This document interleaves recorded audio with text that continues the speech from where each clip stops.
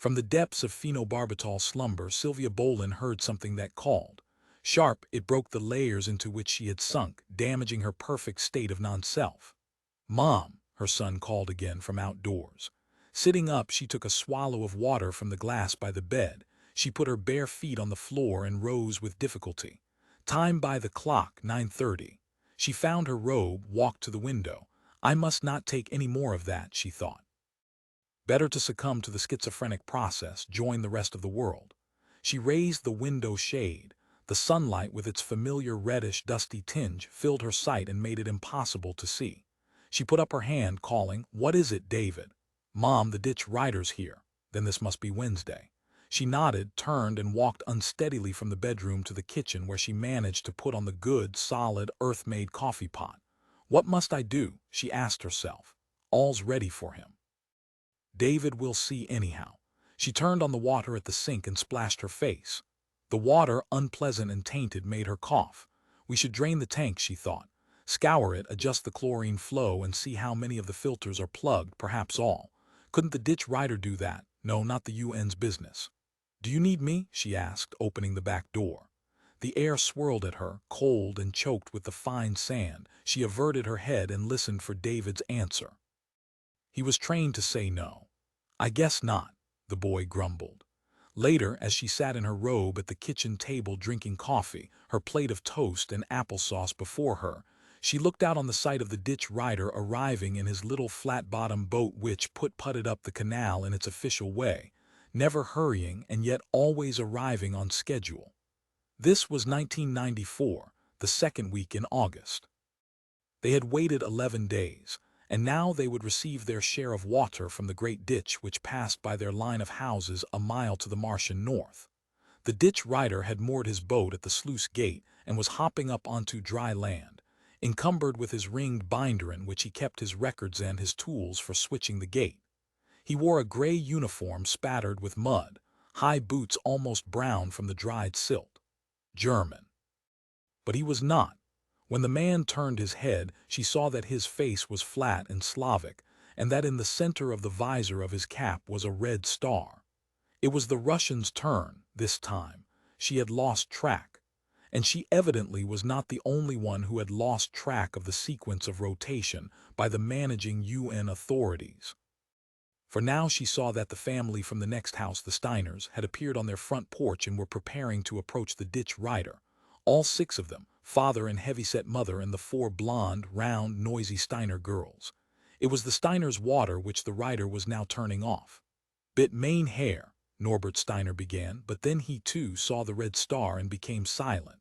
To herself, Silvia smiled. Too bad, she thought. Opening the back door, David hurried into the house. "Mom, you know what? The Steiner's tank sprang a leak last night and around half their water drained out. So they don't have enough water stored up for their garden and it'll die, Mr. Steiner says." She nodded as she ate her last bit of toast. She lit a cigarette. "Isn't that terrible, Mom?" David said. Silvia said, "And the Steiners want him to leave their water on just a little longer. We can't let their garden die. Remember all the trouble we had with our beets. Mr. Steiner gave us that chemical from home that killed the beetles, and we were going to give them some of our beets, but we never did. We forgot." That was true. She recalled with a guilty start. We did promise them, and they've never said anything, even though they must remember. And David is always over there playing. "Please go out and talk to the rider," David begged. She said, "I guess we could give them some of our water later on in the month. We could run a hose over to their garden." "But I don't believe them about the leak. They always want more than their share." "I know," David said, hanging his head.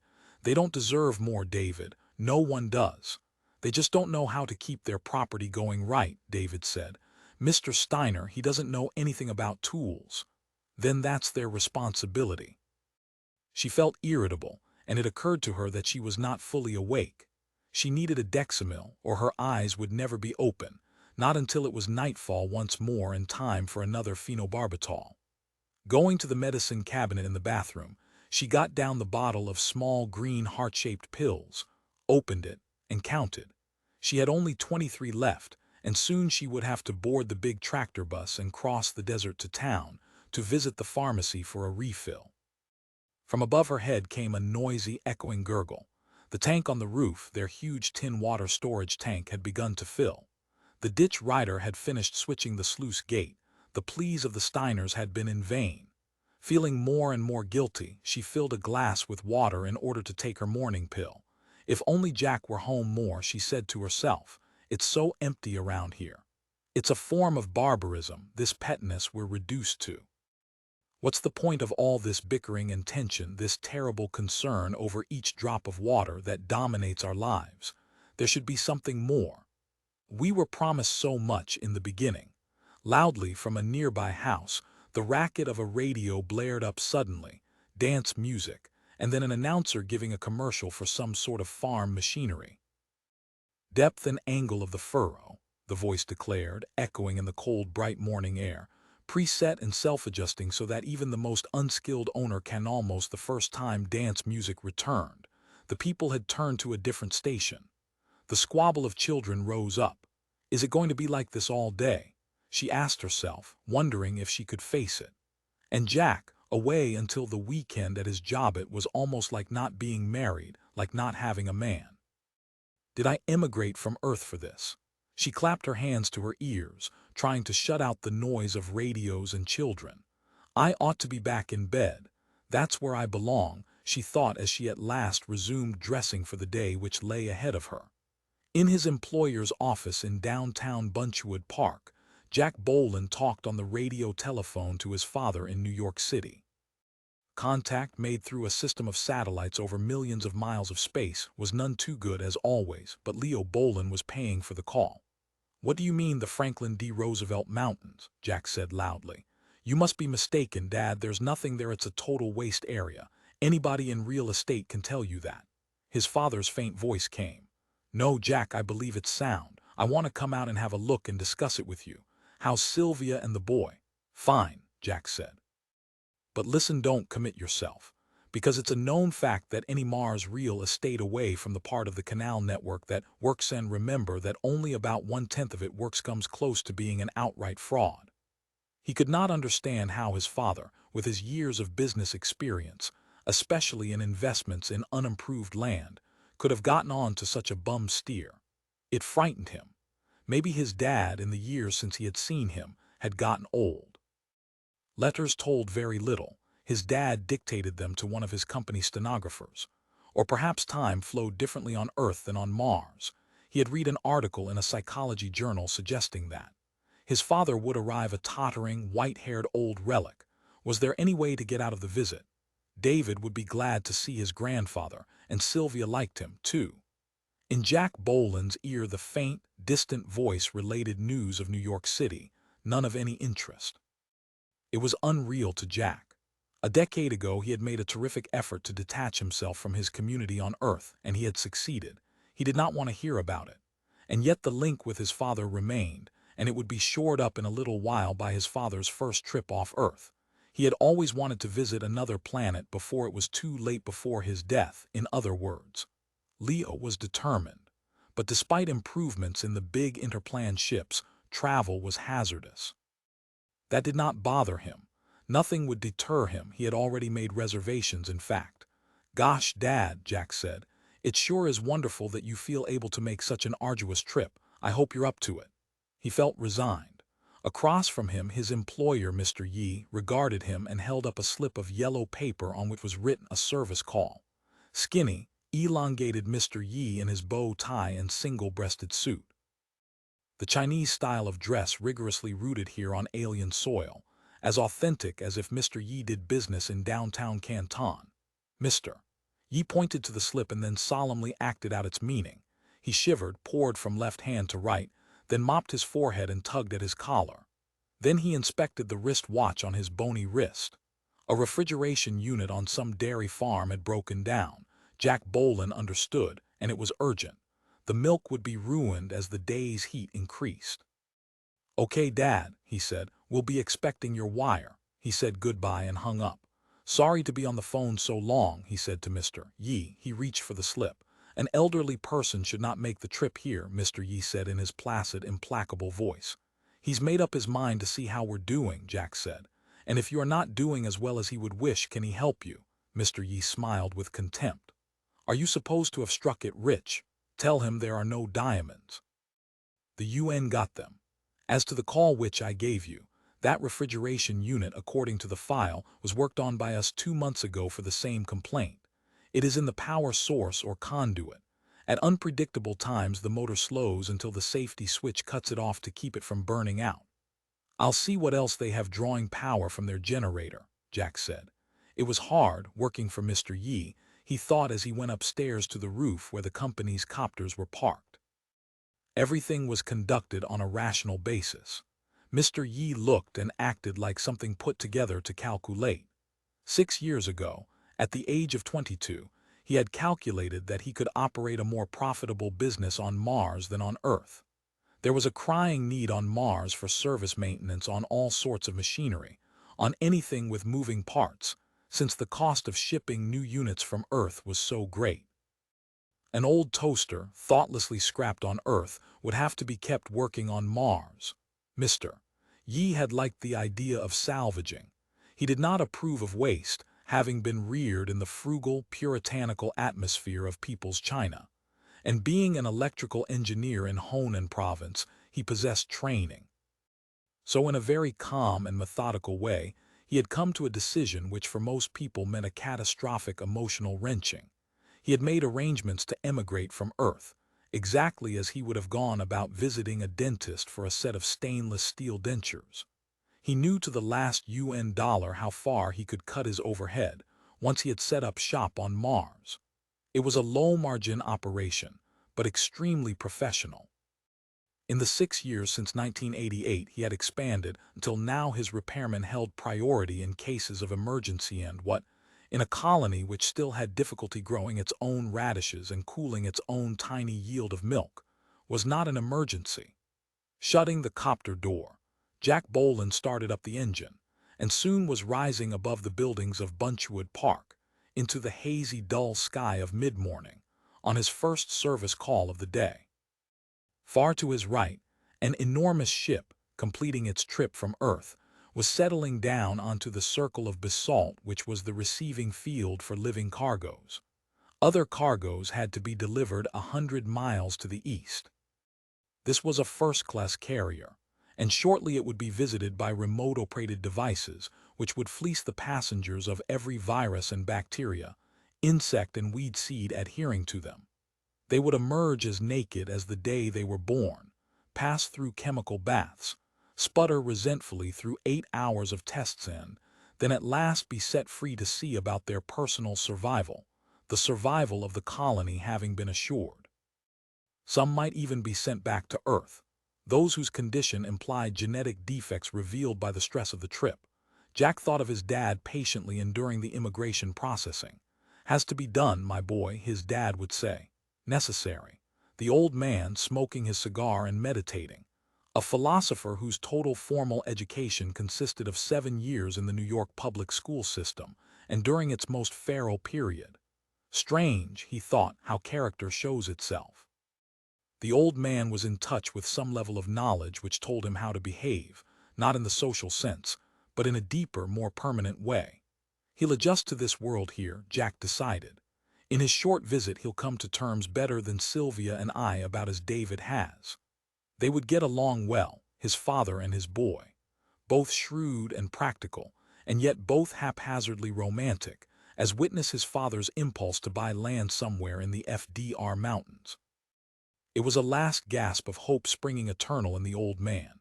Here was land selling for next to nothing, with no takers, the authentic frontier which the habitable parts of Mars were patently not. Below him, Jack noted the Senator Taft Canal and aligned his flight with it. The canal would lead him to the McAuliffe Dairy Ranch with its thousands of acres of withered grass, its once prize herd of Jerseys, now bent into something resembling their ancestors by the unjust environment. This was habitable Mars, this almost fertile spiderweb of lines, radiating and cross-crossing, but always barely adequate to support life, no more. The Senator Taft, directly below now, showed a sluggish and repellent green. It was water sluiced and filtered in its final stages, but here it showed the accretions of time, the underlying slime and sand and contaminants which made it anything but potable. God knew what alkalines the population had absorbed and built into its bones by now. However, they were alive. The water had not killed them, yellow-brown and full of sediment as it was, while over to the west the reaches, which were waiting for human science to rear back and pass its miracle. The archaeological teams which had landed on Mars early in the '70s had eagerly plotted the stages of retreat of the old civilization which human beings had now begun to replace. It had not at any time settled in the desert proper. Evidently, as with the Tigris and Euphrates civilization on Earth, it had clung to what it could irrigate. At its peak, the old Martian culture had occupied a fifth of the planet's surface, leaving the rest as it had found it. Jack Bohlen's house, for instance, near the junction of the William Butler Yeats Canal with the Herodotus. It stood almost at the edge of the network by which fertility had been attained for the past 5,000 years. The Bohlens were latecomers, although no one had known, 11 years ago, that immigration would fall off so startlingly. The radio in the copter made static noises, and then a tinny version of Mr. Yee's voice said, "Jack, I have a service call for you to add. The UN authority says that the public school is malfunctioning and their own man is unavailable." Picking up the microphone, Jack said into it, "I'm sorry, Mr. Yee, as I thought I'd told you, I'm not trained to touch those school units. You'd better have Bob or Pete handle that." "As I know I told you," he said to himself. In his logical way, Mr. Yee said, "This repair is vital and therefore we can't turn it down, Jack. We have never turned down any repair job. Your attitude is not positive. I will have to insist that you tackle the job. As soon as it is possible, I will have another repairman out to the school to join you." "Thank you, Jack." Mr. Yee rang off. "Thank you too," Jack Bohlen said acidly to himself. Below him now he saw the beginnings of a second settlement.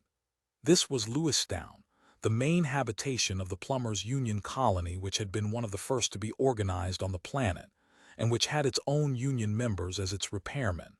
It did not patronize Mr. Yee. If his job became too unpleasant, Jack Bohlen could always pack up and migrate to Lewistown, join the union, and go to work at perhaps an even better salary. But recent political events in the Plumbers' Union colony had not been to his liking. Arnie Kott, president of the Water Workers Local, had been elected only after much peculiar campaigning and some more-than-average balloting irregularities. His regime did not strike Jack as the sort he wanted to live under. From what he had seen of it, the old man's rule had all the elements of early Renaissance tyranny, with a bit of nepotism thrown in. And yet the colony appeared to be prospering economically. It had an advanced public works program, and its fiscal policies had brought into existence an enormous cash reserve. The colony was not only efficient and prosperous, it was also able to provide decent jobs for all its inhabitants. With the exception of the Israeli settlement to the north, the Union colony was the most viable on the planet. And the Israeli settlement had the advantage of possessing die-hard Zionist shock units, encamped on the desert proper, engaged in reclamation projects of all sorts, from growing oranges to refining chemical fertilizers. Alone, New Israel had reclaimed a third of all the desert land now under cultivation. It was, in fact, the only settlement on Mars which exported its produce back to Earth in any quantity. The Water Workers' Union capital city of Lewistown passed by, and then the monument to Alger Hiss, the first UN martyr, then open desert followed.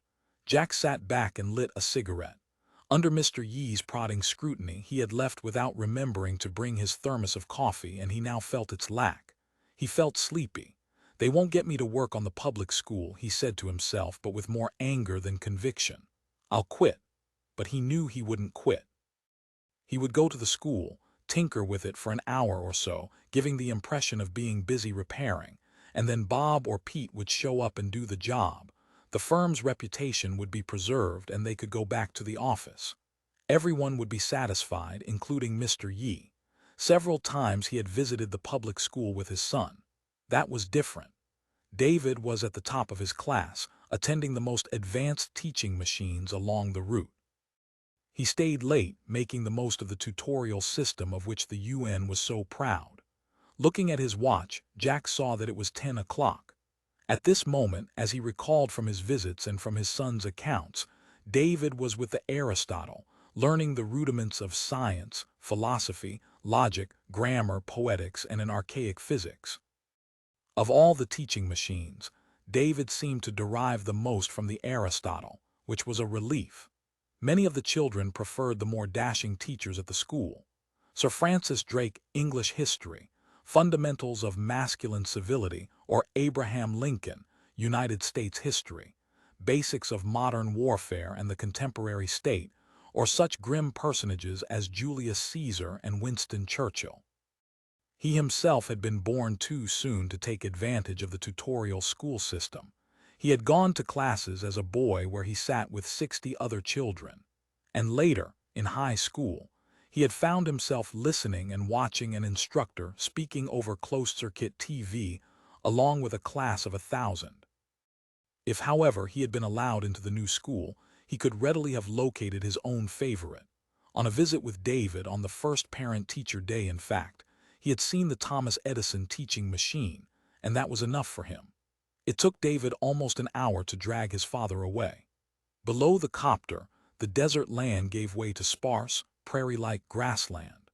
A barbed wire fence marked the beginning of the McAuliffe Ranch, and with it the area administered by the state of Texas. McAuliffe's father had been a Texas oil millionaire and had financed his own ships for the emigration to Mars. He had beaten even the plumbers' union people. Jack put out his cigarette and began to lower the copter, searching against the glare of the sun for the buildings of the ranch. A small herd of cows panicked and galloped off at the noise of the copter. He watched them scatter, hoping that McAuliffe, who was a short, dour-faced Irishman with an obsessive attitude toward life, hadn't noticed. McAuliffe, for good reasons, had a hypochondriacal view of his cows. He suspected that all manner of Martian things were out to get them, to make them lean, sick, and fitful in their milk production. Turning on his radio transmitter, Jack said into the microphone, "This is a Ye Company repair ship. Jack Bohlen asking permission to land on the McAuliffe Strip in answer to your call." He waited, and then there came the answer from the huge ranch. "Okay, Bohlen, all clear." "No use asking what took you so long." McAuliffe's resigned, grumpy voice. "Be there any minute now," Jack said with a grimace. Presently he made out the buildings ahead, white against the sand. "We've got 15,000 gallons of milk here." McAuliffe's voice came from the radio speaker. "And it's all going to spoil unless you get this damned refrigeration unit going soon." "On the double," Jack said. He put his thumbs in his ears and leered a grotesque, repudiating face at the radio speaker.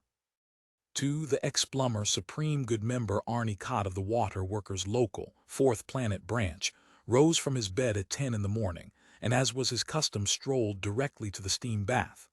"Hello, Gus." "Hi there, Arnie." Everybody called him by his first name, and that was good. Arnie Kott nodded to Bill and Eddie and Tom, and they all greeted him. The air, full of steam, condensed around his feet and drained off across the tiles to be voided. That was a touch which pleased him. The baths had been constructed so as not to preserve the runoff. The water drained out onto the hot sand and disappeared forever. Who else could do that? He thought, let's see if those rich Jews up in New Israel have a steam bath that wastes water. Placing himself under a shower, Arnie Kott said to the fellows around him, "I heard some rumor I want checked on soon as possible. You know that combined from California, those Portuguese that originally held title on the FDR mountain range, and they tried to extract iron ore there, but it was too low grade and the cost was way out of line. I heard they sold their holdings." "Yeah, I heard that too." All the boys nodded. "I wonder how much they lost. Must have taken a terrible beating." Arnie said, "No, I heard they found a buyer that was willing to put up more than they paid. They made a profit after all these years. So it paid them to hold out. I wonder who's nuts enough to want that land. I got some mineral rights there, you know. I want you to check into who bought that land and what kind of operation they represent. I want to know what they're doing over there." "Good to know those things." Again everyone nodded, and one man, Fred, it looked like, detached himself from his shower and padded off to dress. "I'll check into that, Arnie," Fred said over his shoulder. "I'll get to it right away." Addressing himself to the remaining men, Arnie soaped himself all over and said, "You know I got to protect my mineral rights. I can't have some smoozer coming in here from Earth and making those mountains into, like, for instance, a national park for picnickers. I tell you what I heard.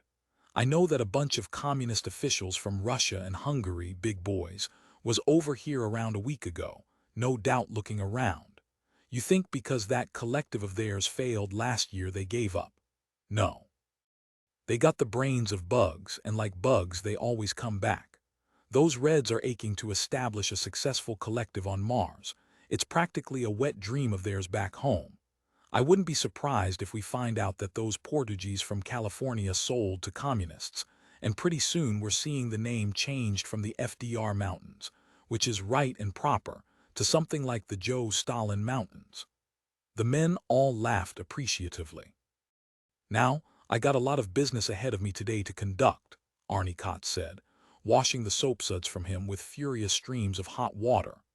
So I can't devote myself to this matter any further. I'm relying on you to dig into it.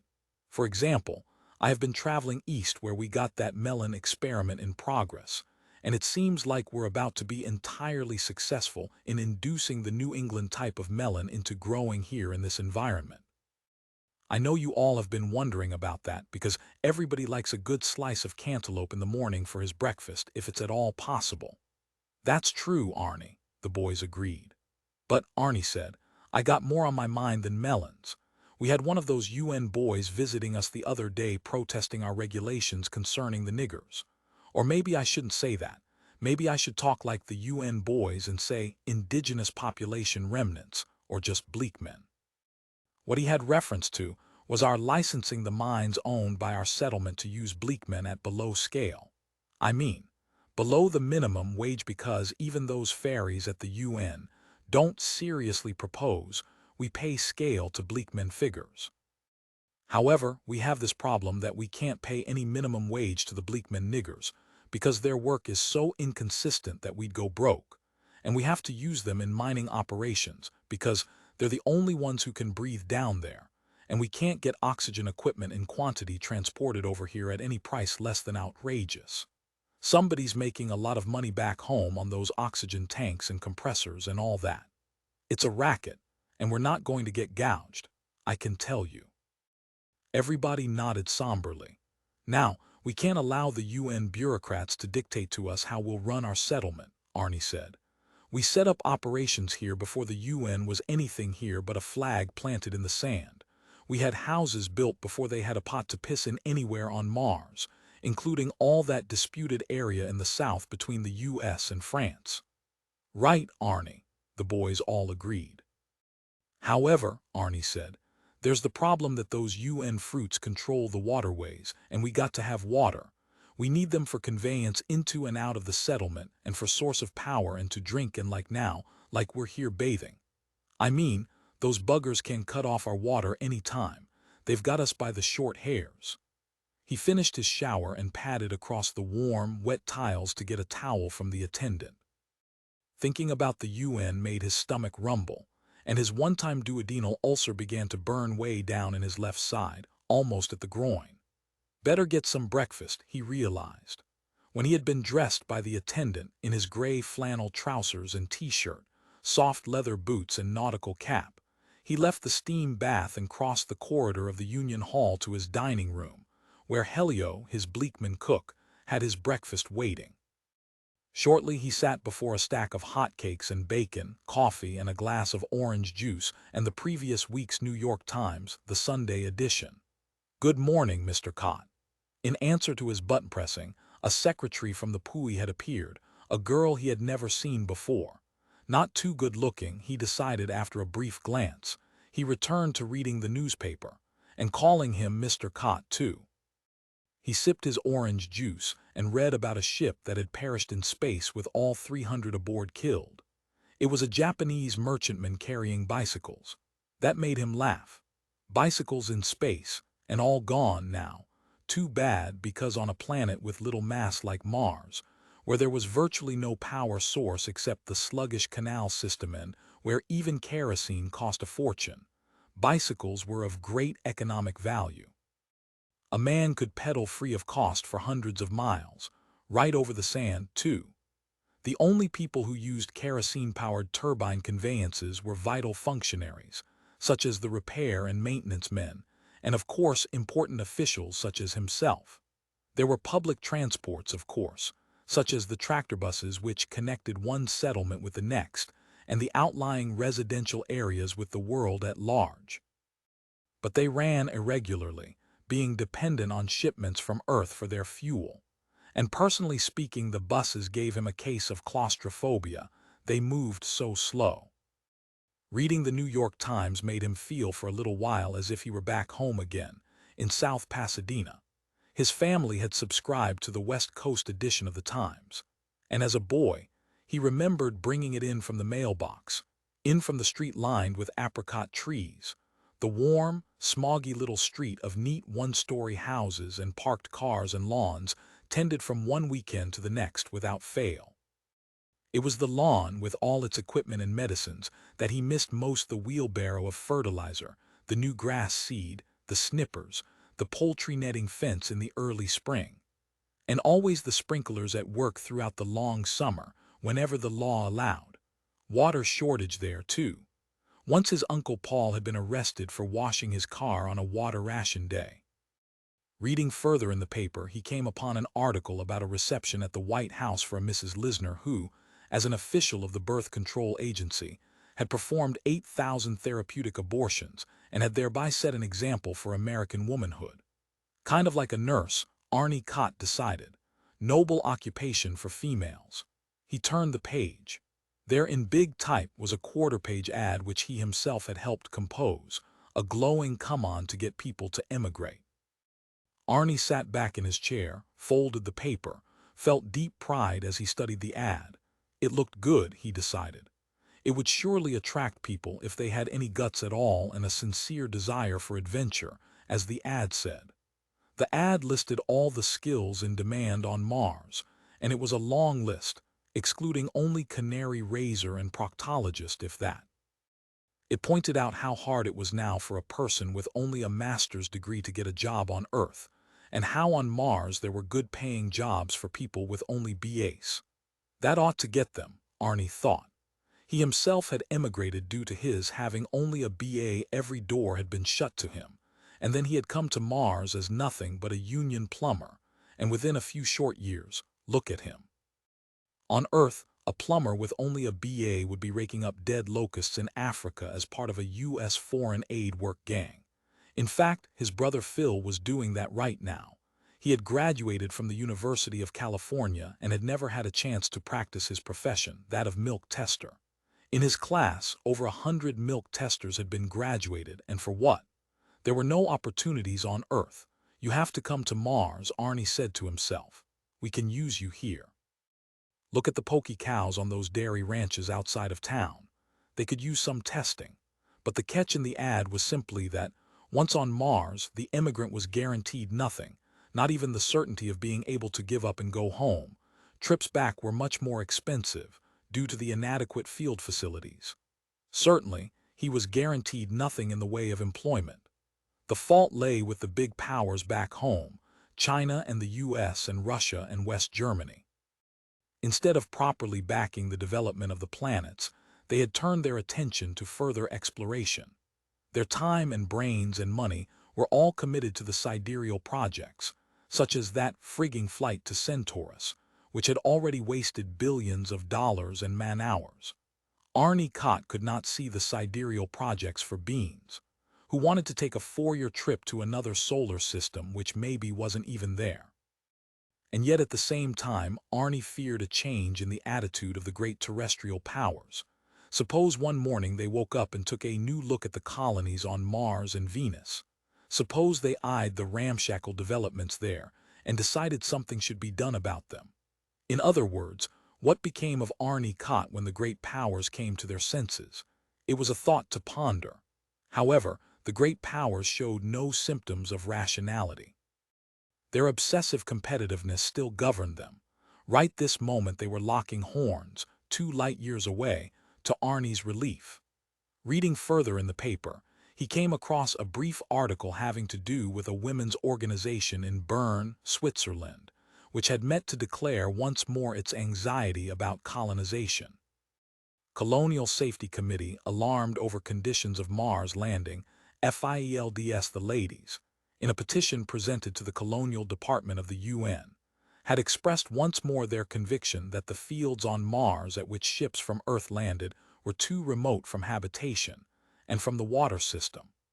Passengers in some cases had been required to trek over 100 miles of wasteland, and these included women and children and old people. The Colonial Safety Committee wanted the UN to pass a regulation compelling ships to land at fields within 25 miles of a major, named canal. Do-gooders, Arnie Kott thought as he read the article. Probably not one of them has ever been off Earth. They just know what somebody wrote home in a letter, some aunt retiring to Mars on a pension, living on free UN land and naturally griping. And of course they also depended on their member in residence on Mars, a certain Mrs. Ann Esterhazy. She circulated a mimeographed newsletter to other public-spirited ladies throughout the settlements. Arnie received and read her newsletter, The Auditor Speaks Back, a title at which he gagged. He gagged, too, at the 1- and 2-line squibs inserted between longer articles. Pray for potable purification. Contact colony charismatic counselors and witness for water filtration we can be proud of. He could hardly make out the meaning of some of the Auditor Speaks Back articles. They were phrased in such special jargon. But evidently, the newsletter had attracted an audience of devoted women who grimly took each item to heart and acted out the deeds asked of them. Right now they were undoubtedly complaining, along with the Colonial Safety Committee back on Earth, about the hazardous distances separating most of the landing fields on Mars from water sources and human habitation. They were doing their part in one of the many great fights, and in this particular case, Arnie Kott had managed to gain control of his nausea. For of the 20 or so landing fields on Mars, only one lay within 25 miles of a major canal, and that was Samuel Gomper's field, which served his own settlement. If by some chance the pressure of the Colonial Safety Committee was effective, then all incoming passenger ships from Earth would have to land at Arnie Kott's field, with the revenue received going to his settlement.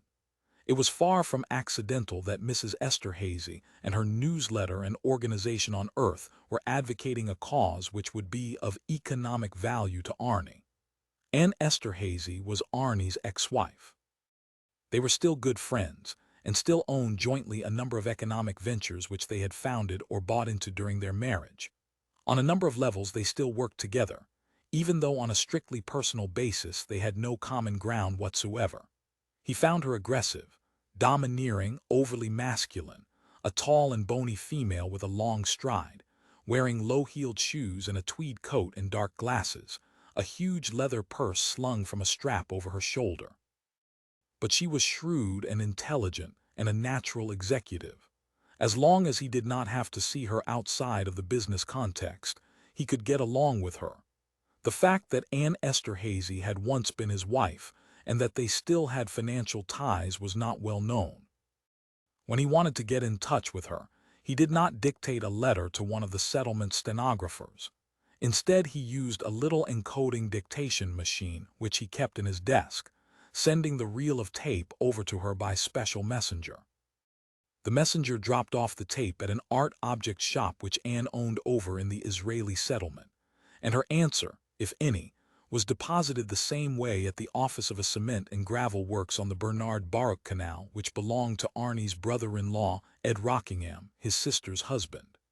A year ago, when Ed Rockingham had built a house for himself and Patricia and their 3 children, he had acquired the unacquirable, his own canal. He had had it built in open violation of the law for his private use, and it drew water from the great common network. Even Arnie had been outraged.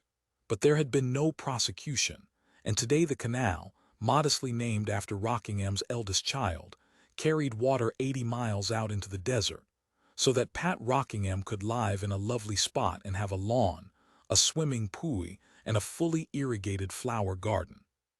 She grew especially large camellia bushes, which were the only ones that had survived the transplanting to Mars. All during the day, sprinklers revolved and sprayed her bushes, keeping them from drying up and dying. 12 huge camellia bushes seemed to Arnie Kott an ostentation. He did not get along well with his sister or Ed Rockingham. What had they come to Mars for, he asked himself. To live at incredible expense and effort, as much as possible as they had back home on Earth. To him it was absurd. Why not remain on Earth? Mars, for Arnie, was a new place, and it meant a new life, lived with a new style. He and the other settlers, both big and small, had made in their time on Mars countless minute adjustments in a process of adaptation through so many stages that they had in fact evolved. They were new creatures, now. Their children born on Mars started out like this, novel and peculiar, in some respects enigmatic to their parents. Two of his own boys, his and Anne's now, lived in a settlement camp at the outskirts of Lewistown. When he visited them, he could not make them out. They looked toward him with bleak eyes, as if waiting for him to go away. As near as he could tell, the boys had no sense of humor, and yet they were sensitive. They could talk forever about animals and plants, the landscape itself.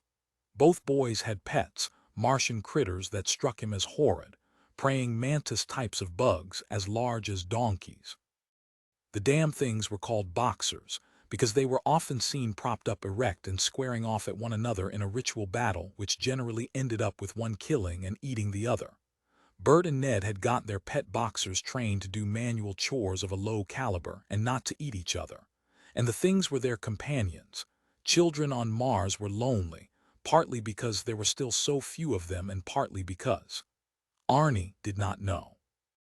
The children had a large-eyed, haunted look, as if they were starved for something as yet invisible. They tended to become reclusive, if given half a chance, wandering off to poke about in the wastelands. What they brought back was worthless, to themselves and to the settlements, a few bones or relics of the old nigger civilization, perhaps. When he flew by copter, Arnie always spotted some isolated children, one here and another there, toiling away out in the desert, scratching at the rock and sand as if trying vaguely to pry up the surface of Mars and get underneath. Unlocking the bottom drawer of his desk, Arnie got out the little battery-powered encoding dictation machine and set it up for use. Into it he said, "Anne, I'd like to meet with you and talk.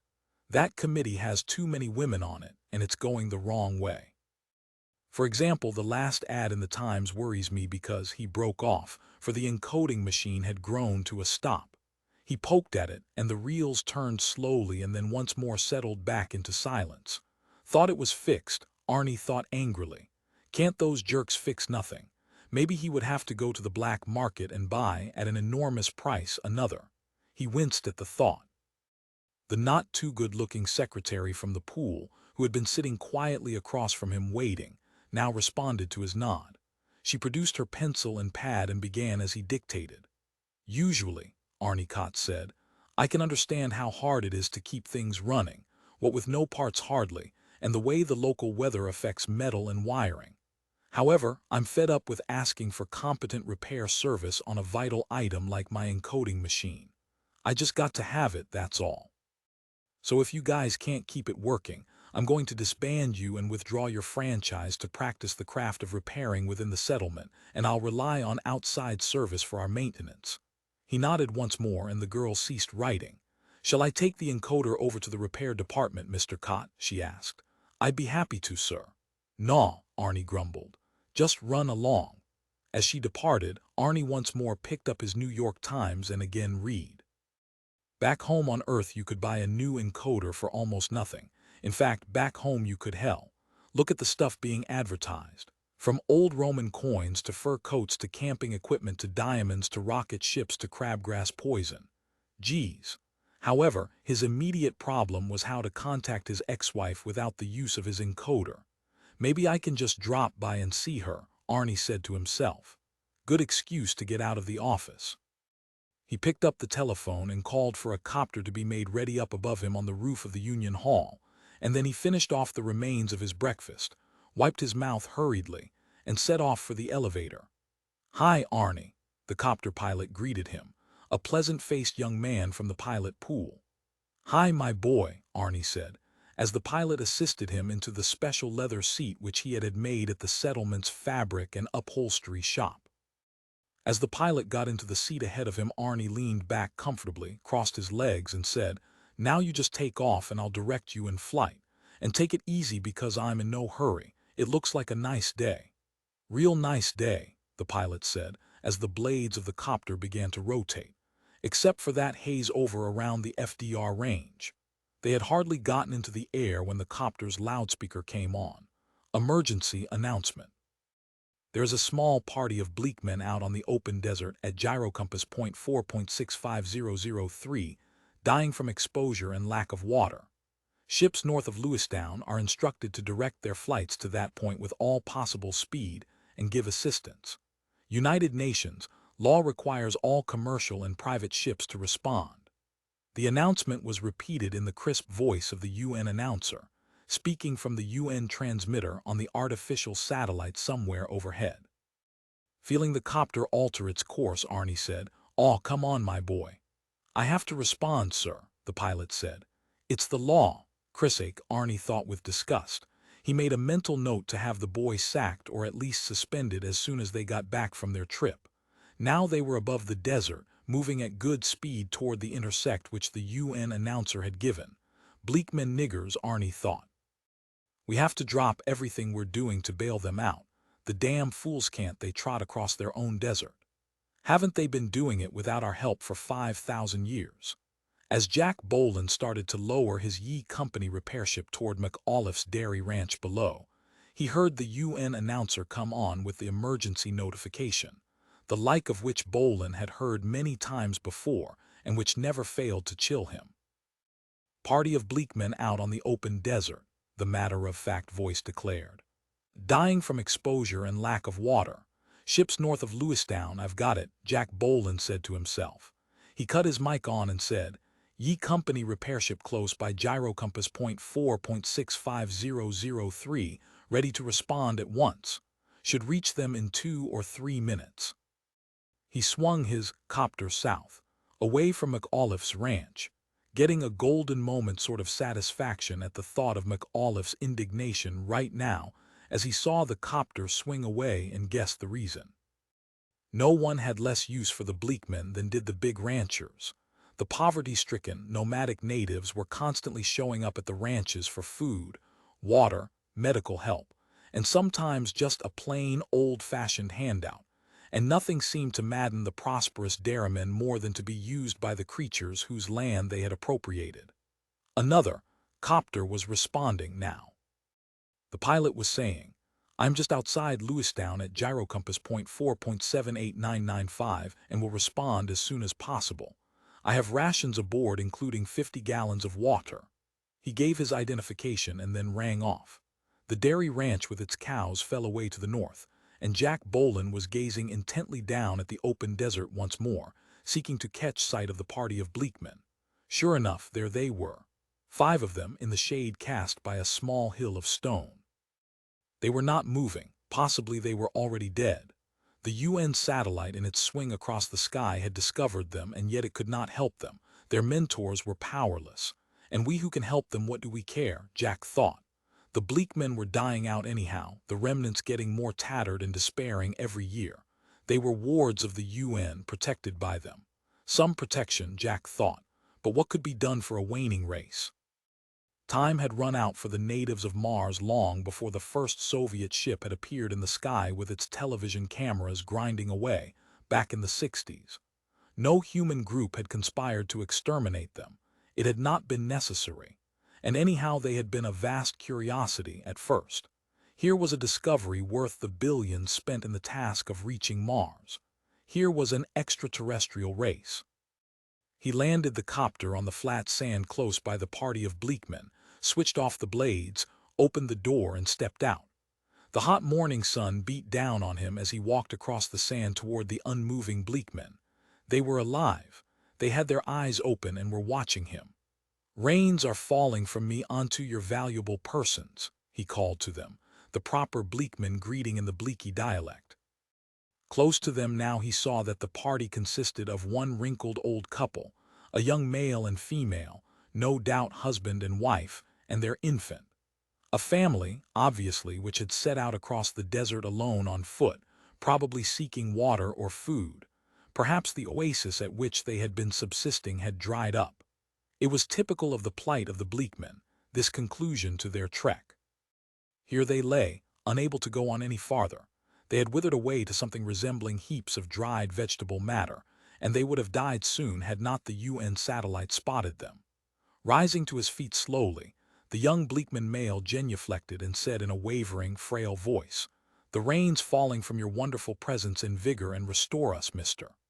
Jack Bohlen tossed his canteen to the young Bleekman, who at once knelt down, unscrewed the cap, and gave it to the supine elderly couple.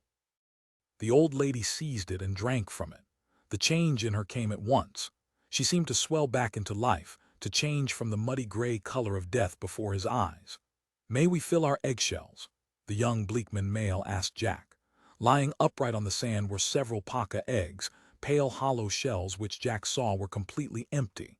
The Bleekmen transported water in these shells. Their technical ability was so slight that they did not even possess clay pots. And yet, he reflected, their ancestors had constructed the great canal system. "Sure," he said, "there's another ship coming with plenty of water." He went back to his copter and got his lunch pail. Returning with it, he handed it to the Bleekman male. "Food," he explained, as if they didn't know. Already the elderly couple were on their feet, tottering up with their hands stretched out. Behind Jack, the roar of a second copter grew louder. It was landing, a big two-person copter that now coasted up and halted, its blades slowly spinning. The pilot called down, "Do you need me? If not, I'll go on." "I don't have much water for them," Jack said. "Okay," the pilot said and switched off his blades. He hopped out, lugging a 5-gallon can. "They can have this." Together, Jack and the pilot stood watching the Bleekmen filling their eggshells from the can of water. Their possessions were not many: a quiver of poisoned arrows, an animal hide for each of them. The two women had their pounding blocks, their sole possessions of value. Without the blocks they were not fit women, for on them they prepared either meat or grain, whatever food their hunt might bring. And they had a few cigarettes. "My passenger," the young pilot said in a low voice in Jack's ear, "isn't too keen about the UN being able to compel us to stop like this. But what he doesn't realize is they've got that satellite up there and they can see if you fail to stop. And it's a hell of a big fine." Jack turned and looked up into the parked copter. He saw seated inside it a heavy-set man with a bald head, a well-fed, self-satisfied-looking man who gazed out sourly, paying no attention to the 5 Bleekmen. "You have to comply with the law," the pilot said in a defensive voice. "It'd be me who they'd sock with the fine." Walking over to the ship, Jack called up to the big bald-headed man seated within, "Doesn't it make you feel good to know you saved the lives of 5 people? The bald-headed man looked down at him and said, "5 niggers, you mean? I don't call that saving 5 people, do you?" "Yeah, I do," Jack said, "and I intend to continue doing so." "Go ahead, call it that," the bald-headed man said. Flushing, he glanced over at Jack's copter, read the markings on it. "See where it gets you." Coming over beside Jack, the young pilot said hurriedly, "That's Arnie you're talking to, Arnie Kott," he called up. "We can leave now, Arnie." Climbing up, the pilot disappeared inside the copter, and once more the blades began to turn.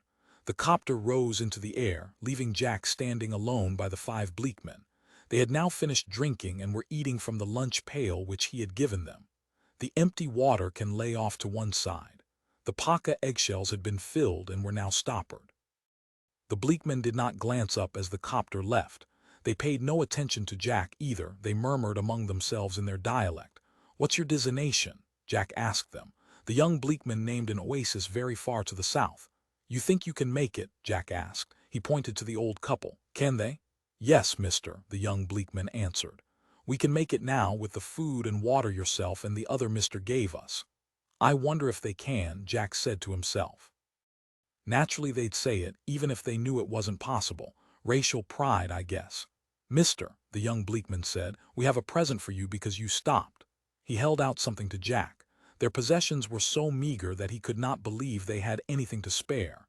He held his hand out, however, and the young Bleekman put something small and cold into it, a dark, wrinkled, dried bit of substance that looked to Jack like a section of tree root. "It is a water witch," the Bleekman said. "Mister, it will bring you water, the source of life, any time you need." "It didn't help you, did it?" Jack said. With a sly smile, the young Bleekman said, "Mister, it helped, it brought you." "What'll you do without it?" Jack asked. "We have another, mister, we fashion water witches." The young Bleekman pointed to the old couple. "They are authorities." More carefully examining the water witch, Jack saw that it had a face and vague limbs. It was mummified, once a living creature of some sort. He made out its drawn-up legs, its ears. He shivered. The face was oddly human, a wizened, suffering face as if it had been killed while crying out. "How does it work?" he asked the young Bleekman. "Formerly, when one wanted water, one pissed on the water witch and she came to life. Now we do not do that, mister. We have learned from you misters that to piss is wrong. So we spit on her instead, and she hears that too, almost as well. It wakes her and she opens and looks around, and then she opens her mouth and calls the water to her. As she did with you, mister, and that other mister, the big one who sat and did not come down, the mister with no hair on his head. That mister is a powerful mister," Jack said. "He is monarch of the Plumbers' Union Settlement and he owns all of Lewistown." "That may be," the young Bleekman said. "If so, we will not stop at Lewistown because we could see that the mister with no hair did not like us. We did not give him a water witch in return for his water because he did not want to give us water. His heart was not with him in that deed. It came from his hands only." Jack said goodbye to the Bleekmen and got back into his copter. A moment later he was ascending. Below him, the Bleekman waved solemnly. "I'll give the water witch to David," he decided. "When I get home at the end of the week. He can piss on it or spit on it, whichever he prefers to his heart's content." Norbert Steiner had a certain freedom to come and go as he pleased, because he was self-employed. In a small iron building outside of Bunchwood Park, he manufactured health foods, made entirely from domestic plants and minerals, with no preservatives or chemical sprays or non-organic attractive fertilizers. A firm at Bunchwood Park packaged his products for him in professional-type boxes, cartons, jars, and envelopes, and then Steiner drove about Mars selling them direct to the consumer. His profit was fair, because after all he had no competition. His was the sole health food business on Mars. And then, too, he had a sideline.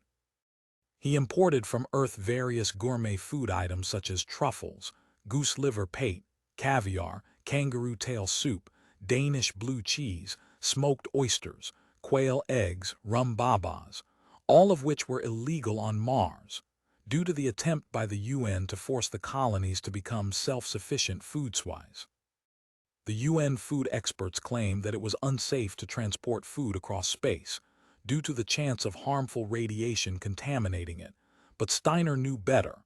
The actual reason was their fear of the consequences to the colonies in case of war back home. Food shipments would cease, and unless the colonies were self-sufficient, they probably would starve themselves out of existence within a short time. While he admired their reasoning, Steiner did not wish to acquiesce in fact.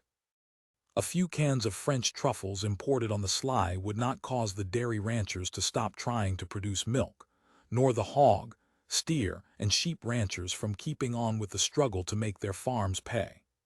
Apple and peach and apricot trees would still be planted and tended, sprayed and watered, even if glass jars of caviar showed up in the various settlements at $20 each. At this moment, Steiner was inspecting a shipment of tins of hava, a Turkish pastry, which had arrived the night before aboard the self-guiding ship which shuttled between Manila and the tiny field in the wastelands of the FDR Mountains which Steiner had constructed, using Bleekmen as laborers. Halva sold well, especially in New Israel, and Steiner, inspecting the tins for signs of damage, estimated that he could get at least $5 for each one. And then also old Arnie Kott at Lewistown took almost anything sweet that Steiner could lay his hands on, plus cheeses and canned fish of every kind, not to mention the Canadian smoked bacon which showed up in 5-pound tins, the same as Dutch hams. In fact, Arnie Kott was his best single customer. The storage shed, where Steiner now sat, lay within sight of his small, private, illegal landing field. Upright on the field stood the rocket which had come in last night. Steiner's technician, he himself, had no manual ability of any sort, was busy preparing it for its return flight to Manila. The rocket was small, only 20 feet high, but it was Swiss-made and quite stable. Above, the ruddy Martian sun cast elongated shadows from the peaks of the surrounding range, and Steiner had turned on a kerosene heater to warm his storage shed. The technician, seeing Steiner look out through the window of the shed, nodded to indicate that the rocket was ready for its return load, so Steiner put down his tins of halva temporarily. Taking hold of the hand truck, he began pushing the load of cartons through the doorway of the shed and out onto the rocky ground.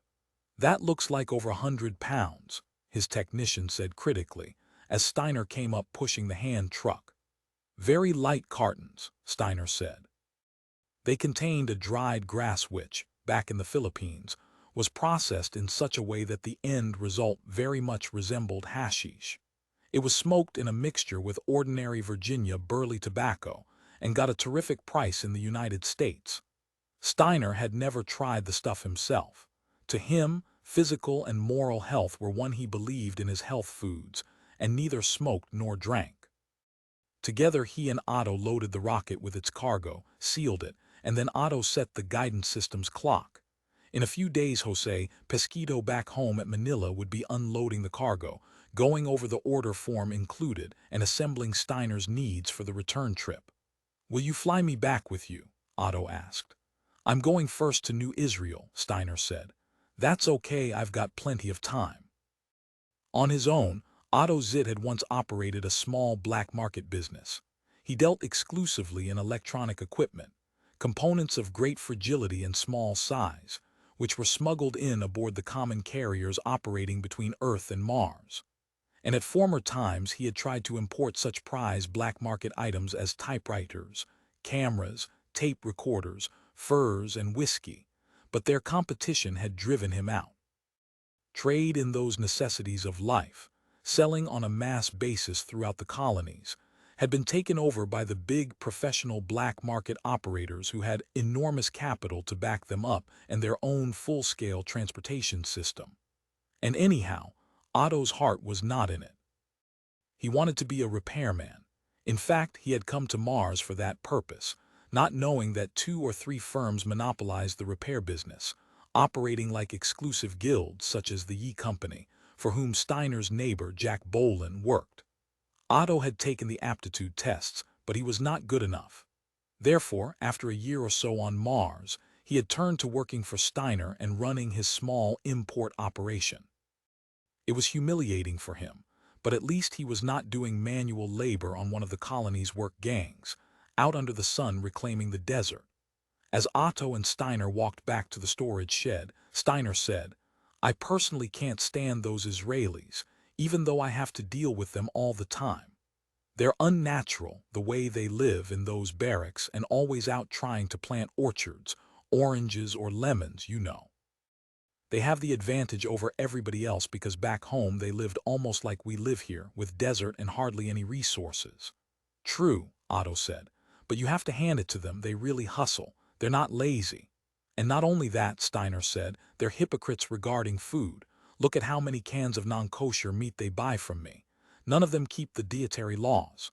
"Well, if you don't approve of them buying smoked oysters from you, don't sell to them," Otto said. "It's their business, not mine," Steiner said. He had another reason for visiting New Israel, a reason which even Otto did not know about. A son of Steiner's lived there, in a special camp for what were called anomalous children. The term referred to any child who differed from the norm, either physically or psychologically, to the extent that he could not be educated in the public school.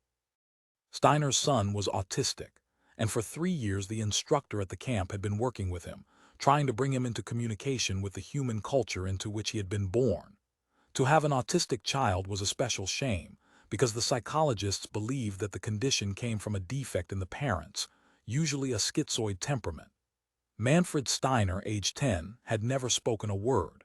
He ran about on tiptoe, avoiding people as if they were things, sharp-pointed and dangerous. Physically, he was a large, healthy, blonde-haired boy, and for the first year or so the Steiners had rejoiced in having him. But now even the instructor at Camp BG could offer little hope, and the instructor was always optimistic. It was her job. "I may be in New Israel all day," Steiner said, as he and Otto loaded the cans of halva into the copter. "I have to visit every damn kibbutz in the place, and that takes hours." "Why don't you want me along?" Otto demanded with hot anger. Steiner shuffled his feet, hung his head, and said guiltily, "You misunderstand. I'd love to have company," but for an instant he thought of telling Otto the truth. "I'll take you to the tractor bus terminal and drop you off, okay?" He felt weary. When he got to Camp BG, he would find Manfred just the same, never meeting anyone's eye, always darting about on the periphery, more like a taut, wary animal than a child. It was hardly worth going, but still he would go. In his own mind, Steiner blamed it all on his wife. When Manfred was a baby, she had never talked to him or shown him any affection.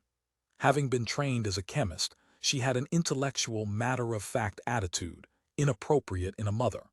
She had bathed and fed the baby as if he were a laboratory animal like a white rat. She kept him clean and healthy, but she had never sung to him, laughed with him, had not really used language to or with him. So naturally he had become autistic. What else could he do? Steiner, thinking about it, felt grim. So much for marrying a woman with a master's degree. When he thought of the Bohlen boy next door, yelling and playing, but look at Silvia Bohlen. She was a genuine mother and woman, vital, physically attractive, alive. True, she was domineering and selfish. She had a highly developed sense of what was hers, but he admired her for that. She was not sentimental, she was strong. For instance, consider the water question and her attitude. It was not possible to break her down, even by alleging that his own water tank had leaked out their 2 weeks' supply. Thinking about that, Steiner smiled ruefully. Silvia Bohlen hadn't been taken in even for a moment. Otto said, "Drop me off at the bus terminal then." With relief, Steiner said, "Good enough, and you won't have to endure those Israelis." Eyeing him, Otto said, "I told you, Norbert, I don't mind them." Together they entered the copter, and Steiner seated himself at the controls and started the engine. He said nothing more to Otto. As he set his copter down at Wiseman Field north of New Israel, Steiner felt guilty that he had talked badly about the Israelis. He had done it only as part of his speech designed to dissuade Otto from coming along with him, but nevertheless it was not right. It went contrary to his authentic feelings. Shame, he realized. That was why he had said it. Shame because of his defective son at Camp BG. What a powerful drive it was. It could make a man say anything. Without the Israelis, his son would be uncared for. No other facilities for anomalous children existed on Mars, although there were dozens of such institutions back home, as was every other facility one could think of. And the cost of keeping Manfred at the camp was so low as to be a mere formality. As he parked his copter and got out, Steiner felt his guilt grow until he wondered how he could face the Israelis. It seemed to him that, God forbid, they might be able to read his mind, might somehow intuit what he had said about them when he was elsewhere. However, the Israeli field personnel greeted him pleasantly, and his guilt began to fade. Evidently it did not show after all. Lugging his heavy suitcases, he crossed the field to the parking lot where the tractor bus waited to take passengers into the central business district. He had already boarded the bus and was making himself comfortable when he remembered that he had not brought any present for his son. Miss Milch, the instructor, had told him always to bring a gift, a durable object by which Manfred could recall his father after he had left.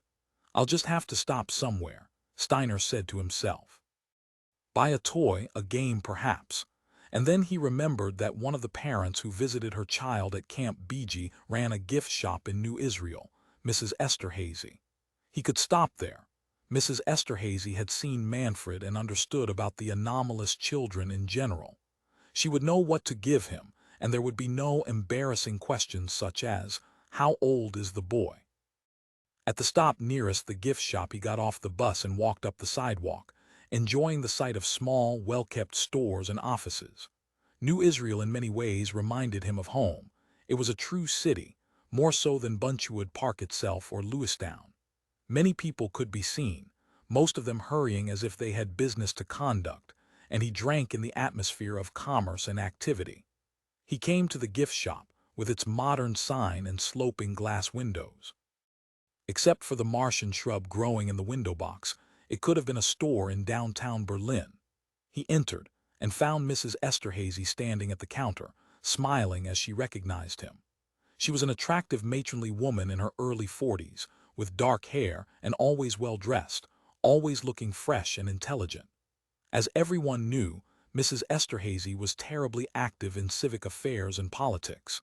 She put out a newsletter and belonged to one committee after another. That she had a child in Camp BG, that was a secret, known only to a few of the other parents and of course the staff at the camp.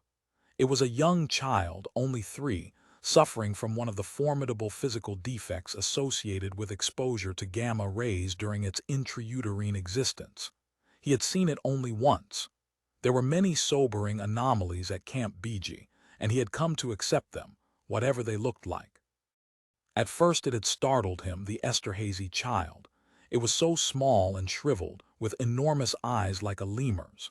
It had peculiar webbed fingers, as if it had been fashioned for an aquatic world. He had the feeling about it that it was astonishingly acute in its perceptions.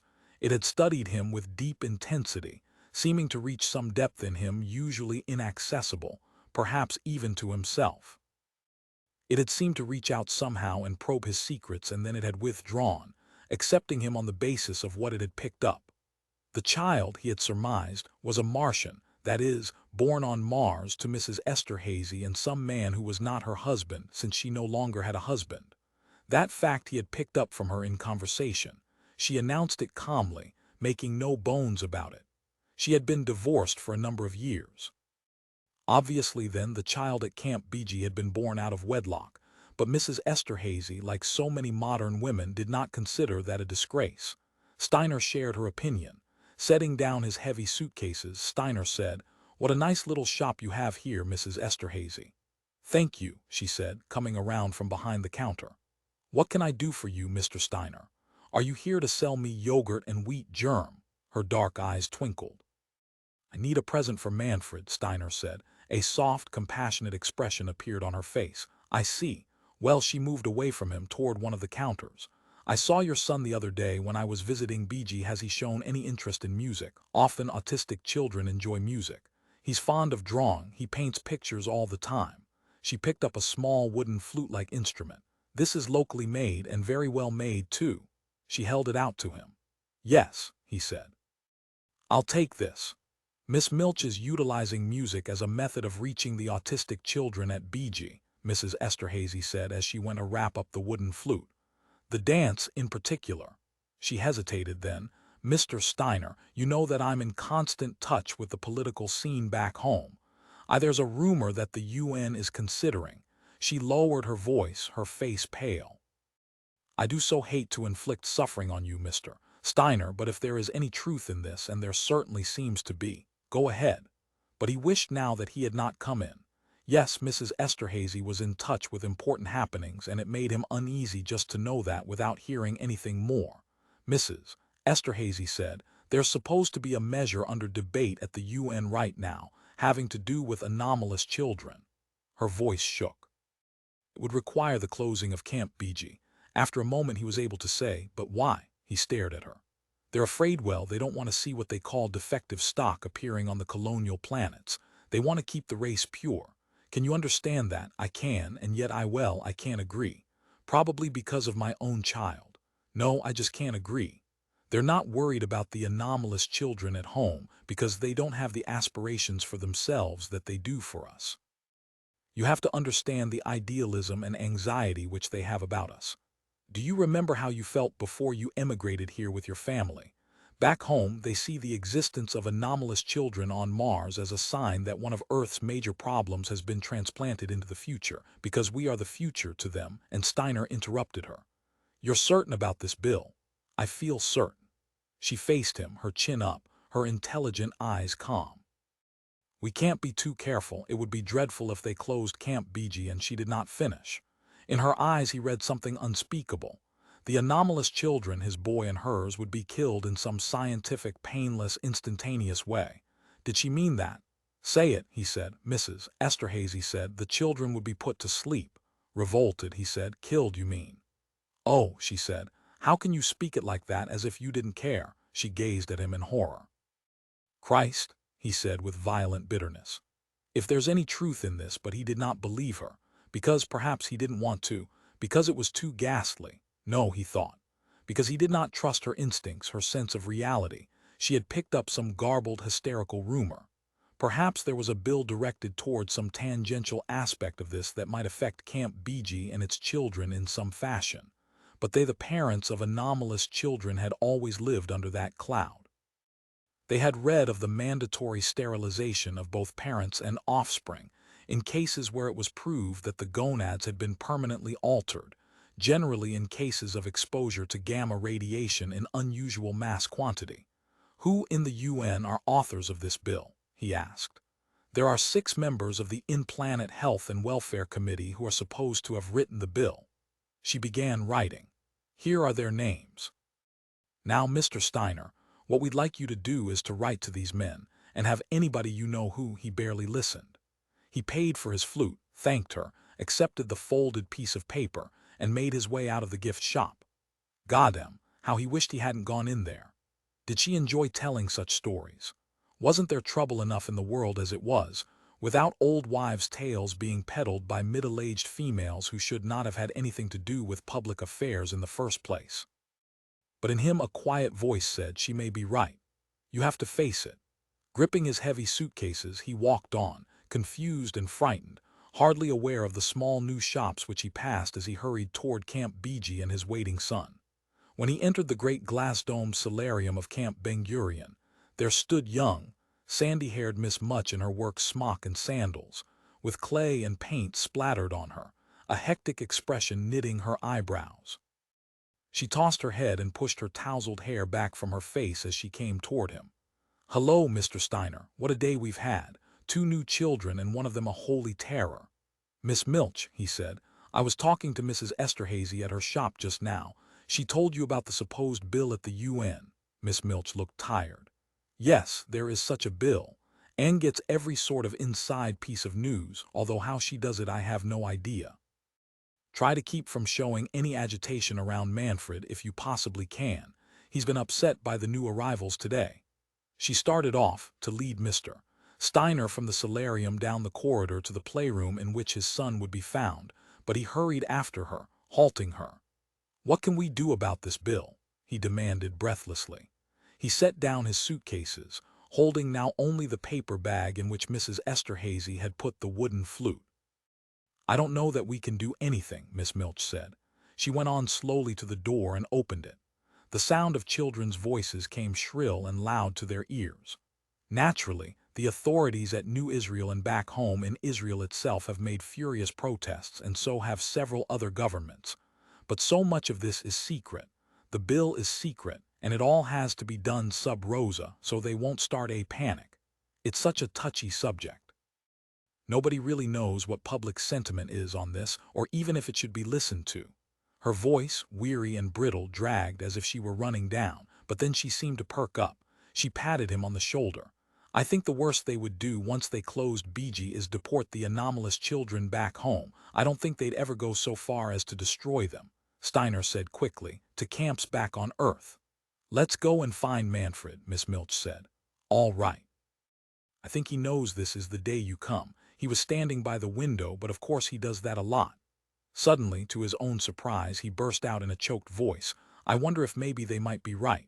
What use is it to have a child that can't talk or live among people? Miss Milch glanced at him but said nothing. He'll never be able to hold a job, Steiner said. He'll always be a burden on society like he is now. Isn't that the truth? Autistic children still baffle us, Miss Milch said.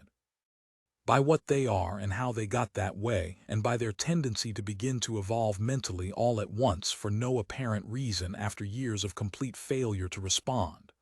I think I can't in good conscience oppose this bill, Steiner said. Not after thinking it over. Now that the first shock is over, it would be fair. I feel it's fair. His voice shook. Well, Miss Milch said, I'm glad you didn't say that to Anne Esterhazy, because she'd never let you go. She'd be after you, making speeches at you until you came around to her side. She held open the door to the big playroom. Manfred is over in the corner. Seeing his son from a distance, Steiner thought, you would never know to look at him. The large, well-formed head, the curly hair, the handsome features. The boy was bent over, absorbed in some object which he held. A genuinely good-looking boy, with eyes that shone sometimes mockingly, sometimes with glee and excitement. And such terrific coordination. The way he sprinted about on the tips of his toes as if dancing to some unheard music, some tune from inside his own mind whose rhythms kept him enthralled. We are so pedestrian compared to him, Steiner thought. Leaden. We creep along like snails, while he dances and leaps as if gravity does not have the same influence on him as it does on us. Could he be made from some new and different kind of atom? "Hi, Manny," Mr. Steiner said to his son. The boy did not raise his head or show any sign of awareness. He continued fooling with the object. "I will write to the framers of the bill," Steiner thought, "and tell them I have a child in the camp, and that I agree with them." His thoughts frightened him. Murder of Manfred, he recognized it. My hatred of him coming out, released by this news. I see why they're debating it in secret. Many people have this hate, I bet, unrecognized inside. "No flute for you, Manny," Steiner said. "Why should I give it to you, I wonder? Do you give a damn?" "No." The boy did not look up or give any indication of hearing. "Nothing," Steiner said. "Emptiness." While Steiner stood there, tall, slender Dr. Glob in his white coat, carrying his clipboard, approached. Steiner became suddenly aware of him and started. "There is a new theory about autism," Dr. Glob said, "from Bergelslee in Switzerland. I wish to discuss it with you, because it seems to offer us a new avenue with your son here." "I doubt it," Steiner said. Dr. Glob did not seem to hear him. He continued. "It assumes a derangement in the sense of time in the autistic individual, so that the environment around him is so accelerated that he cannot cope with it. In fact, he is unable to perceive it properly, precisely as we would be if we faced a speeded-up television program, so that objects whizzed by so fast as to be invisible, and sound was a gobbledygook, just extremely high-pitched mishmash.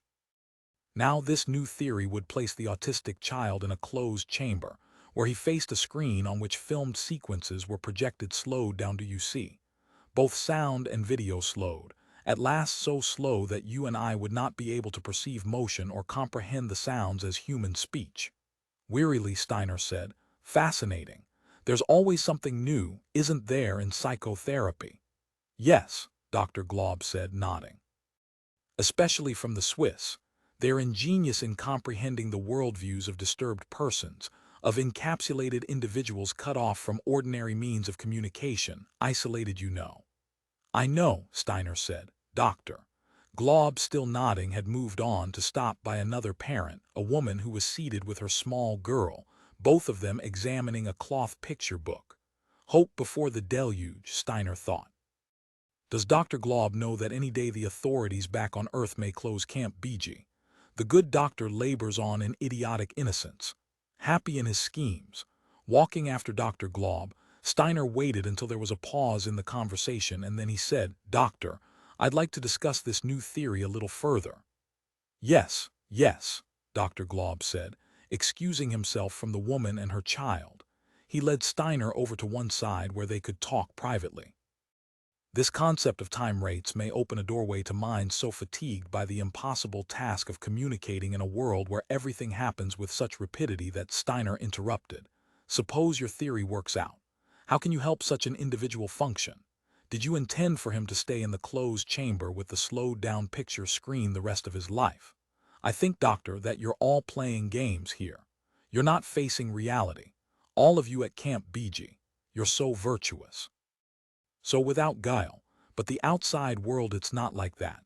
This is a noble, idealistic place in here, but you're fooling yourselves. So in my opinion, you're also fooling the patients. Excuse me for saying it. This slowed-down closed chamber, it epitomizes you all here, your attitude." Dr. Glob listened, nodding, with an intent expression on his face. "We have practical equipment promised," he said when Steiner had finished. "From Westinghouse back on Earth. Rapport with others in society is achieved primarily through sound, and Westinghouse has designed for us an audio recorder which picks up the message directed at the psychotic individual. For example, your boy Manfred then, having recorded this message on iron oxide tape, replays it almost instantly for him at lower speed, then erases itself and records the next message, and so on. with the result that a permanent contact with the outside world at his own rate of time is maintained. And later, we hope to have in our hands here a video recorder which will present a constant but slowed-down record to him of the visual portion of reality, synchronized with the audio portion. Admittedly, he will be one step removed from contact with reality, and the problem of touch presents difficulties, but I disagree when you say this is too idealistic to be of use. Look at the widespread chemical therapy that was tried not so long ago. Stimulants speeded up the psychotic's interior time sense so that he could comprehend the stimuli pouring in on him. But as soon as the stimulant wore off, the psychotic's cognition slowed down as his faulty metabolism reestablished itself, Yet we learned a good deal from that. We learned that psychosis has a chemical basis, not a psychological basis. 60 years of erroneous notions were upset in a single experiment, using sodium amytal, dreams, Steiner interrupted. You will never make contact with my boy. Turning, he walked away from Dr. Glob. From Camp BG he went by bus to a swanky restaurant, the Red Fox, which always bought a good deal of his wares. After he had finished his business with the owner, he sat for a time at the bar, drinking a beer. The way Dr. Glob had babbled on that was the kind of idiocy that had brought them to Mars in the first place. To a planet where a glass of beer cost twice what a shot of scotch cost because it had so much more water in it. The owner of the Red Fox, a small, bald, portly man wearing glasses, seated himself next to Steiner and said, "Why you looking so glum, Norb?" Steiner said. "They're going to close down Camp BG." "Good," the owner of the Red Fox said. "We don't need those freaks here on Mars. It's bad advertising." "I agree," Steiner said, "at least to a certain extent. It's like those babies with seal flippers back in the 60s, from them using that German drug. They should have destroyed all of them. There's plenty of healthy, normal children born. Why spare those others? If you had a kid with extra arms or no arms, deformed in some way, you wouldn't want it kept alive, would you?" "No," Steiner said. He did not say that his wife's brother back on Earth was a Khoekhoe. He had been born without arms and made use of superb artificial ones designed for him by a Canadian firm which specialized in such equipment. In fact, he said nothing to the little portly man. He drank his beer and stared at the bottles behind the bar. He did not like the man at all, and he had never told him about Manfred. He knew the man's deep-seated prejudice, nor was he unusual. Steiner could summon up no resentment toward him. He merely felt weary and did not want to discuss it. "That was the beginning," the owner said. "Those babies born in the early 60s, are there any of them at Camp BG? I've never set foot inside there and I never will," Steiner said. "How could they be at BG? They're hardly anomalous. Anomalous means one of a kind." "Oh, yeah," the man admitted. "I see what you mean. Anyhow, if they destroyed them years ago, we wouldn't have such places as BG. Because in my mind there's a direct link between the monsters born in the 60s and all the freaks supposedly born due to radiation ever since. I mean, it's all due to substandard genes, isn't it? Now, I think that's where the Nazis were right. They saw the need of weeding out the inferior genetic strains as long ago as 1930. They saw, my son, Steiner began, and then stopped. He realized what he had said. The portly man stared at him. "My son is there," Steiner at last went on, "means as much to me as your son does to you. I know that someday he will emerge into the world once more." "Let me buy you a drink, Norbert," the portly man said, "to show you how sorry I am. I mean about the way I talked." Steiner said, "If they close BG it will be a calamity too great for us to bear, we who have children in there. I can't face it." "I see what you mean," the portly man said. "I understand your feeling. You are superior to me if you understand how I feel," Steiner said, "because I can make no sense out of it." He set down his empty beer glass and stepped off the stool. "I don't want another drink," he said. "Excuse me, I have to leave." He picked up his heavy suitcases. "You've been coming in here all this time," the owner said, "and we talked about that camp a lot, and you never told me you had a son in there. That wasn't right." He looked angry now. "Why wasn't it right? Hell, if I had known I wouldn't have said what I said. You're responsible, Norbert, you could have told me, but you deliberately didn't. I don't like that one bit." His face was red with indignation. Carrying his suitcases, Steiner left the bar. "This is not my day," he said aloud. argued with everybody. I'll have to spend the next visit here making apologies. If I come back at all, but I have to come back, my business depends on it.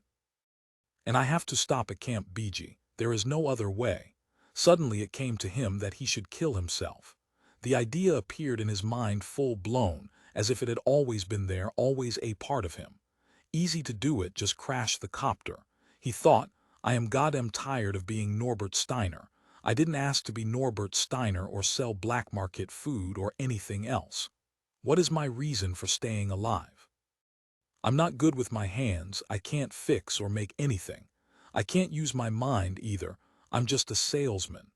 I'm tired of my wife's scorn because I can't keep our water machinery going. I'm tired of Otto, who I had to hire because I'm helpless even in my own business.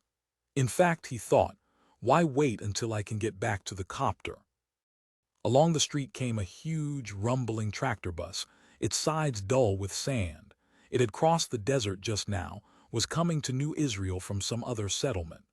Steiner set down his suitcases and ran out into the street directly at the tractor bus. The bus honked. Its air brakes screeched. Other traffic halted as Steiner ran forward with his head down, his eyes shut. Only at the last moment, with the sound of the air horn so loud in his ears that it became unbearably painful, did he open his eyes. He saw the driver of the bus gaping down at him, saw the steering wheel and the number on the driver's cap. And then in the solarium at Camp Ben-Gurion, Miss Milch heard the sounds of sirens, and she paused in the middle of the dance of the Sugar Plum Fairy from Tchaikovsky's Nutcracker Suite, which she was playing on the piano for the children to dance to. Fire. One of the little boys said, going to the window. The other children followed. No, it's an ambulance, Miss Much, another boy said at the window, going downtown. Miss Much resumed playing, and the children, at the sound of the rhythms coming from the piano, straggled back to their places. They were bears at the zoo, cavorting for peanuts. That was what the music suggested to them. Miss Milch told them to go ahead and act it out.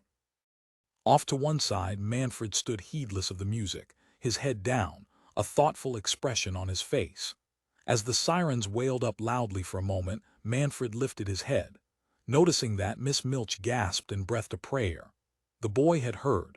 She thumped away at the Tchaikovsky music even more loudly than before, feeling exultation. She and the doctors had been right, for through sound there had come about a contact with the boy. Now Manfred went slowly to the window to look out. All alone he gazed down at the buildings and streets below, searching for the origin of the noise which had aroused him, attracted his attention. Things are not so hopeless after all, Miss Milch said to herself. Wait until his father hears. It shows we must never talk of giving up. She played on, loudly and happily. For David Bohlen, building a dam of wet soil at the end of his family's vegetable garden under the hot mid-afternoon Martian sun, saw the UN police copter settle down and land before the Steiners' house, and he knew instantly that something was going on. A UN policeman in his blue uniform and shiny helmet stepped from the copter and walked up the path to the Steiners' front door, and when two of the little girls appeared, the policeman greeted them. He then spoke to Mrs. Steiner, and then he disappeared on inside, and the door shut after him. David got to his feet and hurried from the garden, across the stretch of sand to the ditch. He leaped the ditch and crossed the patch of flat soil where Mrs. Steiner had tried unsuccessfully to raise pansies, and at the corner of the house, he suddenly came upon one of the Steiner girls. She was standing inertly, picking apart a stalk of weed, her face white. She looked as if she were going to be sick. Hey, what's wrong? He asked her. Why's the policeman talking to your mom? The Steiner girl glanced at him and then bolted off, leaving him. I'll bet I know what it is, David thought. Mr. Steiner has been arrested because he did something illegal. He felt excited and he jumped up and down. I wonder what he did. Turning, he ran back the way he had come, hopped once more across the ditch of water, and at last threw open the door to his own house. Mom, he shouted, running from room to room. Hey, you know how you and Dad always are talking about Mr. Steiner being outside the law, I mean in his work. Well, you know what? His mother was nowhere to be found. She must have gone visiting, he realized. For instance, Mrs. Hennessy, who lived within walking distance north along the ditch. Often his mom was gone most of the day visiting other ladies, drinking coffee with them and exchanging gossip.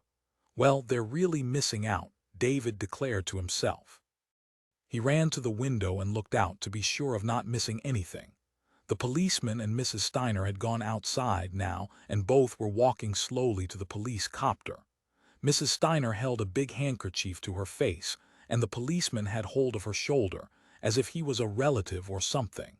Fascinated, David watched the two of them get into the copter. The Steiner girls stood together in a small group, their faces peculiar. The policeman went over and spoke to them, and then he returned to the copter, and then he noticed David. He beckoned to him to come outdoors, and David, feeling fright, did so. He emerged from the house, blinking in the sunlight, and step by step approached the policeman with his shining helmet and his armband and the gun at his waist. "What's your name, son?" the policeman asked with an accent. "David Bohlen." His knees shook. "Is mother or father home, David?" "No," he said, "just me." "When your parents return, you tell them to keep watch on the Steiner children until Mrs. Steiner is back." The policeman started up the motor of the copter, and the blades began to turn. "You do that, David. Do you understand?" "Yes, sir," David said, noticing that the policeman had on the blue stripe, which meant he was Swedish. The boy knew all the identifying marks which the different UN units wore. He wondered how fast the police copter could go. It looked like a special fast job, and he wished he could ride in it. He was no longer frightened of the policeman, and he wished they could talk more. But the policeman was leaving. The copter rose from the ground, and torrents of wind and sand blew around David, forcing him to turn away and put his arm across his face. The four Steiner girls still stood gathered together, none of them speaking. One, the oldest, was crying. Tears ran down her cheeks, but she made no sound. The smallest, who was only 3, smiled shyly at David. "You want to help me with my dam?" David called to them. "You can come over. The policeman told me it was okay." After a moment, the youngest Steiner girl came toward him, and then the others followed. "What did your dad do?" David asked the oldest girl. She was 12, older than he. "The policeman said you could say," he added. There was no answer. The girl merely stared at him. "If you tell me," David said, "I won't tell anyone. I promise to keep it a secret." Sunbathing out on June Hennessy's fenced and vined patio, sipping iced tea and drowsily conversing, Silvia Bohlen heard the radio from within the Hennessy house give the late afternoon news. Beside her, June raised herself up and said, "Say, isn't he the man who lives next door to you?" "SHH," Silvia said, intently listening to the announcer. But there was no more, only the brief mention. Norbert Steiner, a dealer in health foods, had committed suicide on a downtown New Israel street by throwing himself in the path of a bus. It was the same Steiner, all right. It was their neighbor. She knew it at once. "How dreadful," June said, sitting up and fastening the straps of her polka-dot cotton halter. "I only saw him a couple of times, but he was a dreadful little man," Silvia said. "I'm not surprised he did it." And yet she felt horrified. She could not believe it. She got to her feet, saying, "With 4 children he left her to take care of 4 children. Isn't that dreadful? What's going to happen to them? They're so helpless anyhow." "I heard," June said, "that he deals on the black market. Had you heard that? Maybe they were closing in on him." Silvia said, "I better go right home and see if there's anything I can do for Mrs. Steiner. Maybe I can take the children for a while." Could it have been my fault? She asked herself. Could he have done it because I refused them that water this morning? It could be because he was there. He had not gone to work yet. So maybe it is our fault, she thought. The way we treated them, which of us has ever been really nice to them and accepted them? But they are such dreadful whining people, always asking for help, begging and borrowing. Who could respect them? Going into the house, she changed in the bedroom to her slacks and t-shirt. June Hennessy followed along with her. "Yes," June said. "You're right, we all have to pitch in and help where we can. I wonder if she'll stay on or if she'll go back to Earth. I go back, I'm practically ready to go back anyhow. It's so dull here." Getting her purse and cigarettes, Silvia said goodbye to June and set out on the walk back down the ditch to her own home. Breathless, she arrived in time to see the police copter disappearing into the sky. That was them notifying her, she decided. In the backyard, she found David with the 4 Steiner girls. They were busy playing.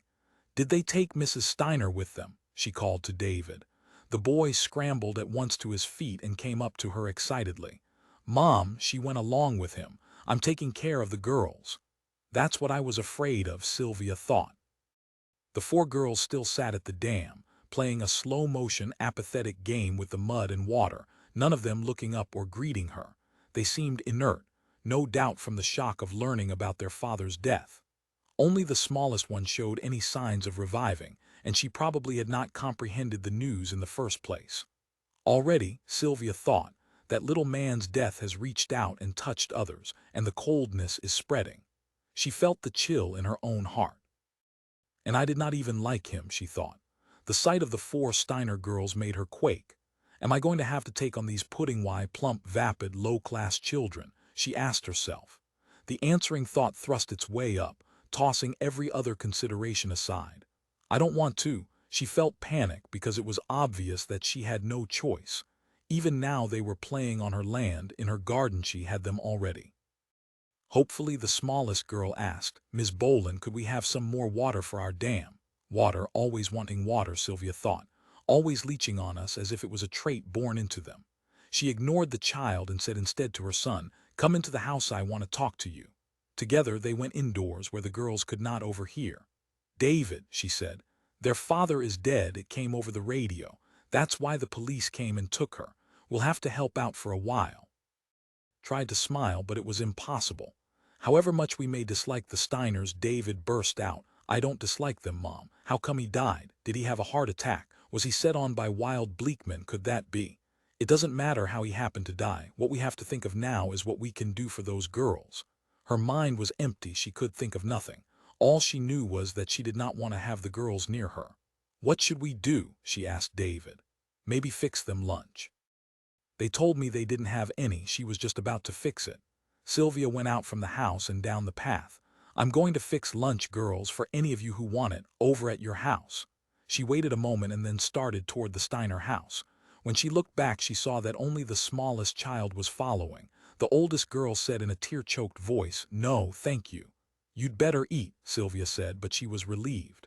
Come along, she said to the little girl. What's your name? Betty, the little girl said shyly. Could I have an egg sandwich and Khoekhoe? We'll see what there is, Silvia said. Later, while the child ate her egg sandwich and drank her Khoekhoe, Silvia took the opportunity to explore the Steiner house. In the bedroom she came upon something which interested her, a picture of a small boy with dark, enormous, luminous eyes and curly hair. He looked, Silvia thought, like a despairing creature from some other world, some divine and yet dreadful place beyond their own. Carrying the picture into the kitchen, she asked little Betty who the boy was. That's my brother Manfred, Betty answered, her mouth full of egg and bread. Then she began to giggle. Between the giggles, a few hesitant words emerged, and Silvia caught the fact that the girls were not supposed to mention their brother to anyone.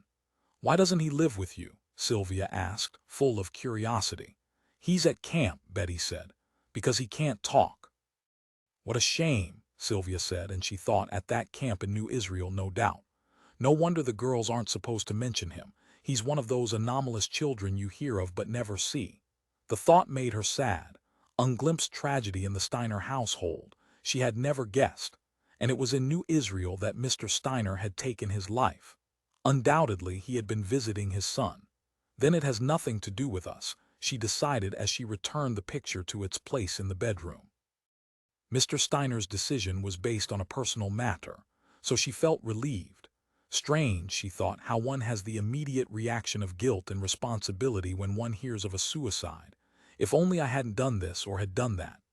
I could have averted it. I'm at fault. And it was not so in this situation, not at all. She was a total outsider to the Steiners, sharing no part of their actual life, only imagining in a fit of neurotic guilt that she did so. Do you ever see your brother? She asked Betty. I think I saw him last year, Betty said hesitantly. He was playing tag and there were a lot of other boys bigger than me. Now silently the three older Steiner girls filed into the kitchen and stood by the table. At last the eldest burst out. We changed our mind, we would like lunch. All right, Silvia said. You can help me crack the eggs and peel them. Why don't you go and get David and I'll feed him at the same time? Wouldn't that be fun to all eat together? They nodded mutely. Walking up the main street of New Israel, Arnie Kott saw a crowd ahead and cars pulled to a halt at the curb. and he paused momentarily before turning in the direction of Anne Esterhazy's contemporary arts gift shop. Something up, he said to himself. Robbery, street brawl. However, he did not have time to investigate. He continued on his way and arrived presently at the small modern shop which his ex-wife ran. Hands in his trouser pockets, he sauntered in. "Anybody home?" he called jovially. No one there. She must have taken off to see the excitement, Arnie said to himself. Some business sense, didn't even lock up the store. A moment later, Anne came hurrying breathlessly back into the store. "Arnie," she said in surprise, seeing him. "Oh my God, do you know what happened? I was just talking to him, just talking, not more than an hour ago, and now he's dead." Tears filled her eyes. She collapsed onto a chair, found a Kleenex, and blew her nose. "It's just terrible," she said in a muffled voice. "And it wasn't an accident, he did it deliberately." "Oh, so that's what's going on," Arnie said, wishing now that he had gone on and taken a look. "Who do you mean? You wouldn't know him. He has a child at the camp, that's how I met him." She rubbed her eyes and sat for a time while Arnie meandered about the store. "Well," she said at last, "what can I do for you? It's nice to see you." "My goddamn encoder broke down," Arnie said. "You know how hard it is to get decent repair service. What could I do but come by? What do you say to having lunch with me? Lock up the store a little while." "Of course," she said distractedly. "Just let me go wash my face. I feel as if it was me. I saw him, Arnie. Bus rolled right over him. They have such mass, they just can't stop. I would like some lunch. I want to get out of here." She hurried into the washroom and closed the door. Soon afterwards, the two of them were walking up the sidewalk together. "Why do people take their own lives?" Anne asked. "I keep thinking I could have prevented it. I sold him a flute for his boy. He still had the flute. I saw it with his suitcases on the curb. He never gave it to his son. Is that the reason? Something to do with the flute?" "I debated between the flute and cut it out," Arnie said. "It's not your fault. Listen, if a man is going to take his life, nothing can stop him. And you can't cause a person to do it. It's in his bloodstream, it's his destiny. They work themselves up to doing it years in advance, and then it's just like a sudden inspiration, all of a sudden wham. They do it, see?" He wrapped his arm around her and patted her. She nodded. "Now I mean, we've got a kid there at Camp BG, but it doesn't get us down," Arnie went on. "It's not the end of the world, right? We go on. Where do you want to eat? How's that place across the street, that Red Fox, any good? I'd like some fried prawns, but hell, it's been almost a year since I saw them. This transportation problem has got to be licked or nobody is emigrating." "Not the Red Fox," Anne said. "I loathe the man who runs it. Let's try that place on the corner. It's new, I haven't ever eaten in there. I hear it's supposed to be good." As they sat at a table in the restaurant, waiting for their food to come, Arnie went on and developed his point. "One thing, when you hear about a suicide, you can be sure the guy knows this. He knows he's not a useful member of society. That's the real truth he's facing about himself. That's what does it, knowing you're not important to anybody. If there's one thing I'm sure of, it's that. It's nature's way. The expendable are removed by their own hand too. So I don't lose any sleep when I hear of a suicide, and you'd be surprised how many so-called natural deaths here on Mars are actually suicides. I mean, this is a harsh environment. This place weeds out the fit from the unfit." Anne Esterhazy nodded but did not seem cheered up. "Now this guy," Arnie continued. "Steiner," Anne said. "Steiner." He stared at her. "Norbert Steiner, the black market operator." His voice rose. "He sold health foods." "That's the guy." He was flabbergasted. "Oh no, not Steiner. Good grief, he got all his goodies from Steiner. He was utterly dependent on the man. The waiter appeared with their food." "This is awful," Arnie said. "I mean really awful. What am I going to do?" Every party he threw, every time he had a cozy two-person dinner arranged for himself and some girl, for instance Marty, or especially of late Doreen. It was just too goddamn much in one day, this and his encoder both together. "Don't you think," Anne said, "it might have something to do with him being German? There's been so much sorrow in Germans since that drug plague, those children born with flippers. I've talked to some who have said openly they thought it was God's punishment on them for what was done during the Nazi period. And these weren't religious men, these were businessmen, one here on Mars, the other at home."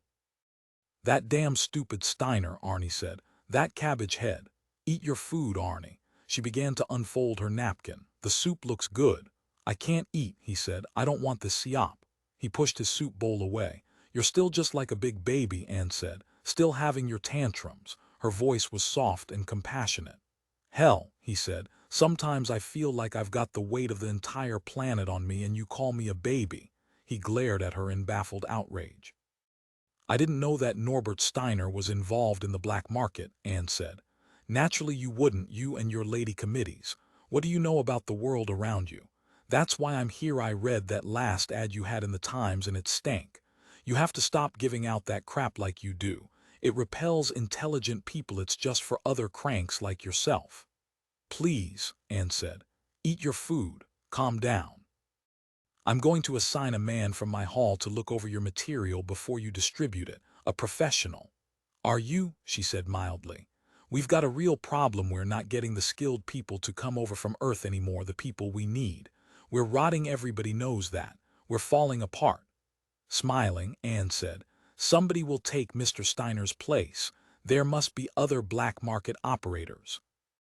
Arnie said, "You're deliberately misunderstanding me so as to make me look greedy and small, whereas actually I'm one of the most responsible members of the entire colonization attempt here on Mars, and that's why our marriage broke down, because of your belittling me out of jealousy and competitiveness. I don't know why I came over here today. It's impossible for you to work things out on a rational basis. You have to inflict personalities into everything." "Did you know there's a bill before the UN to shut Camp BG?" Anne said calmly. "No," Arnie said. "Does it distress you to think of BG being closed? Hell, we'll give Sam private individual care. What about the other children there?" "You changed the subject," Arnie said. "Listen, Anne, you have to knuckle down to what you call masculine domination and let my people edit what you write. Honest to God, it does more harm than good. I hate to say this to your face, but it's the truth. You're a worse friend than you would be an enemy the way you go about things. You're a dabbler like most women. You're irresponsible." He wheezed with wrath. Her face showed no reaction. What he said had no effect on her. "Can you bring any pressure to bear to help keep BG open?" she asked. "Maybe we can make a deal. I want to see it kept open." "A cause," Arnie said ferociously. "Yes." "You want my blunt answer?" She nodded, facing him coolly. "I've been sorry ever since those Jews opened that camp." And said, "Bless you, honest blunt Arnie Kott, mankind's friend.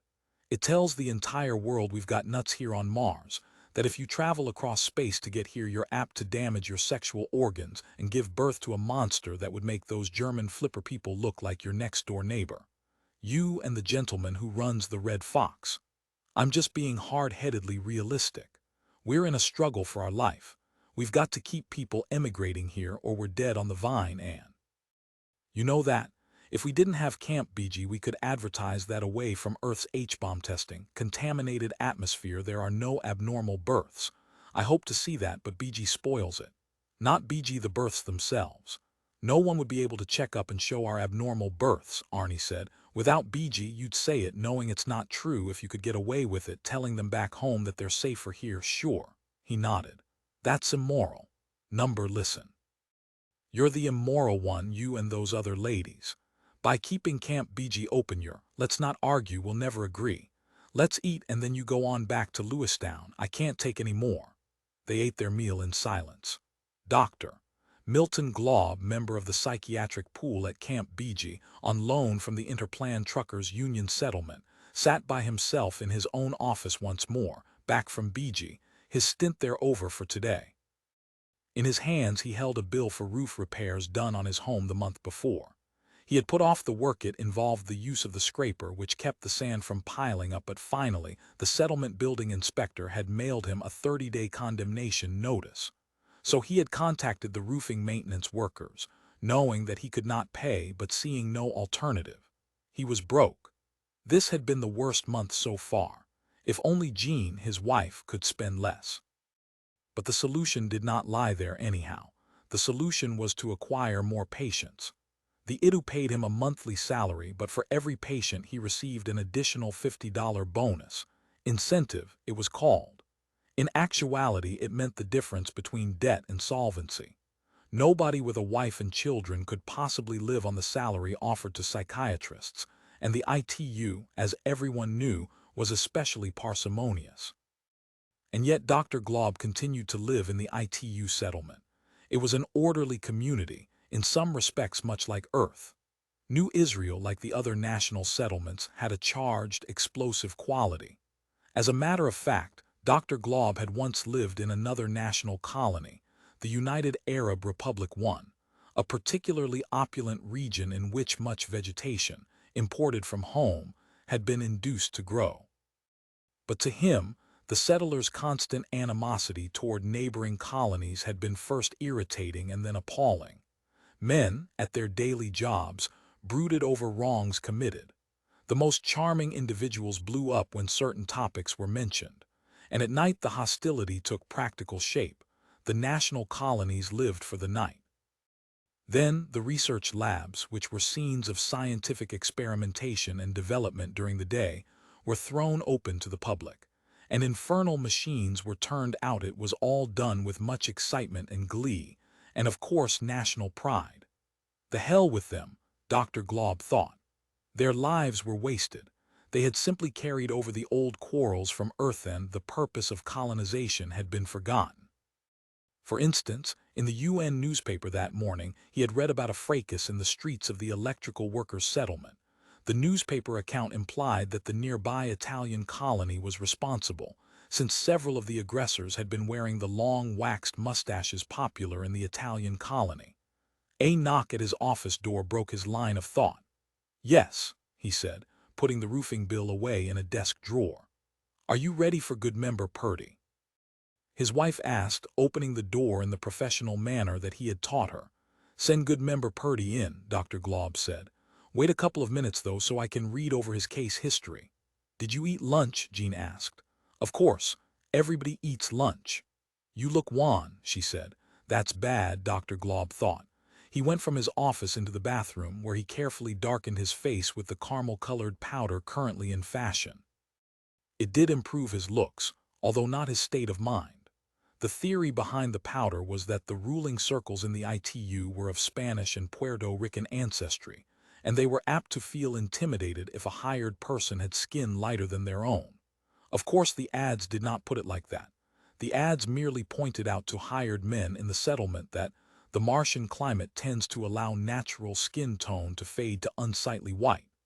It was now time to see his patient. "Good afternoon, Goodmember Purdy." "Afternoon, Doc. I see from your file that you're a baker." "Yeah, that's right." A pause. "What did you wish to consult with me about?" Goodmember Purdy, staring at the floor and fooling with his cap, said, "I never been to a psychiatrist before." "No, I can see here that you haven't. There's this party my brother-in-law's giving. I'm not much on going to parties. Are you compelled to attend?" Dr. Glob had quietly set the clock on his desk. It ticked away the Goodmember's half hour. "They're sort of throwing it for me. They want me to take on my nephew as an apprentice so he'll be in the Union eventually," Purdy droned on. "And I've been lying awake at night trying to figure out how to get out of it. I mean, these are my relatives and I can't hardly come out and tell them no. But I just can't go. I don't feel good enough to. So that's why I'm here." "I see," Dr. Glob said. "Well, you'd better give me the particulars on this party, when and where it is, the names of the persons involved, so I can do a right bang-up job while I'm there." With relief, Purdy dug into his coat pocket and brought out a neatly typed document. "I sure appreciate your going in my place, Doc. You psychiatrists really take a load off a man's back. I'm not joking when I say I've been losing sleep over this." He gazed with grateful awe at the man before him, skilled in the social graces, capable of treading the narrow, hazardous path of complex interpersonal relations which had defeated so many Union members over the years. "Don't worry any further about it," Dr. Glob said. "For after all," he thought, "what's a little schizophrenia? That is, you know, what you're suffering from. I'll take the social pressure from you, and you can continue in your chronic maladaptive state, at least for another few months. Until the next overpowering social demand is made on your limited capabilities." As Goodmember Purdy left the office, Dr. Glob reflected that this certainly was a practical form of psychotherapy which had evolved here on Mars. Instead of curing the patient of his phobias, one became in the manner of a lawyer the actual advocate in the man's place. At Jean called into the office. "Milt, there's a call for you from New Israel. It's Bosley Tuvim." Oh God, Dr. Glob thought. Tuvim was the president of New Israel. Something was wrong. Hurriedly, he picked up the phone on his desk. "Dr. Glob here." "Doctor," sounded the dark, stern, powerful voice. "This is Tuvim. We have a death here, a patient of yours, I understand. Will you kindly fly back here and attend to this? Allow me to give you a few token details." "Norbert Steiner, a West German, he's not my patient, sir," Dr. Glob interrupted. "However, his son is a little autistic child at Camp BG. What do you mean? Steiner is dead." "For heaven's sake, I was just talking to him this morning. Are you sure it's the same Steiner? If it is, I do have a file on him, on the entire family, because of the nature of the boy's illness. In child autism, we feel that the family situation must be understood before therapy can begin." "Yes, I'll be right over," Tuvim said. "This is evidently a suicide." "I can't believe it," Dr. Glob said. "For the past half hour I have been discussing this with the staff at Camp BG. They tell me you had a long conversation with Steiner shortly before he left the camp. At the inquest, our police will want to know what indications, if any, Steiner gave of a depressed or morbidly introspective mood, what he said that might have given you the opportunity to dissuade him, or, barring that, compel him to undergo therapy. I take it the man said nothing that would alert you to his intentions." "Absolutely nothing," Dr. Glob said. "Then if I were you I wouldn't worry," Tuvim said. "Merely be prepared to give the clinical background of the man, discuss possible motives which might have led him to take his life. You understand?" "Thank you, Mr. Tuvim," Dr. Glob said weakly. "I suppose it is possible he was depressed about his son, but I outlined a new therapy to him. We have very high hopes for it." However, he did seem cynical and shut in. He did not respond as I would have expected. But suicide? What if I lose the BG assignment? Dr. Glob was asking himself. I just can't.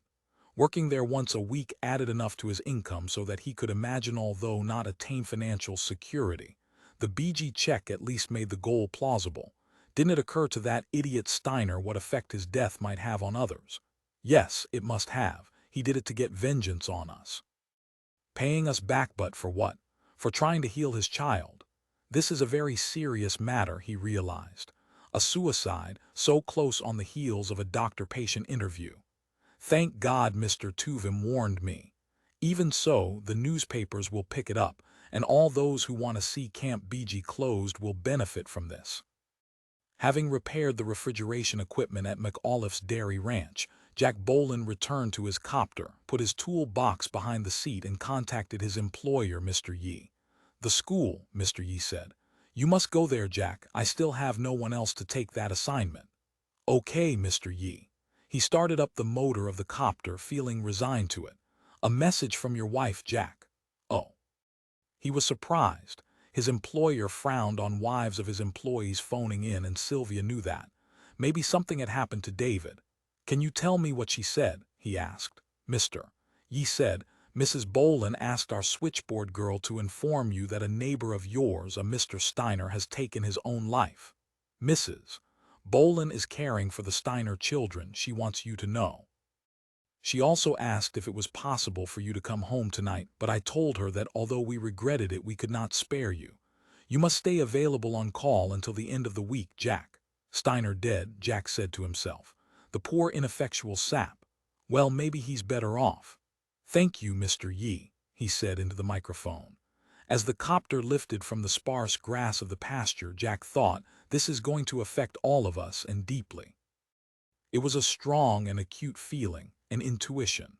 I don't believe I ever exchanged more than a dozen words with Steiner at any one time, and yet there is something enormous about the dead. Death itself has such authority, a transformation as awesome as life itself, and so much harder for us to understand.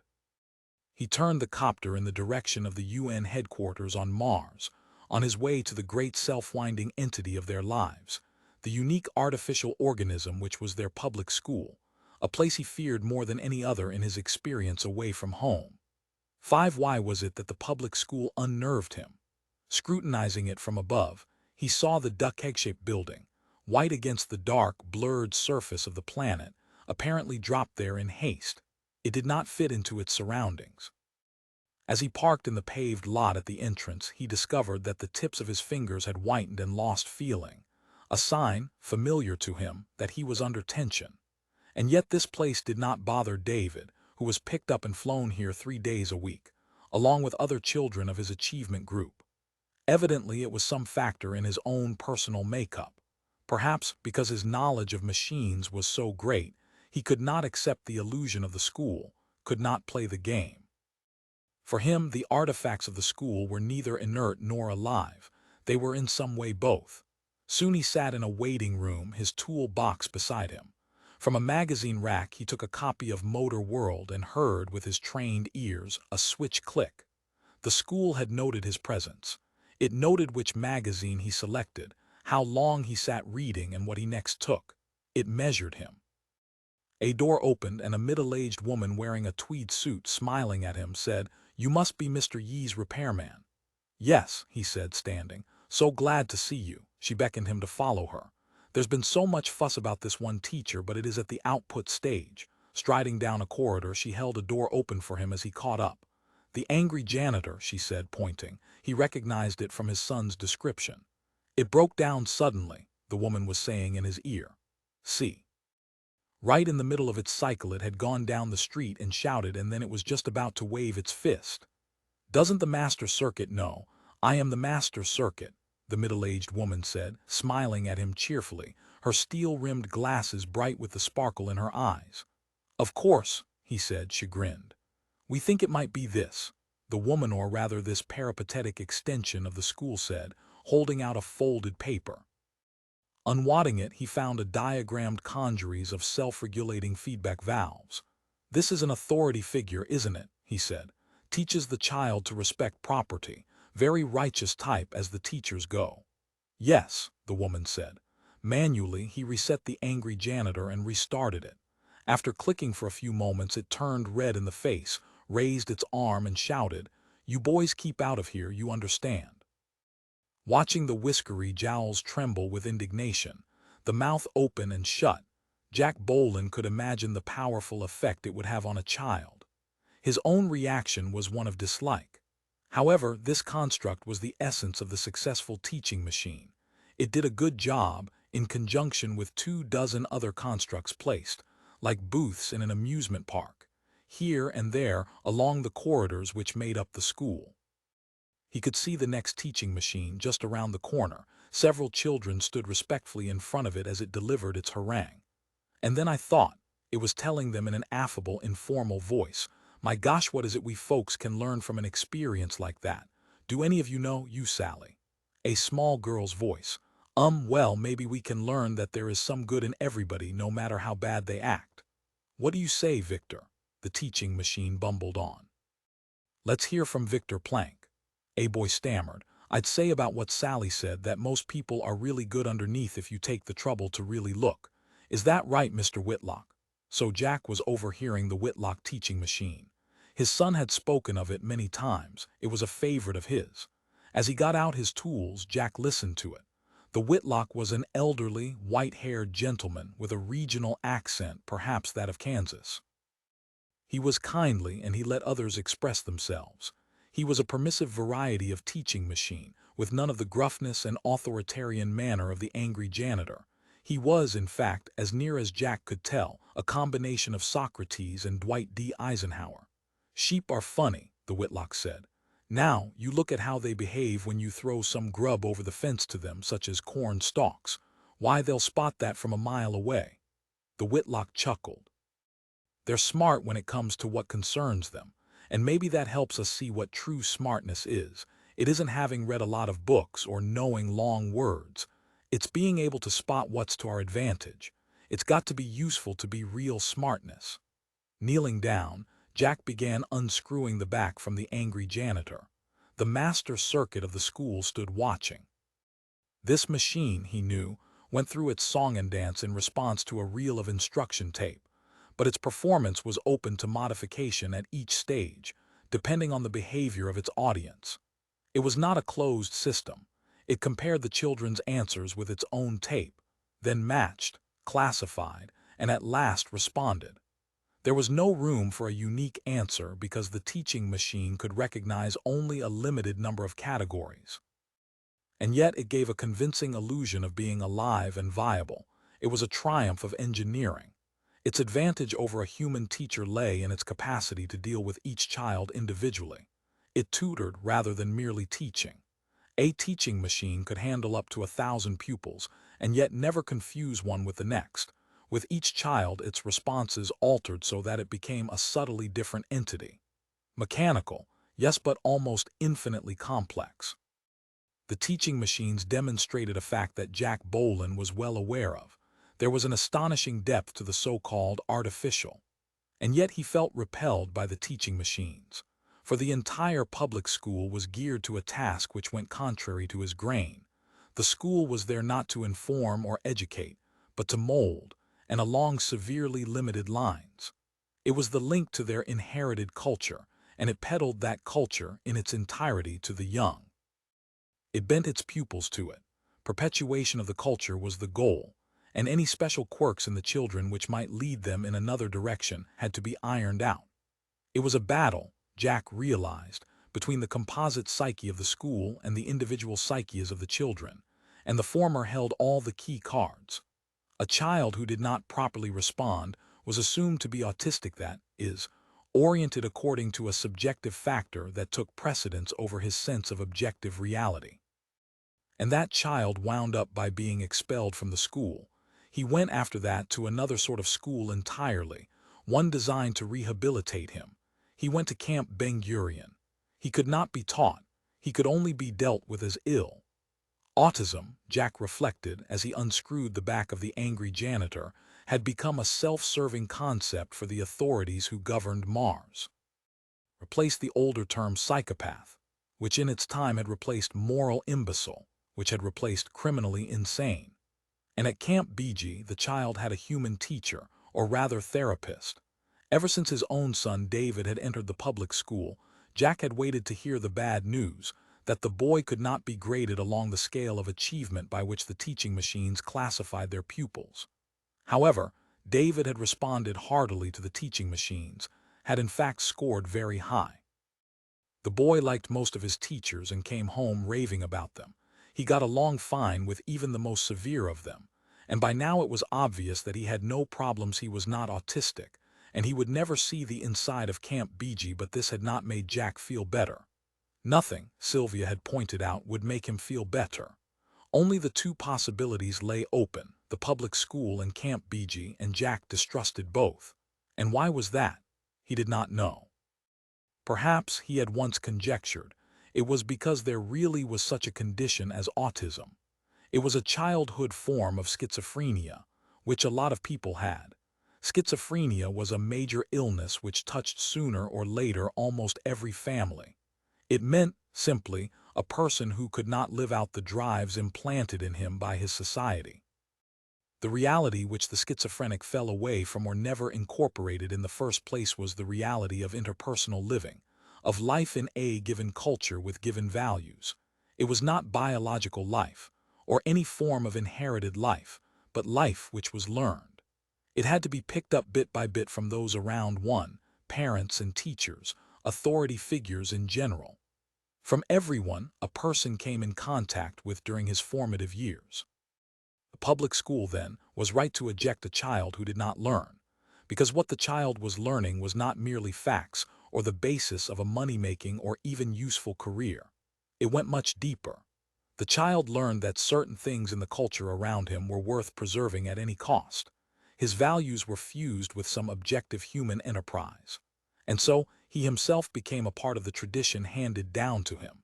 He maintained his heritage during his lifetime and even improved on it. He cared. True autism, Jack had decided, was in the last analysis an apathy toward public endeavor. It was a private existence carried on as if the individual person were the creator of all value, rather than merely the repository of inherited values. And Jack Bohlen, for the life of him, could not accept the public school with its teaching machines as the sole arbiter of what was and what wasn't of value. For the values of a society were in ceaseless flux, and the public school was an attempt to stabilize those values, to gel them at a fixed point, to embalm them. The public school, he had long ago decided, was neurotic. It wanted a world in which nothing new came about, in which there were no surprises. And that was the world of the compulsive obsessive neurotic. It was not a healthy world at all. Once, a couple of years ago, he had told his wife his theory. Silvia had listened with a reasonable amount of attention, and then she had said, "But you don't see the point, Jack. Try to understand. There are things so much worse than neurosis." Her voice had been low and firm, and he had listened. "We're just beginning to find them out. You know what they are. You've gone through them." And he had nodded because he did know what she meant. He himself had had a psychotic interlude in his early 20s. It was common. It was natural, and he had to admit it was horrible. It made the fixed, rigid, compulsive neurotic public school seem a reference point by which one could gratefully steer one's course back to mankind and shared reality. It made him comprehend why a neurosis was a deliberate artifact, deliberately constructed by the ailing individual or by a society in crisis. It was an invention arising from necessity. "Don't knock neurosis," Silvia had said to him, and he understood. Neurosis was a deliberate stopping, a freezing somewhere along the path of life. Because beyond lay, every schizophrenic knew what lay there, and every ex-schizophrenic, Jack thought as he remembered his own episode. The two men across the room from him gazed at him queerly. What had he said? Herbert Hoover was a much better head of the FBI than Carrington will ever be. "I know I'm right," he added. "I'll lay you odds." His mind seemed fuzzy, and he sipped at his beer. Everything had become heavy, his arm and the glass itself. It was easier to look down rather than up. Studied the match folder on the coffee table. "You don't mean Herbert Hoover," Lou nodding said. "You mean J. Edgar Christ," Jack thought in dismay. Yes, he had said Herbert Hoover, and until they had pointed it out it seemed okay. What's the matter with me, he wondered. I feel like I'm half asleep. And yet he had gone to bed at 10 the night before, had slept almost 12 hours. "Excuse me," he said. "Of course I mean." He felt his tongue stumble. With care he said, "J. Edgar Hoover." But his voice sounded blurred and slowed down like a turntable losing its momentum. And now it was almost impossible for him to raise his head. He was falling asleep where he sat, there in Notting's living room, and yet his eyes weren't closing. He found when he tried that he couldn't close them. His attention had become riveted on the match folder. Close cover before striking, he read. "Can you draw this horse? First art lesson free, no obligation. Turn over for free enrollment blank." Unblinking, he stared on and on, while Lou Notting and Fred Clark argued about abstract ideas such as the curtailment of liberties, the democratic process. He heard all the words perfectly clearly, and he did not mind listening. But he felt no desire to argue, even though he knew they both were wrong. He let them argue on. It was easier. It simply happened. And he let it happen. "Jack's not with us tonight," Clark was saying. With a start, Jack Bohlen realized they had turned their attention on him. He had to do or say something now. "Sure I am," he said, and it cost him terrific effort. It was like rising up out of the sea. "Go on, I'm listening." "God, you're like a dummy," Notting said. "Go home and go to bed, for Christ's sakes." Entering the living room, Lou's wife Phyllis said, "You'll never get to Mars in the state you're in now, Jack." She turned up the high FL. It was a progressive jazz group, vibes and double bass, or perhaps it was an electronic instrument playing. Blonde, pert Phyllis seated herself on the couch near him and studied him. "Jack, are you sore at us? I mean, you're so withdrawn." "It's just one of his moods," Notting said. "When we were in the service he used to get them, especially on Saturday night. Morose and silent brooding. What are you brooding about right now, Jack?" The question seemed odd to him. He was not brooding about anything. His mind was empty. The match folder still filled up his range of perception. Nevertheless, it was necessary that he give them an account of what he was brooding over. They all expected it, so dutifully he made up a topic. "The air," he said. "On Mars. How long will it take me to adjust? Varies among different people." A yawn, which never came out, had lodged in his chest, diffusing throughout his lungs and windpipe. It left his mouth hanging partly open. With an effort he managed to close his jaws. "Guess I better go on," he said. "Hit the sack." With the use of all his strength he managed to get to his feet. "At 9 o'clock, Fred Clark yelled. Later, as he walked home to his own apartment along the cool, dark streets of Oakland, he felt fine. He wondered what had been wrong back there at Notting's. Maybe bad air or the ventilation. But something was wrong. Mars, he thought. He had cut the ties, in particular his job, had sold his Plymouth, given notice to the official who was his landlord. And it had taken him a year to get the apartment. The building was owned by the nonprofit West Coast Co-op, an enormous structure partly underground, with thousands of units, its own supermarket, laundries, childcare center, clinic, even its own psychiatrist, down below in the arcade of shops beneath the street level. There was an FM radio station on the top floor which broadcast classical music chosen by the building residents, and in the center of the building could be found a theater and meeting hall.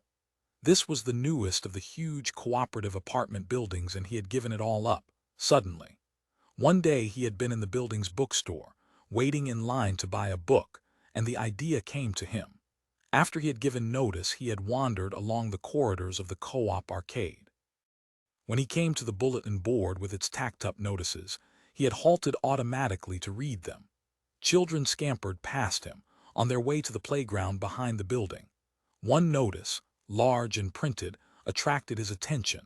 Help spread the co-op movement to newly colonized areas.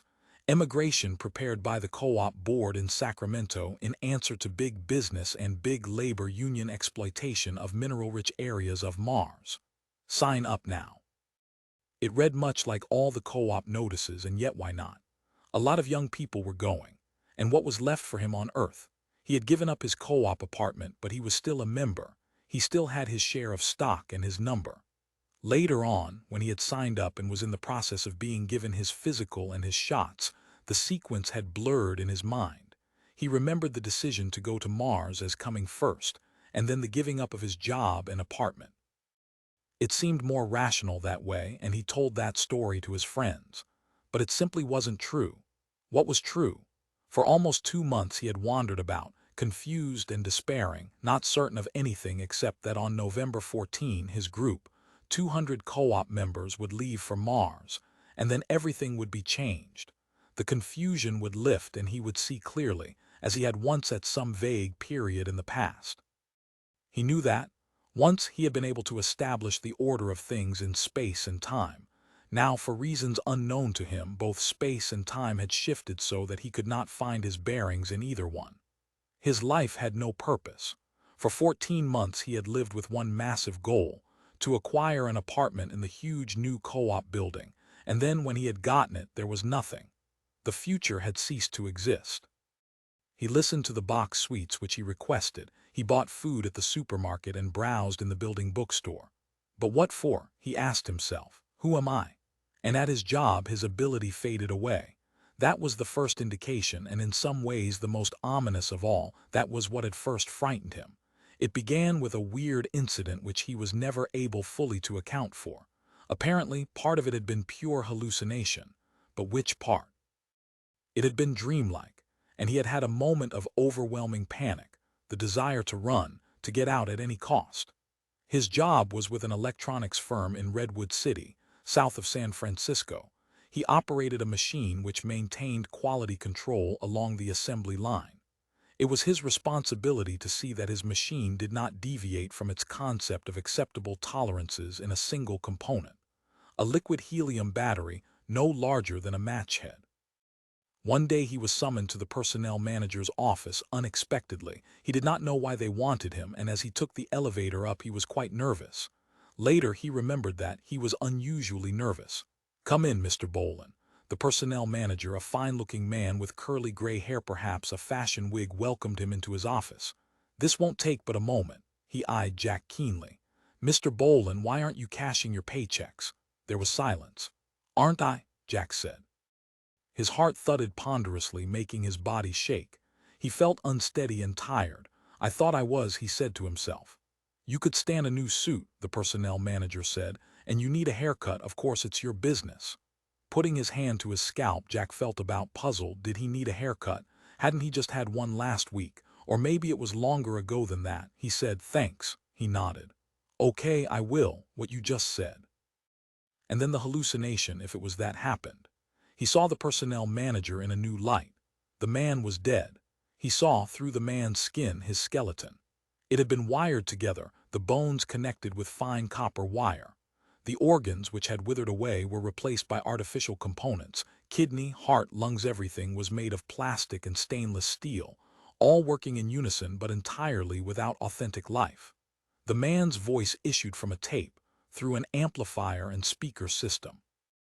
Possibly at some time in the past the man had been real and alive, but that was over, and the stealthy replacement had taken place, inch by inch, progressing insidiously from one organ to the next, and the entire structure was there to deceive others. To deceive him, Jack Bohlen, in fact. He was alone in this office. There was no personnel manager. No one spoke to him, and when he himself talked, no one heard. It was entirely a lifeless, mechanical room in which he stood. He was not sure what to do. He tried not to stare too hard at the man-like structure before him. He tried to talk calmly, naturally about his job and even his personal problems. The structure was probing. It wanted to learn something from him. Naturally, he told it as little as possible, and all the time, as he gazed down at the carpet, he saw its pipes and valves and working parts functioning away. He could not keep from seeing.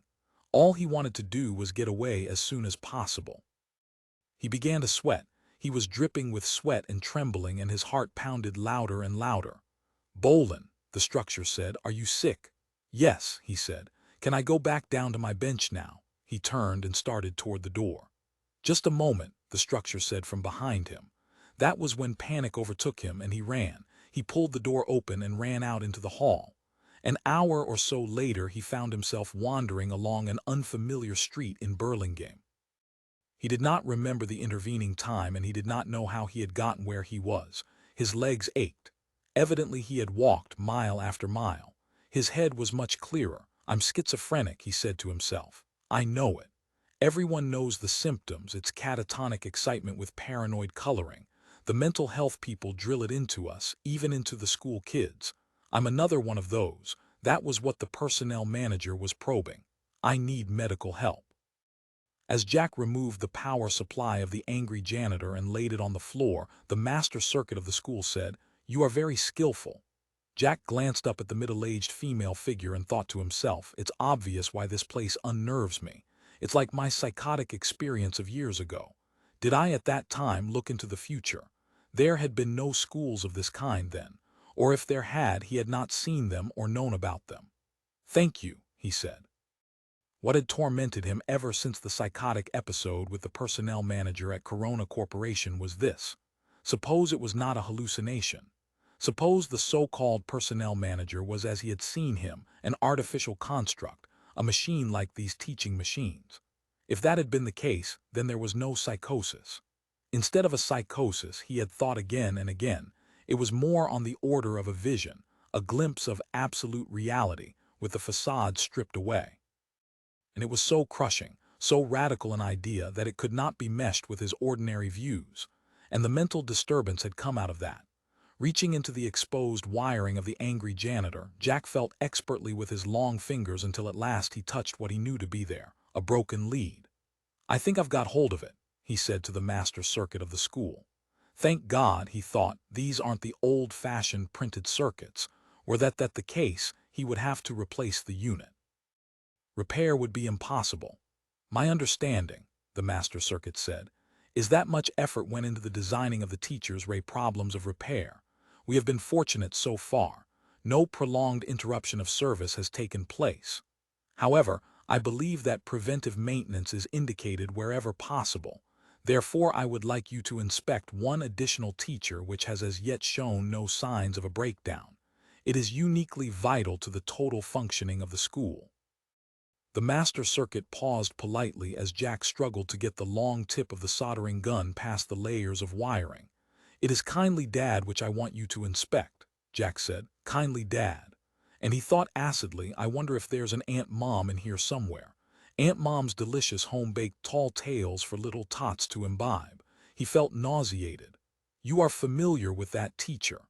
As a matter of fact, he was not. David hadn't mentioned it. From farther down the corridor he could hear the children still discussing life with the Whitlock. Their voices reached him as he lay on his back, holding the soldering gun above his head and reaching into the works of the angry janitor to keep the tip in place. "Yes," the Whitlock was saying in its never-ruffled, absolutely placid voice. "The raccoon is an amazing fellow, all Jimmy Raccoon is. Many times I've seen him. And he's quite a large fellow, by the way, with powerful, long arms which are really quite agile." "I saw a raccoon once," a child piped excitedly. Mr. Whitlock, I saw one and he was this close to me. Jack thought you saw a raccoon on Mars. The Whitlock chuckled. No, Don, I'm afraid not. There aren't any raccoons around here. You'd have to go all the way across over to old Mother Earth to see one of those amazing fellows. But the point I'd like to make is this, boys and girls. You know how all Jimmy Raccoon takes his food and carries it oh so stealthily to the water and washes it. And how we laughed at old Jimmy when the lump of sugar dissolved and he had nothing at all left to eat. Well, boys and girls, do you know that we've got Jimmy Raccoons right here in this I think I'm finished, Jack said, withdrawing the gun. Do you want to help me put this back together? The master circuit said. Are you in a rush? I don't like that thing talking away in there, Jack said. It made him tense and shaky, so much so that he could hardly do his work. A door rolled shut down the corridor from them. The sound of the Whitlock's voice ceased. Is that better? The master circuit asked. Thanks, Jack said, but his hands were still shaking. The master circuit noted that. He was aware of her precise scrutiny. He wondered what she made of it. The chamber in which Kindly Dad sat consisted of one end of a living room with fireplace, couch, coffee table, curtained picture window, and an easy chair in which Kindly Dad himself sat, a newspaper open on his lap. Several children sat attentively on the couch as Jack Bohlen and the master circuit entered. They were listening to the expostulations of the teaching machine and did not seem aware that anyone had come in. The master circuit dismissed the children, and then she started to leave too. I'm not sure what you want me to do, Jack said. Put it through its cycle. It seems to me that it repeats portions of the cycle or stays stuck. In any case, too much time is consumed. It should return to its starting stage in about 3 hours. A door opened for the master circuit and she was gone. He was alone with Kindly Dad and he was not glad of it. Hi, Kindly Dad, he said without enthusiasm. Setting down his tool case, he began unscrewing the back plate of the teacher. Kindly Dad said in a warm, sympathetic voice, "What's your name, young fellow?" Name, Jack said as he unfastened the plate and laid it down beside him, is Jack Bohlen, and I'm a Kindly Dad too, just like you, Kindly Dad. My boy is 10 years old, Kindly Dad, so don't call me young fellow, okay? Again he was trembling hard and sweating. Oh, Kindly Dad said, I see. What do you see? Jack said, and discovered that he was almost shouting. Look, he said. Go through your goddamn cycle, okay? If it makes it easier for you, go ahead and pretend I'm a little boy. I just want to get this done and get out of here, he said to himself, with as little trouble as possible. He could feel the swelling, complicated emotions inside him. 3 hours, he thought dismally. Kindly Dad said, Little Jackie, it seems to me you've got a mighty heavy weight on your chest today. Am I right? Today and every day. Jack clicked on his trouble light and shone it up into the works of the teacher. The mechanism seemed to be moving along its cycle properly so far. Maybe I can help you, Kindly Dad said. Often it helps if an older, more experienced person can sort of listen in on your troubles, can sort of share them and make them lighter. Okay, Jack agreed, sitting back on his haunches. I'll play along. I'm stuck here for 3 hours anyhow. You want me to go all the way back to the beginning, to the episode back on Earth when I worked for Corona Corporation and had the occlusion?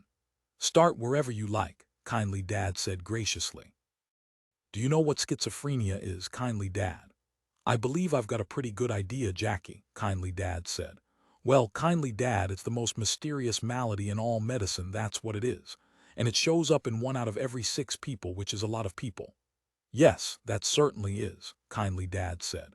At one time, Jack said as he watched the machinery moving, I had what they call situational polymorphous schizophrenia simplex. And Kindly Dad, it was rough. I just bet it was, Kindly Dad said. Now I know what you're supposed to be for, Jack said. I know your purpose, Kindly Dad. We're a long way from home, millions of miles away. Our connection with our civilization back home is tenuous. And a lot of folks are mighty scared, Kindly Dad, because with each passing year that link gets weaker. So this public school was set up to present a fixed milieu to the children born here, an Earth-like environment. For instance, this fireplace. We don't have fireplaces here on Mars. We heat by small atomic furnaces. That picture window with all that glass sandstorms would make it opaque. In fact, there's not one thing about you that's derived from our actual world here.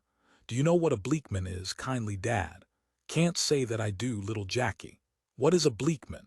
It's one of the indigenous races of Mars. You do know you're on Mars, don't you? Kindly Dad nodded.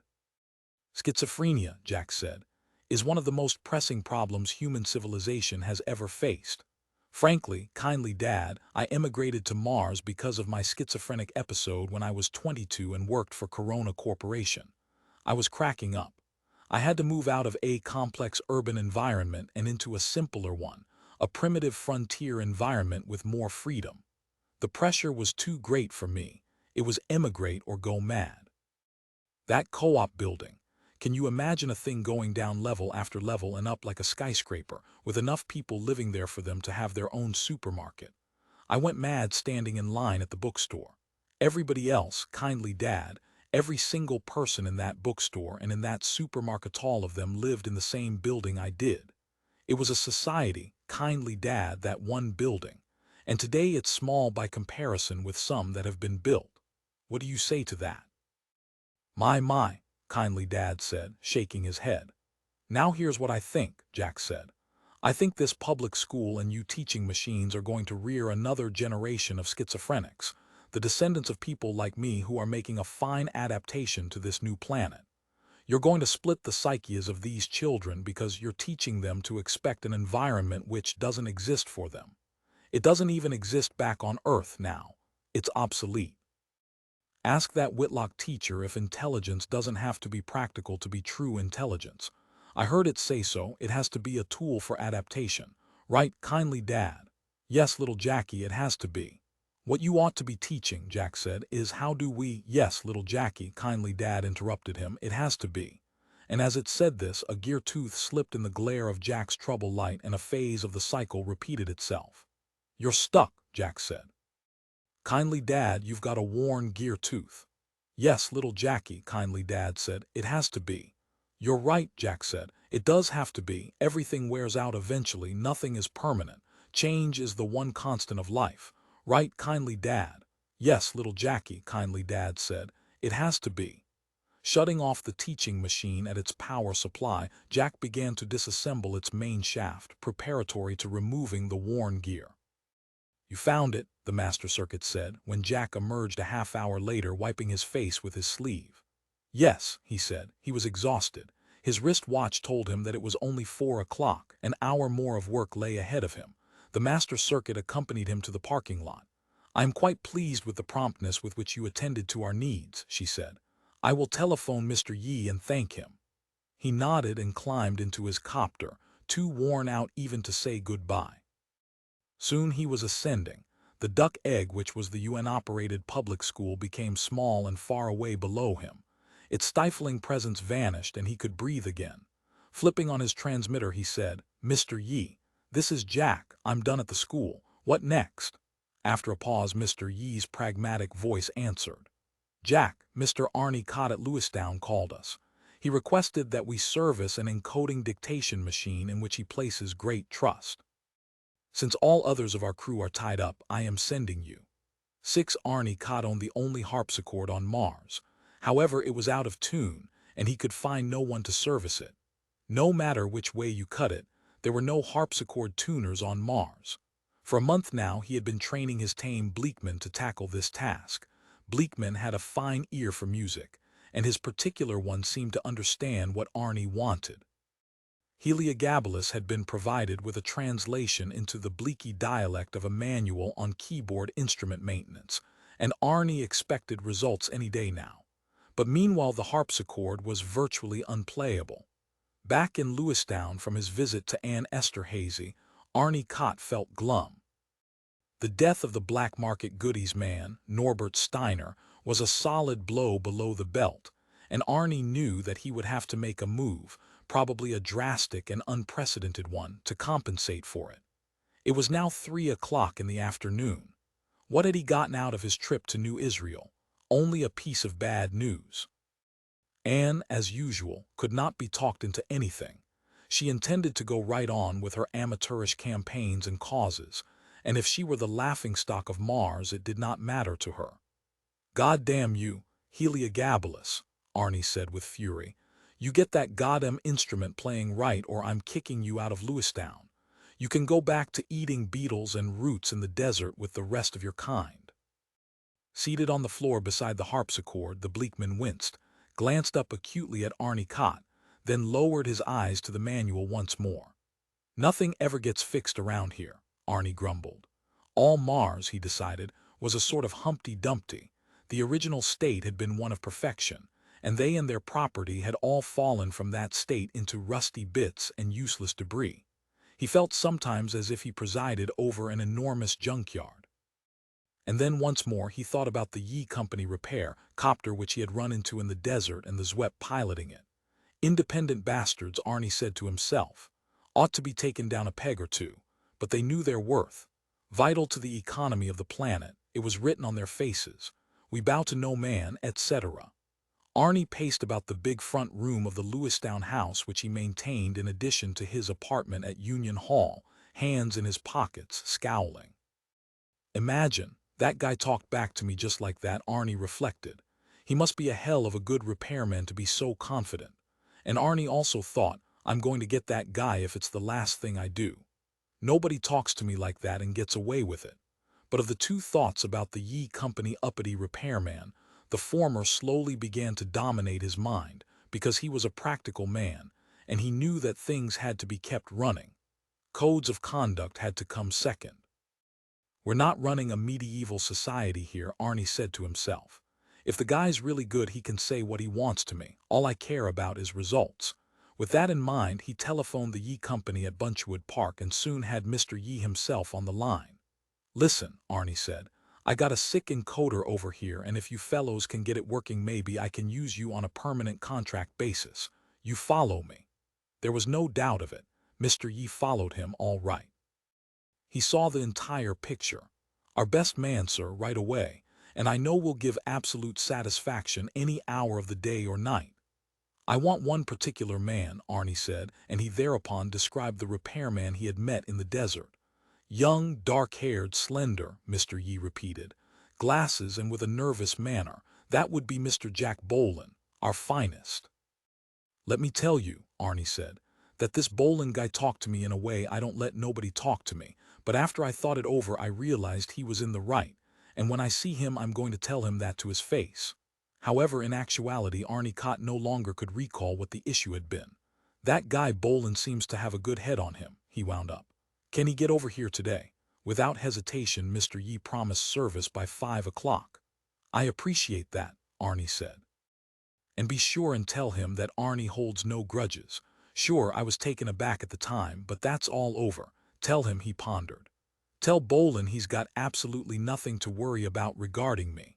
He rang off then and sat back with a feeling of grim, honest accomplishment.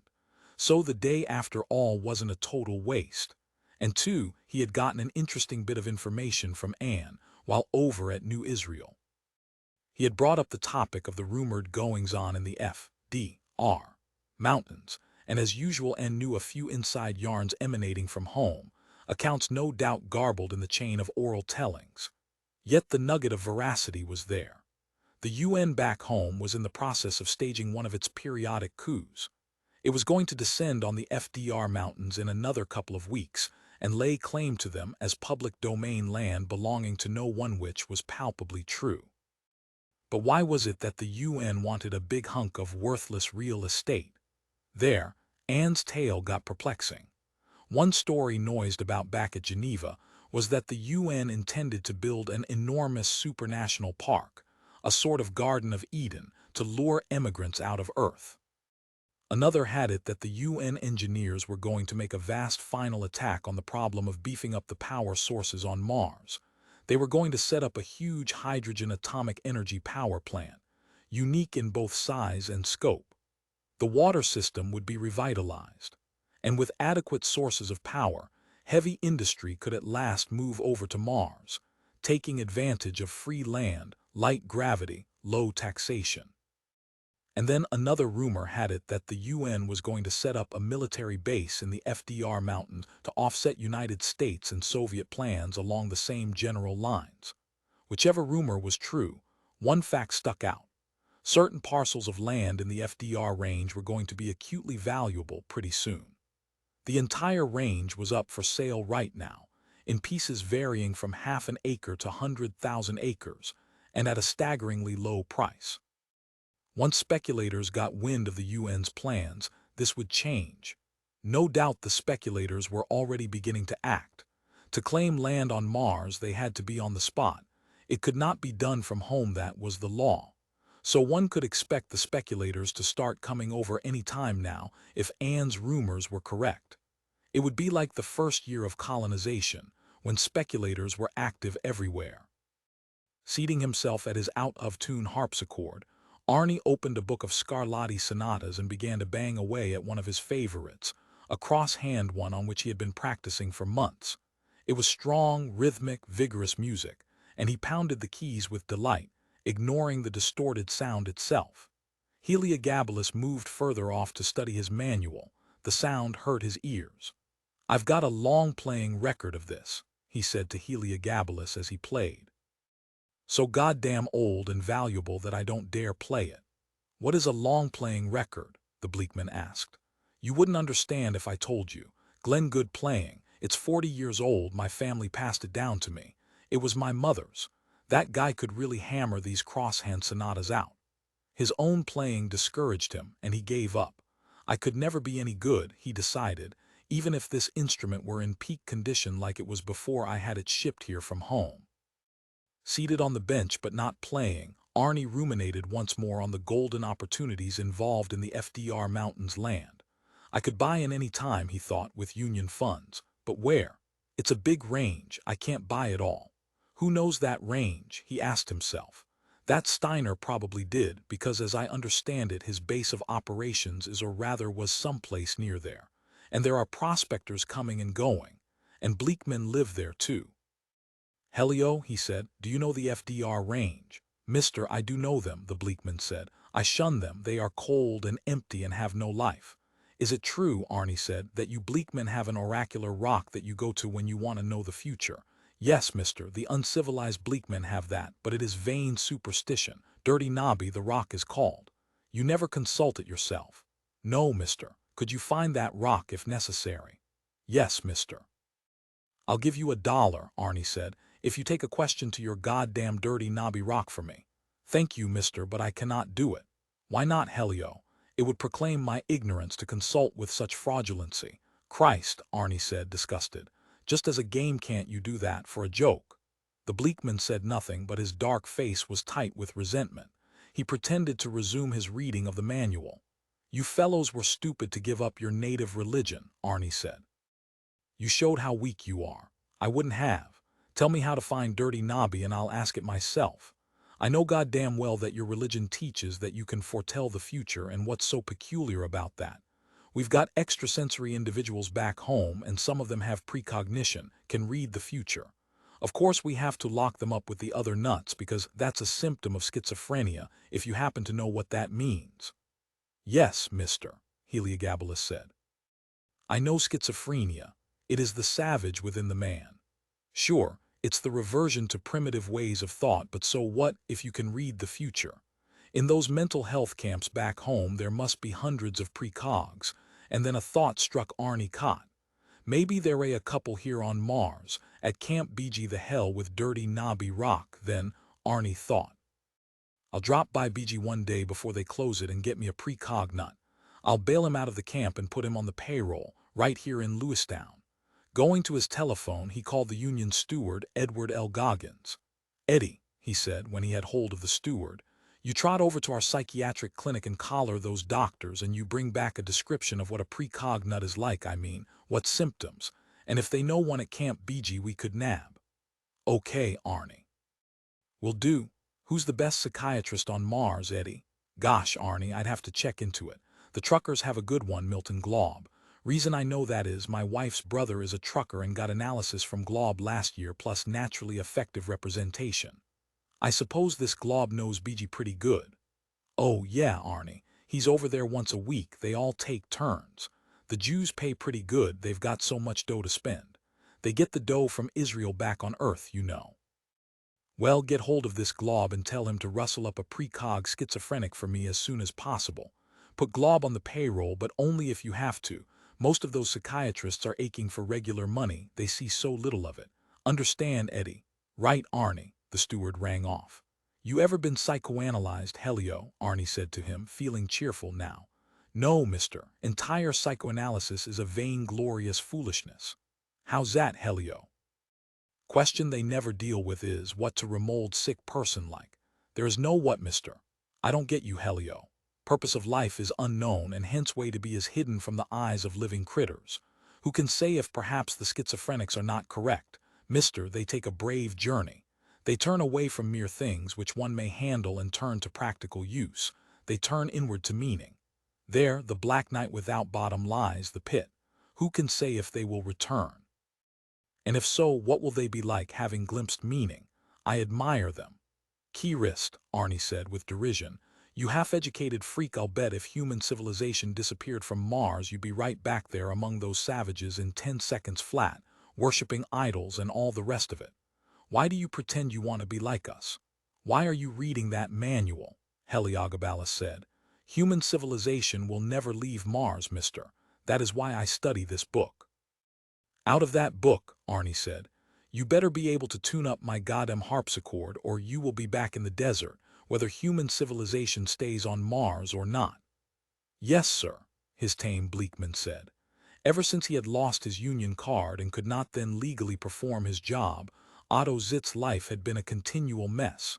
With a card, he would be by now a first-class repairman.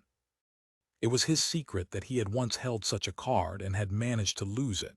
Even his employer, Norb Steiner, did not know it. For reasons he himself did not understand, Otto preferred others to believe he had simply failed the aptitude tests. Perhaps it was easier to think of himself as a failure. After all, the repair business was almost impossible to get into. And after having gotten into it, to be booted out it was his own fault.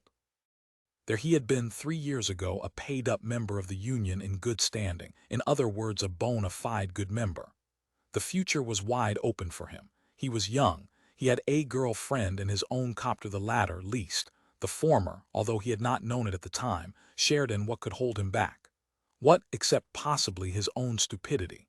He had broken a union ruling which was a basic law.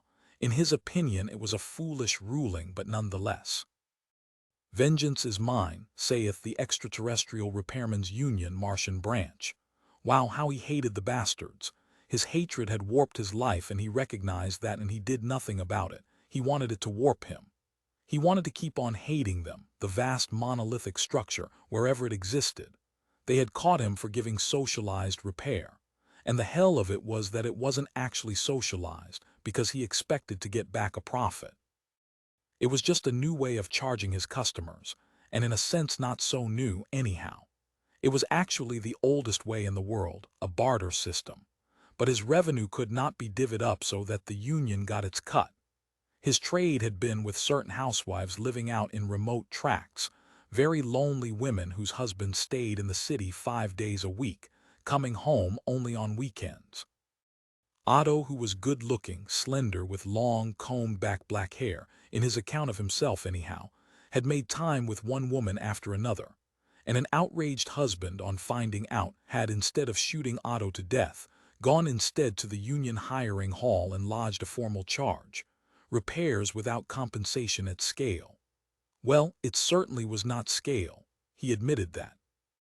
And so now this job with Norb Steiner, which meant that he had practically to live in the wastelands of the FDR mountains, alienated from society for weeks on end, growing more and more lonely, more embittered all the time. It had been his need for intimate personal contact that had gotten him into trouble in the first place, and now look at him. As he sat in the storage shed waiting for the next rocket to show up, he looked back on his life and reflected that even the Bleekmen wouldn't be willing or able to live as he lived, cut off from everyone like this. If only his own black market operations had succeeded. He, like Norb Steiner, had been able to swing around the planet daily, visiting one person after another. Was it his fault that the items he chose to import were hot enough to interest the big boys? His judgment had been too good. His line had sold too well. He hated the big racketeers, too, same as he hated the big unions. He hated bigness per se. Bigness had destroyed the American system of free enterprise. The small businessman had been ruined. In fact, he himself had been perhaps the last authentic small businessman in the solar system. That was his real crime. He had tried to live the American way of life instead of just talking about it. Screw them, he said to himself, seated on a crate, surrounded by boxes and cartons and packages and the workings of several dismantled rocket ships which he had been revamping. Outside the shed window, silent, desolate rock hills with only a few shrubs, dried up and dying as far as the eye could see. And where was Norb Steiner right now? No doubt ensconced in some bar or restaurant or some woman's cheery living room, prattling his line, handing over tins of smoked salmon and getting in return "screw them all," Otto mumbled, getting up to pace back and forth. If that's what they want, let 'em have it. Bunch of animals. Those Israeli girls. That's where Steiner was, with a kibbutz full of them, those hot, black-eyed, heavy-lipped, big-breasted, sexy ones who got tanned working out in the fields in shorts and cotton shirts clinging to them. No bras, just those big solid breasts. You could actually see their nipples, because the damp fabric stuck to them. That's why he wouldn't let me go with him, Otto decided. The only women he ever saw out here in the FDR range were those stunted, black, dried-out Bleekmen women. Not even human, at least not to him. He wasn't taken in by those anthropologists saying that the Bleekmen were from the same stock as Homo sapiens, that probably both planets were colonized 1,000,000 years ago from one interplanetary race. Those toads, human. Sleep with one of those. Christ, better to chop it off first.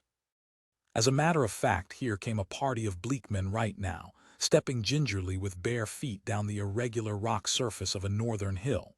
On their way here, Otto observed. As usual, he opened the door of the shed, waiting until they had reached him. 4 bucks, 2 of them elderly, 1 elderly woman, several skinny kids carrying their bows, their pounding blocks, their paca eggshells.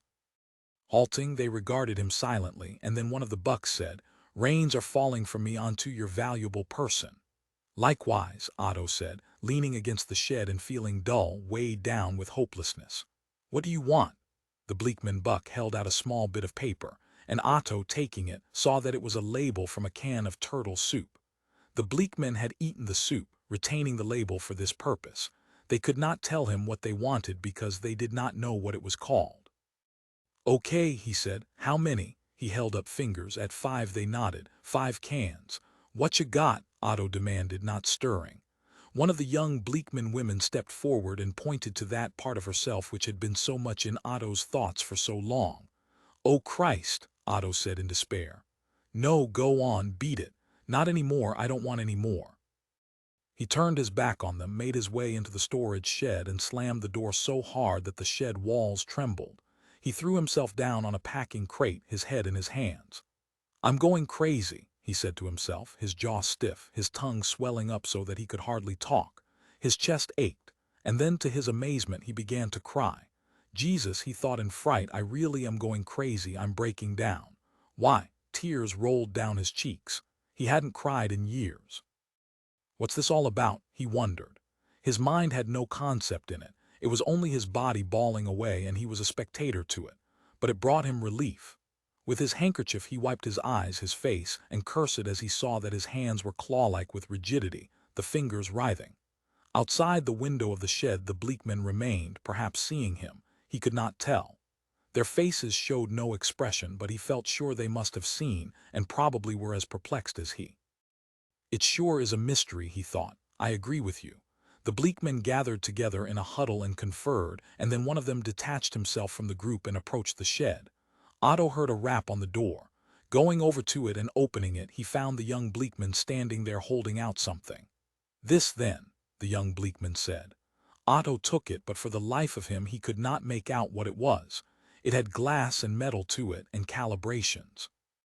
And then he realized that it was an instrument used in surveying. On its side was stamped, UN property.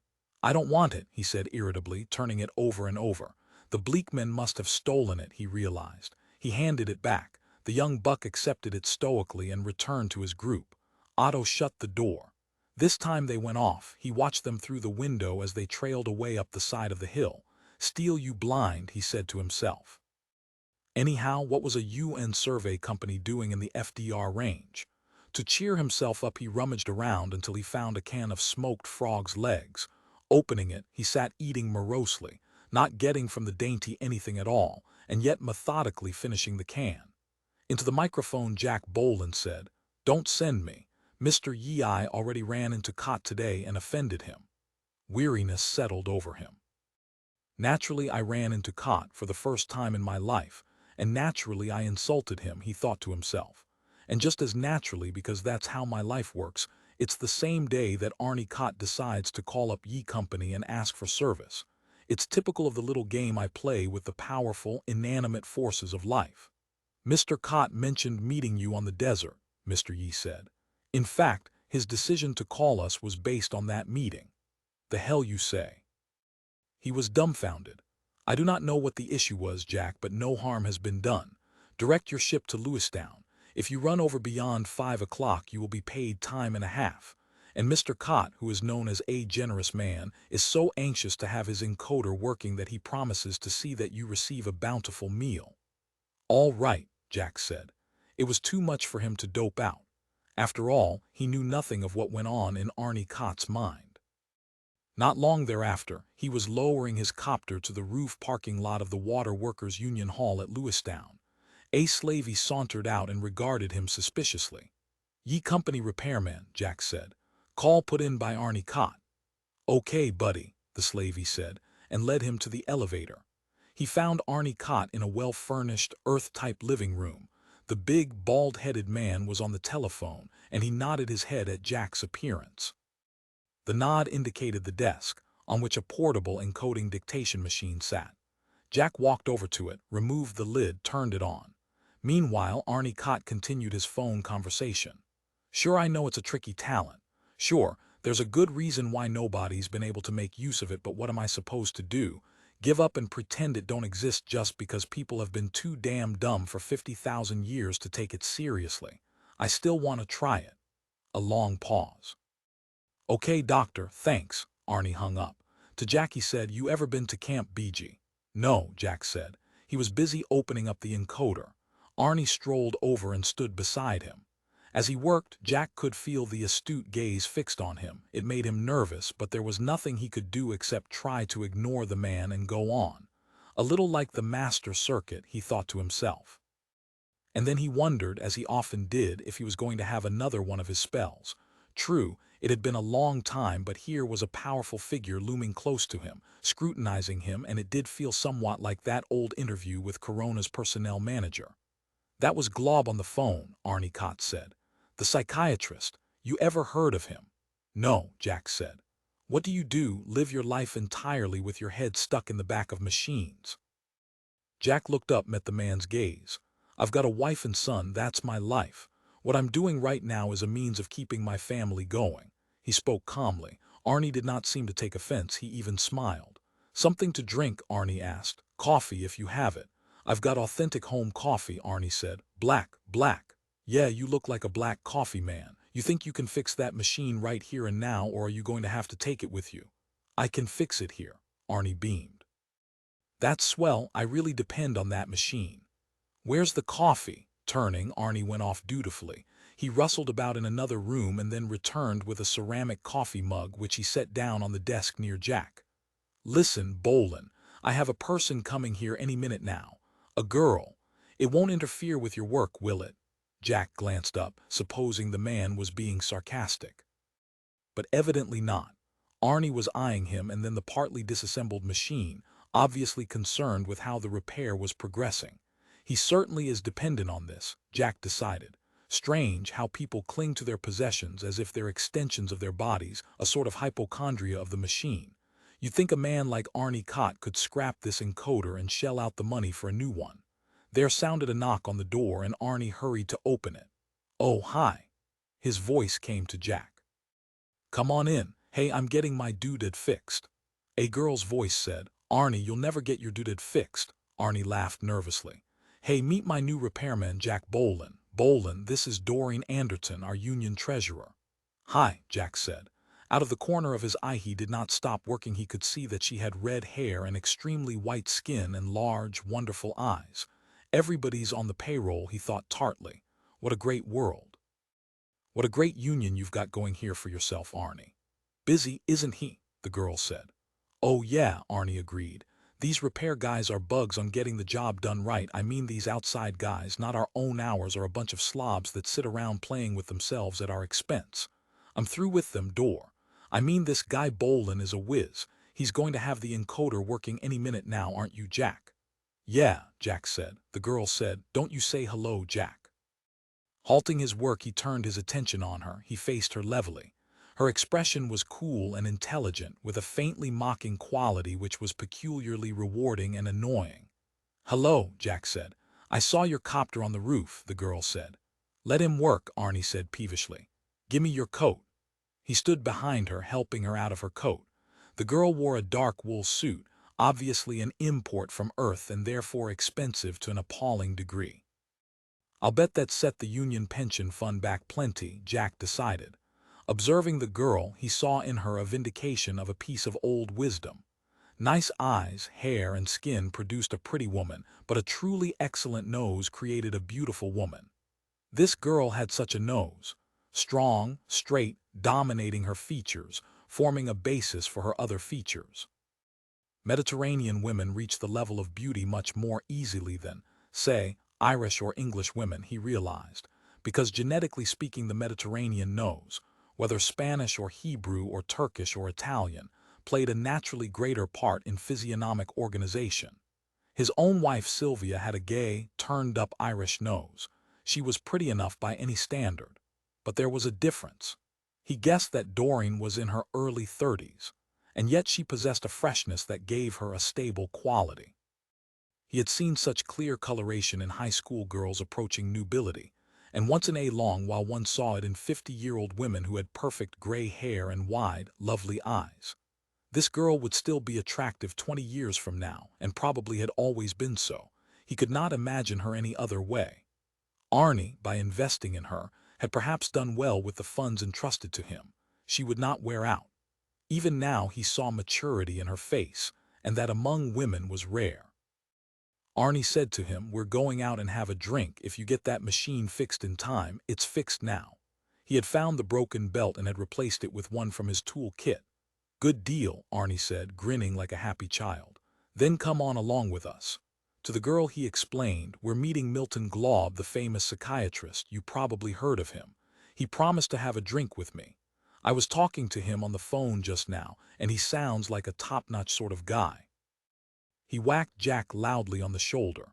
I bet when you landed your copter on the roof you didn't think you'd be having a drink with one of the solar system's best-known psychoanalysts, did you? I wonder if I should go along, Jack thought. But why not? He said. Okay, Arnie, Arnie said. Doc Glaub is going to scare up a schizophrenic for me. I need one. I need its professional services.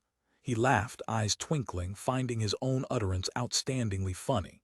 Do you? Jack said. I'm a schizophrenic. Arnie stopped laughing. No kidding, I never would have guessed. What I mean is, you look all right. Finishing up the task of putting the encoder back together, Jack said, I am all right, I'm cured. Doreen said, no one is ever cured of schizophrenia. Her tone was dispassionate, she was simply stating a fact. They can be, Jack said, if it's what is called situational schizophrenia. Arnie eyed him with great interest, even suspicion. You're pulling my leg. You're just trying to worm your way into my confidence. Jack shrugged, feeling himself flush. He turned his attention back completely to his work. No offense, Arnie said. You really are no kidding. Listen, Jack, let me ask you, do you have any sort of ability or power to read the future? After a long pause, Jack said, no. You sure? Arnie said with suspicion. I'm sure. He wished now that he had turned down flat that invitation to accompany them. The intent questioning made him feel exposed. Arnie was nudging too close, encroaching on him. It was difficult to breathe, and Jack moved around to the far side of the desk to put more distance between himself and the plumber. What's the matter? Arnie asked acutely. Nothing. Jack continued working, not looking at either Arnie or the girl. Both of them were watching him, and his hands shook. Presently Arnie said, Jack, let me tell you how I got where I am. One talent got me up here. I can judge people and tell what they're like down inside, what they really are, not just what they do and say. I don't believe you. I bet you're lying to me about your precognition. Isn't that right? You don't even have to answer. Turning to the girl, Arnie said, let's get bawling. I want that drink. He beckoned to Jack to follow. Laying down his tools, Jack reluctantly did so. 7 On his journey by copter to Lewistown to meet Arnie Kott and have a drink with him, Dr. Milton Glob asked himself if his good luck were true. I can't believe it, he thought. A turning point in my life like this. He was not certain what Arnie wanted. The phone call had been so unexpected, and Arnie had talked so fast that Dr. Glob had wound up perplexed, knowing only that it had to do with parapsychological aspects of the mentally ill. Well, he could tell Arnie practically all there was to know on that topic, and yet Glob sensed that there was something deeper in the inquiry. Generally, a concern with schizophrenia was a symptom of the person's own inner struggle in that area. Now, it was a fact that often the first signs of the insidious growth of the schizophrenic process in a person was an inability to eat in public. Arnie had noisily gabbed on about his desire to meet Glob not in his own home or in the doctor's office but at a well-known bar and restaurant in Lewistown, the Willows. Was this perhaps a reaction formation, mysteriously made tense by public situations, and especially by those involving the nutritive function? Arnie Kott was leaning over backward to regain the normalcy which was beginning to abandon him. Piloting his copter, Glob thought about this, but then by slow and stealthy stages, his thinking returned to the topic of his own problems. Arnie Kott, a man controlling a multi-million-dollar union fund, a prominent person in the colonial world, although virtually unknown back home. A feudal baron, virtually. If Kott were to put me on his staff, Glob speculated, I could pay off all the debts we've piled up, those hideous charge account bills at 20% interest that just seem to loom there always, never getting smaller or going away. And then we could start over, not go into debt, live within our means. And a highly expanded means at that. Then, too, old Arnie was a Swede or a Dane, something like that, and so it wouldn't be necessary for Glob to season his skin color before receiving each patient. Plus the fact that Arnie had a reputation for informality. Milt and Arnie it would be. Dr. Glob smiled. What he had to be sure to do in this initial interview was to ratify Arnie's concepts, sort of play along and not dash cold water on things, even if, say, old Arnie's notions were way out of line. A hell of a thing it would be to discourage the man. That wasn't right. I see your point, Arnie, Dr. Glob said to himself, practicing away as he piloted his copter closer and closer to Lewistown. Yes, there is a good deal to be said for that worldview. He had handled so many types of social situations for his patients, appearing in public for them, representing those timid, shut-in schizoid personalities who shrank from interpersonal exposure, that this would undoubtedly be a snap. And if the schizophrenic process in Arnie were beginning to bring up its heavy artillery, Arnie might need to lean on him for his very survival. Hot dog, Dr. Glob said to himself, and increased the velocity of the copter to its maximum. Around the Willows ran a moat of cold blue water. Fountain sprayed water into the air, and bougainvillea, purple and amber and rusty red, grew to great heights, encircling the single-story glass structure. As he descended the black wrought-iron staircase from the parking lot, Dr. Glob perceived his party within. Arnie Kott seated with a stunning redhead and nondescript male companion wearing repairman's overalls and canvas shirt. True classless society here, Dr. Glob reflected. A rainbow-style bridge assisted him in his crossing of the moat. Doors opened before him. He entered the lounge, passed by the bar, halted to sniff in the sight of the jazz combo composing meditatively, and then hailed Arnie. Hi, Arnie. Hi, Doc. Arnie rose to introduce him. This is Doc Glob, Doreen Anderton. This is my repairman, Jack Bohlen, a real fireballer. Jack, this is the foremost living psychiatrist, Milt Glob. They all nodded and shook hands. Hardly foremost, Glob murmured as they sat down. It's still the Swiss at Burglesley, the existential psychiatrists who dominate the field. But he was deeply gratified, untrue as Arnie's announcement had been. He could feel his face flushing with pleasure. Sorry it took me so long to get here. I had to dash over to New Israel. Bose Bosley Tuvim needed my advice on a medical matter which he considered pressing. Quite a guy, that Bose, Arnie said. He had lit a cigar, a genuine earth-rolled Optimo Admiral. A real go-getter, but let's get down to business. Wait, I'll get you a drink. He looked inquiringly at Glob while waving the cocktail waitress over. Scotch, if you have it, Glob said. Cutty Sark, sir, the waitress said. Oh, fine, no ice, please. Okay, Arnie said impatiently. Now look, Doc, you got the name of a really advanced schizo for me or not? He scrutinized Glob. Said Glob, and then he recalled his visit to New Israel not more than a short while ago. Manfred Steiner, he said. Any relation to Norbert Steiner? As a matter of fact, his boy. At Camp BG, I imagine there's no breach of confidence in telling you. Totally autistic from birth. Mother, the cold, intellectual schizoid personality doing it by the rule book. Father dead, Arnie said shortly. Right, very regrettable, nice chap but depressive. It was suicide, you know, typical impulse during his low swing. A wonder he didn't do it years ago. Arnie said, you told me on the phone you've got a theory about the schizophrenic being out of phase in time. Yes, it's a derangement in the interior time sense. Dr. Glob had all three of them listening and he warmed to his topic. It was his favorite. We have yet to get total experimental verification, but that will come. And then, without hesitation or shame, he passed off the Berg-Alsley theory as his own. Evidently much impressed, Arnie said, very interesting. To the repairman, Jack Bohlen, he said, could such slow-motion chambers be built? No doubt, Jack murmured. And sensors, Glob said. To get the patient out of the chamber and into the real world. Sight, hearing. It could be done, Bohlen said. How about this? Arnie said impatiently and enthusiastically. Could the schizophrenic be running so fast compared to us in time that he's actually in what to us is the future? Would that account for his precognition? His light-colored eyes glittered excitedly. Glob shrugged in a manner indicating agreement. Turning to Bohlen, Arnie stuttered. Hey, Jack, that's it. Goddamn, I ought to be a psychiatrist. Slow him down, hell. Speed him up, I say. Let him live out of phase in time if he wants to.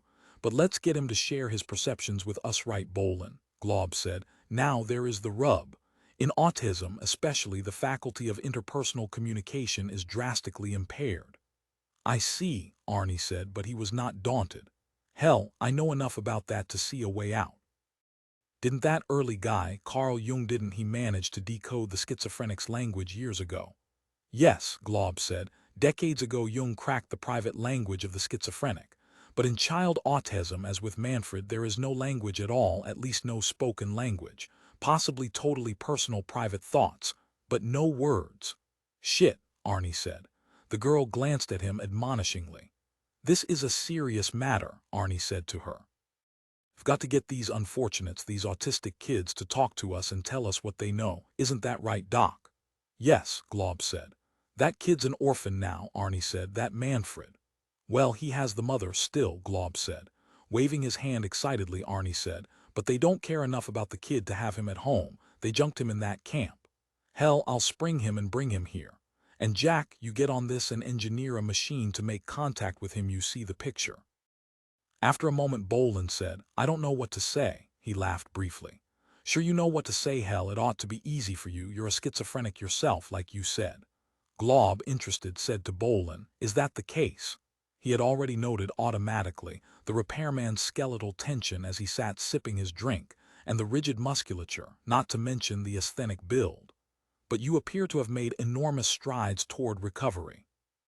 Raising his head, Bohlen met his glance, saying, I'm totally recovered, for many years now.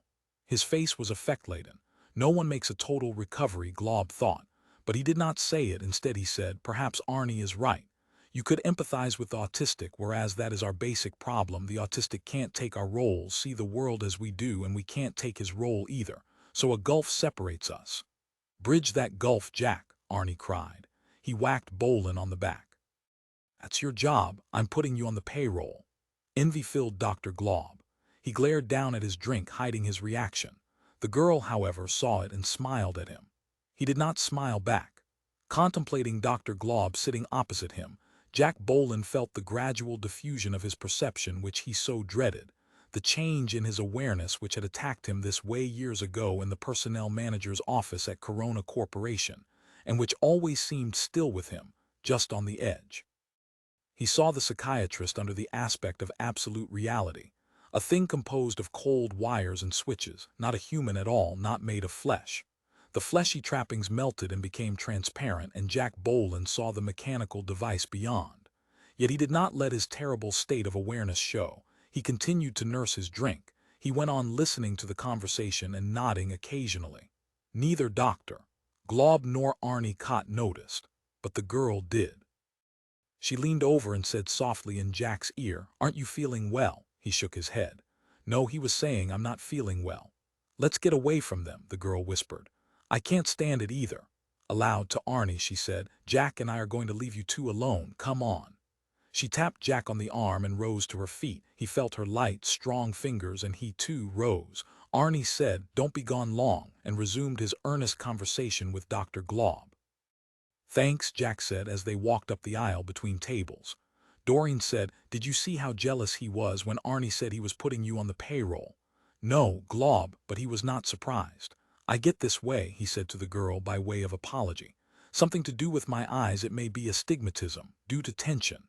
The girl said, "Do you want to sit at the bar or go outside?" "Outside," Jack said. Presently they stood on the rainbow bridge over the water.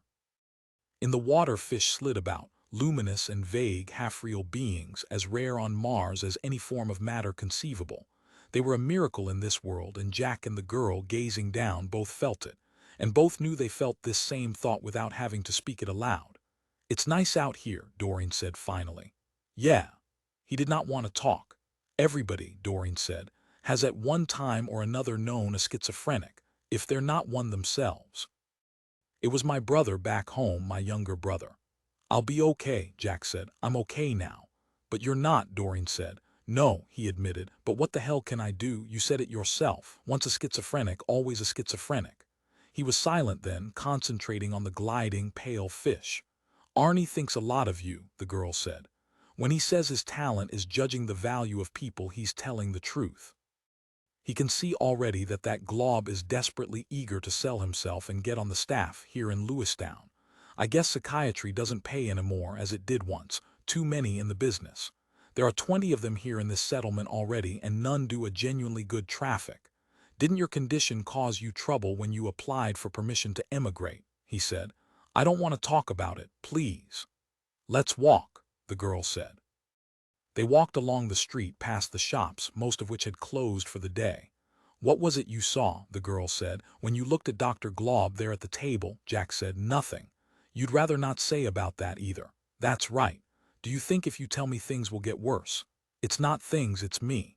"Maybe it is the things," Doreen said. "Maybe there is something in your vision, however distorted and garbled it's become. I don't know. I used to try like hell to comprehend what it was claim my brother saw and heard. He couldn't say.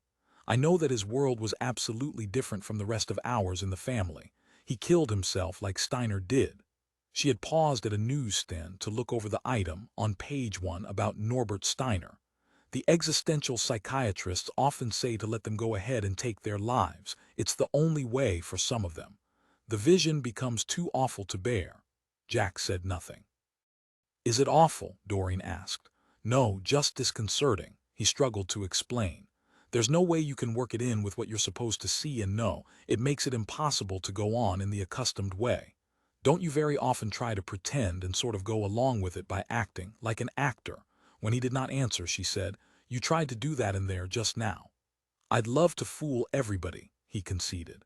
"I'd give anything if I could go on acting it out, playing a role. But that's a real split. There's no split up until then. They're wrong when they say it's a split in the mind.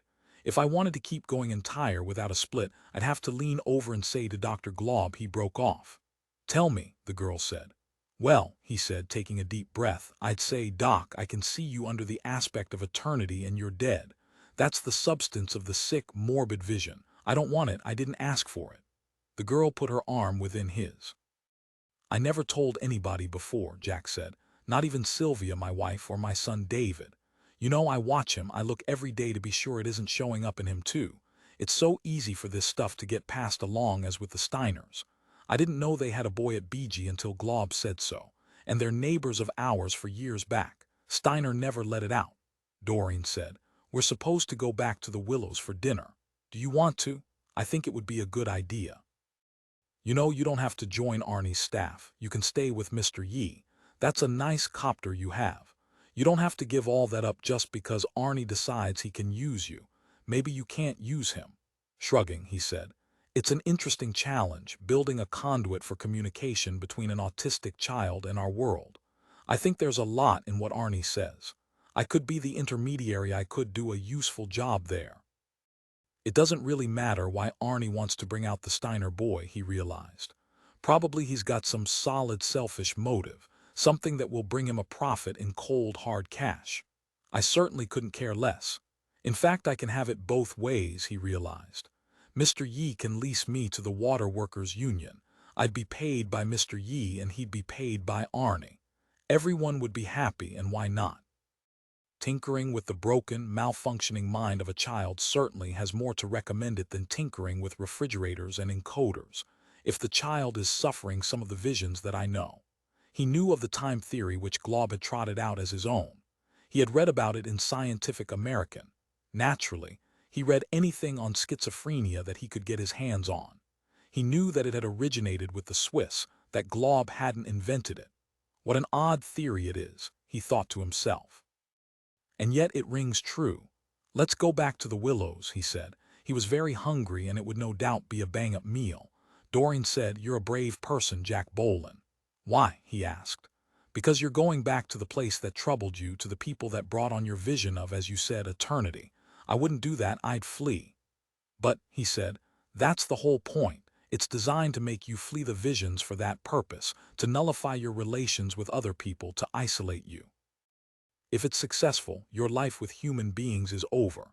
That's what they mean when they say the term schizophrenia isn't a diagnosis. It's a prognosis. It doesn't say anything about what you have, only about how you'll wind up. And I'm not going to wind up like that, he said to himself. Like Manfred Steiner, mute and in an institution. I intend to keep my job, my wife and son, my friendships. He glanced at the girl holding on to his arm. Yes, and even love affairs, if such there be. I intend to keep trying. Putting his hands in his pockets as he walked along, he touched something small, cold, and hard. Lifting it out in surprise, he saw it was a wrinkled little object like a tree root. What in the world's that? Doreen asked him. It was the water witch which the Bleekmen had given him that morning out in the desert. He had forgotten all about it. A good luck charm, Jack said to the girl. Shivering, she said, it's awfully ugly. Yes, he agreed, but it's friendly. And we do have this problem, we schizophrenics. We do pick up other people's unconscious hostility.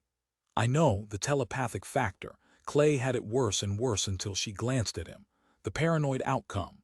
It's the worst thing about our condition, this awareness of the buried, repressed sadism and aggression in others around us, even strangers.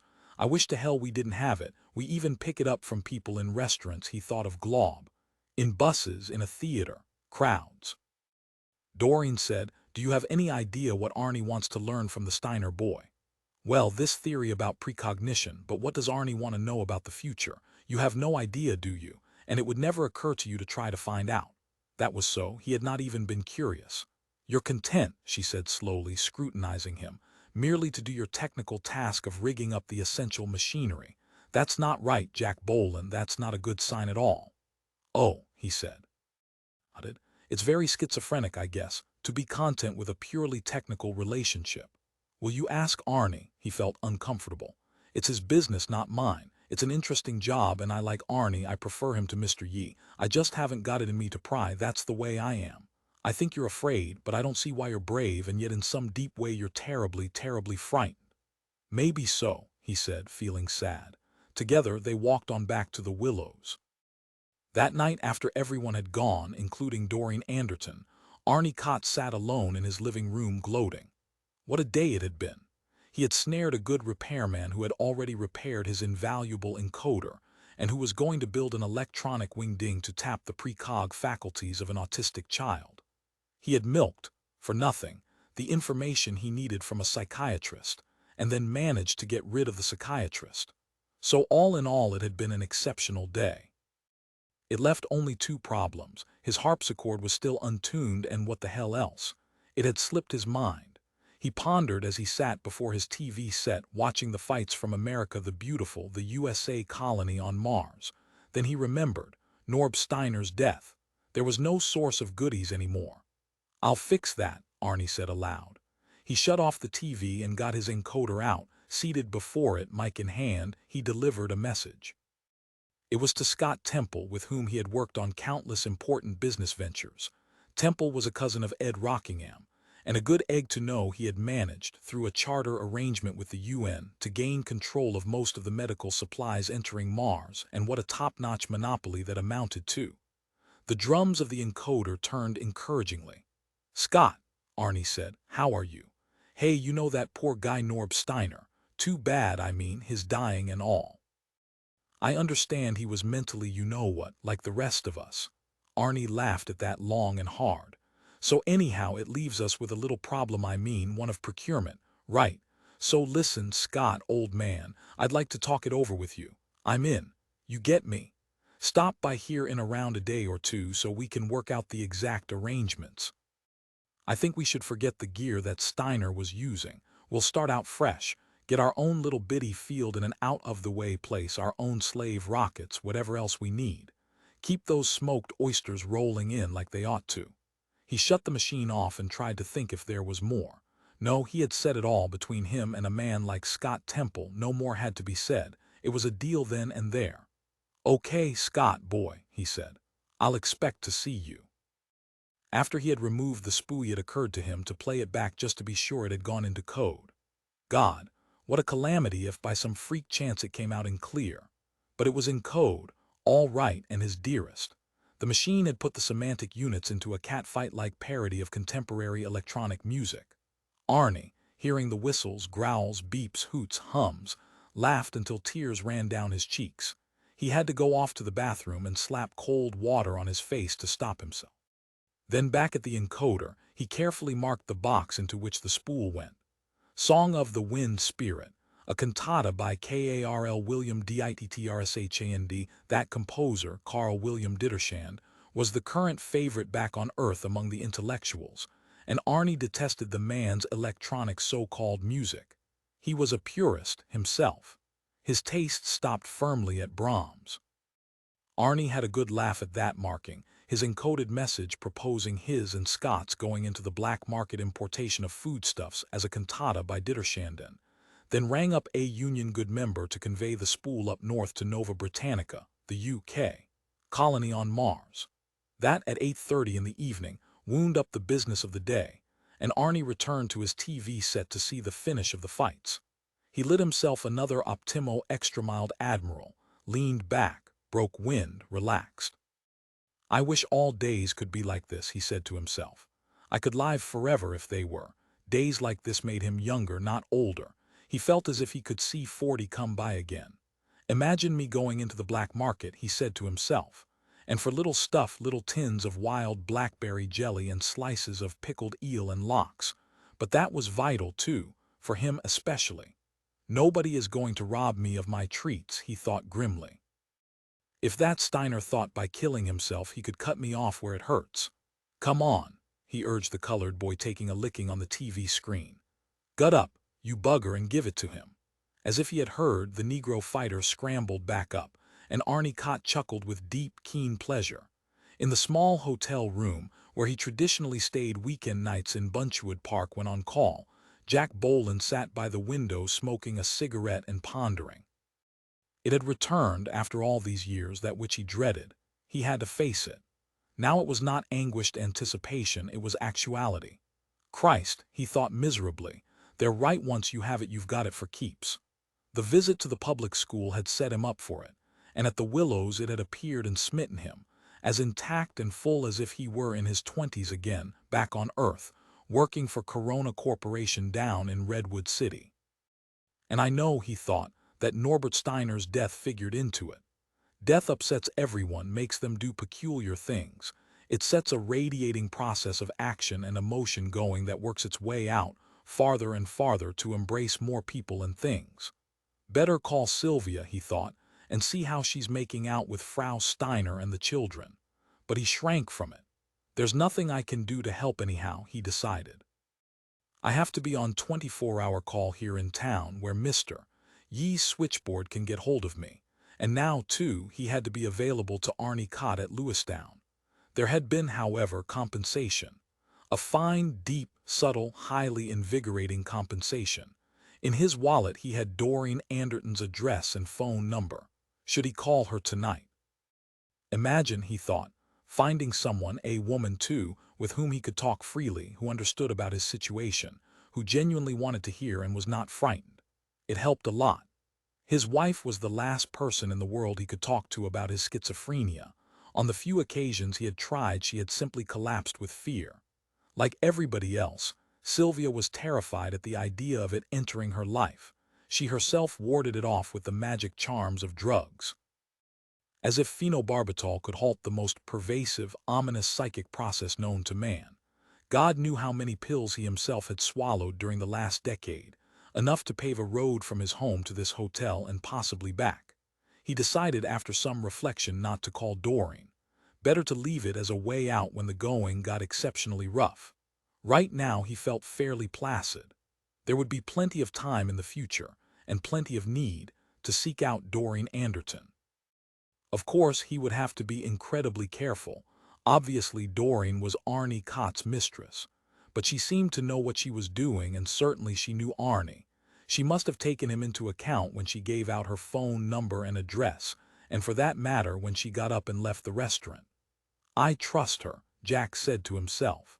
And for someone with a streak of schizophrenia, that is something. Pondering that, Jack Bohlen put out his cigarette, went and got his pajamas and prepared to go to bed. He was just getting under the covers when the phone in his room rang. A service call, he thought, leaping up automatically to get it, but it was not. A woman's voice said softly in his ear, "Jack." "Yes," he said. "This is Doreen. I just wondered if you were okay." "I'm fine," he said, seating himself on the edge of the bed. "Do you think you'd want to come over tonight to my place?" He hesitated. He said. "We could play records and talk. Arnie lent me a lot of rare old stereophonic LP records from his collection. Some of them are awfully scratchy, but some are terrific. He's quite a collector, you know. He has the largest collection of Bach on Mars, and you saw his harpsichord." So that's what that had been there in Arnie's living room. "Is it safe?" he asked. "Yes, don't worry about Arnie. He's not possessive, if you know what I mean," Jack said. "Okay, I'll be over." And then he realized that he couldn't because he had to be available for service calls, unless he could switch it through her phone. "That's no problem," she said when he explained it to her. "I'll call Arnie and tell him." Dumbfounded, he said, "But, Jack, you're out of your mind if you think we can do it any other way. Arnie knows everything that goes on in the settlement. Leave it to me, dear. I'll call him right now, and you come right on over here. If any calls come through while you're on your way, I'll write them down, but I don't think there will be any. Arnie doesn't want you out fixing people's toasters. He wants you for his own jobs, for making that machine, for talking to the Steiner boy." "Okay," he said. "I'll be over. Goodbye." He hung up the phone. 10 minutes later he was on his way, flying the bright and shiny Ye Company repair ship through the night sky of Mars to Lewistown and Arnie Kott's mistress. David Bohlen knew that his grandfather Leo had a lot of money and didn't mind spending it. For instance, before they had even left the rocket terminal building, the old man in his stiff suit with his vest and gold cuff links it was the suit that the boy had watched to catch sight of. Along the ramp from where the passengers appeared, stopped at the flower counter and bought the boy's mother a bunch of large blue earth flowers. And he wanted to buy something for David too, but they didn't have any toys, only candy, which grandfather Leo bought, a 2-pound box. Under his arm, grandfather Leo had a white carton tied with string. He hadn't let the rocket ship officials take it and put it with the luggage. When they had left the terminal building and were in his dad's copter, grandfather Leo opened the package. It was full of Jewish bread and pickles and thin-sliced corned beef wrapped in protective plastic, 3 pounds of corned beef in all. "My gosh," Jack exclaimed in delight. "All the way from New York. You can't get that out here in the colonies, Dad." "I know that, Jack," grandfather Leo said. A Jewish fella told me where to get it, and I like it so much I knew you'd like it. You and I have the same tastes." He chuckled, pleased to see how happy he had made them. "I'm gonna make you a sandwich when we get to the house, first thing we get there." The copter rose now above the rocketship terminal and passed on over the dark desert. "How's the weather you been having here?" Grandfather Leo asked. "Lots of storms," Jack said. "Practically buried us a week or so ago. We had to rent power equipment to dig out." "Bad," Grandfather Leo said. "You ought to get that cement wall up you were talking about in your letters." "It costs a fortune to have construction work done out here," Silvia said. "It's not like back on Earth." "I know that," Grandfather Leo said, "but you got to protect your investment. That house is worth a lot, and the land, you have water nearby, don't forget that." "How could we forget that?" Silvia said. "Good Lord, without the ditch we'd die." "That canal any wider this year?" Grandfather Leo asked. "Just the same," Jack said. David spoke up. "They dredged it, Grandfather Leo. I watched them. The UN men, they used a big machine that sucked up the sand from the bottom, and the water's a lot cleaner. So my dad shut off the filter system, and now when the rider comes and opens the gate our way, we can pump it so fast that my dad let me put in a whole new vegetable garden I can water with overflow, and I have corn and squash and a couple of carrots, but something ate all the beets. We had corn last night from it. We put up a fence to keep those little animals from getting in. What are they called, Dad?" "Sand rats, Leo," Jack said. "As soon as David's garden started to bear, the sand rats moved in. They're yay long." He held up his hands to show. "Harmless, except that they can eat their weight in 10 minutes. The older settlers warned us, but we had to try." "Good to grow your own produce," Grandfather Leo said. "Yeah, you wrote me about the garden, David. I'd like to see it tomorrow." "Tonight I'm tired. That's a long trip I took, even with the new ships they got. What do they call it? Fast as light, but it really isn't. Still a lot of time taking off and landing and a lot of concussion. I had a woman next to me. She was terrified, thought we'd burn up. It got so hot inside there, even with the air conditioning. I don't know why they let it get so hot. They certainly charge enough. But it's a big improvement over, remember the ship you took when you emigrated years ago? 2 months. Jack said, "Leo, you brought your oxygen mask, I hope. Ours is too old now, unreliable." "Sure, I got it in my brown suitcase. Don't worry about me, I can take this atmosphere. I got a different heart pill, really improved. Everything's improving back home. Of course, it's overcrowded, but more and more people going to be emigrating over here, take my word for that. Smog's so bad back home it nearly kills you." David spoke up. "Grandfather Leo, the man next door, Mr. Steiner, he took his own life, and now his son Manfred is home from the camp for anomalous children, and my dad is building a mechanism so he can talk to us." "Well," Grandfather Leo said in a kindly way. He beamed at the boy. "That's interesting, David. How old is this boy?" 10, David said, "but he can't talk at all to us yet. But my dad is going to fix that up with his mechanism, and you know who my dad is working for right now? Mr. Kott, who runs the Water Workers Union and their settlement. He's really a big important man." "I believe I heard about him," Grandfather Leo said, with a wink at Jack which the boy caught. Jack said to his father, "Dad, are you still going ahead with this business of buying land in the FDR range?"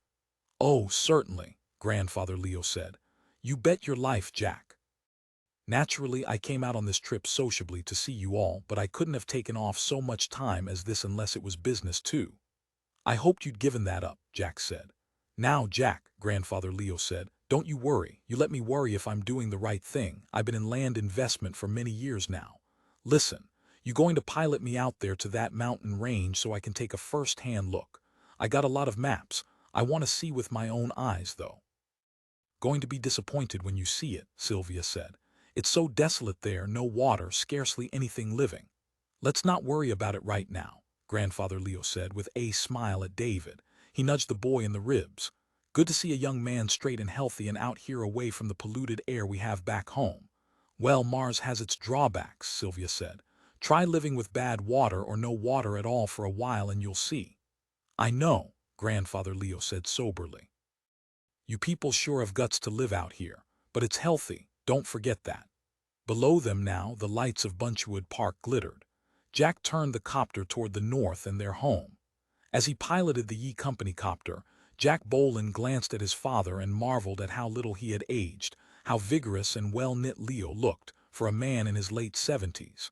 And still at his job full-time, getting as much enjoyment out of speculating as ever. And yet, although it did not show, he was certain that the long trip from Earth had tired Leo out more than he admitted. In any case, they were almost at the house now. The gyrocompass reading was 0.708054. They were only minutes away. When they had parked on the roof of the house and had gone downstairs, Leo at once fulfilled his promise. In the kitchen he set to work, joyfully making each of them a kosher corned beef sandwich on Jewish bread. Soon they were all seated in the living room eating. Everyone was peaceful and relaxed. "You just don't know how we're starved for food of this sort," Silvia said finally. Even on the black market, she glanced at Jack. "Sometimes you can pick up delicatessen foods on the black market," Jack said, "although lately it's gotten harder. We don't, personally. No moral reason, it's just too expensive." They talked for a while, finding out about Leo's trip and about conditions back home. David was sent to bed at 10:30, and then, at 11, Silvia excused herself and went to bed too. Leo and Jack were left in the living room, still sitting, just the two of them. Leo said, "Can we step outside and take a glance at the boys' garden? You got a big flashlight." Finding his trouble lantern, Jack led the way out of the house and into the cold night air.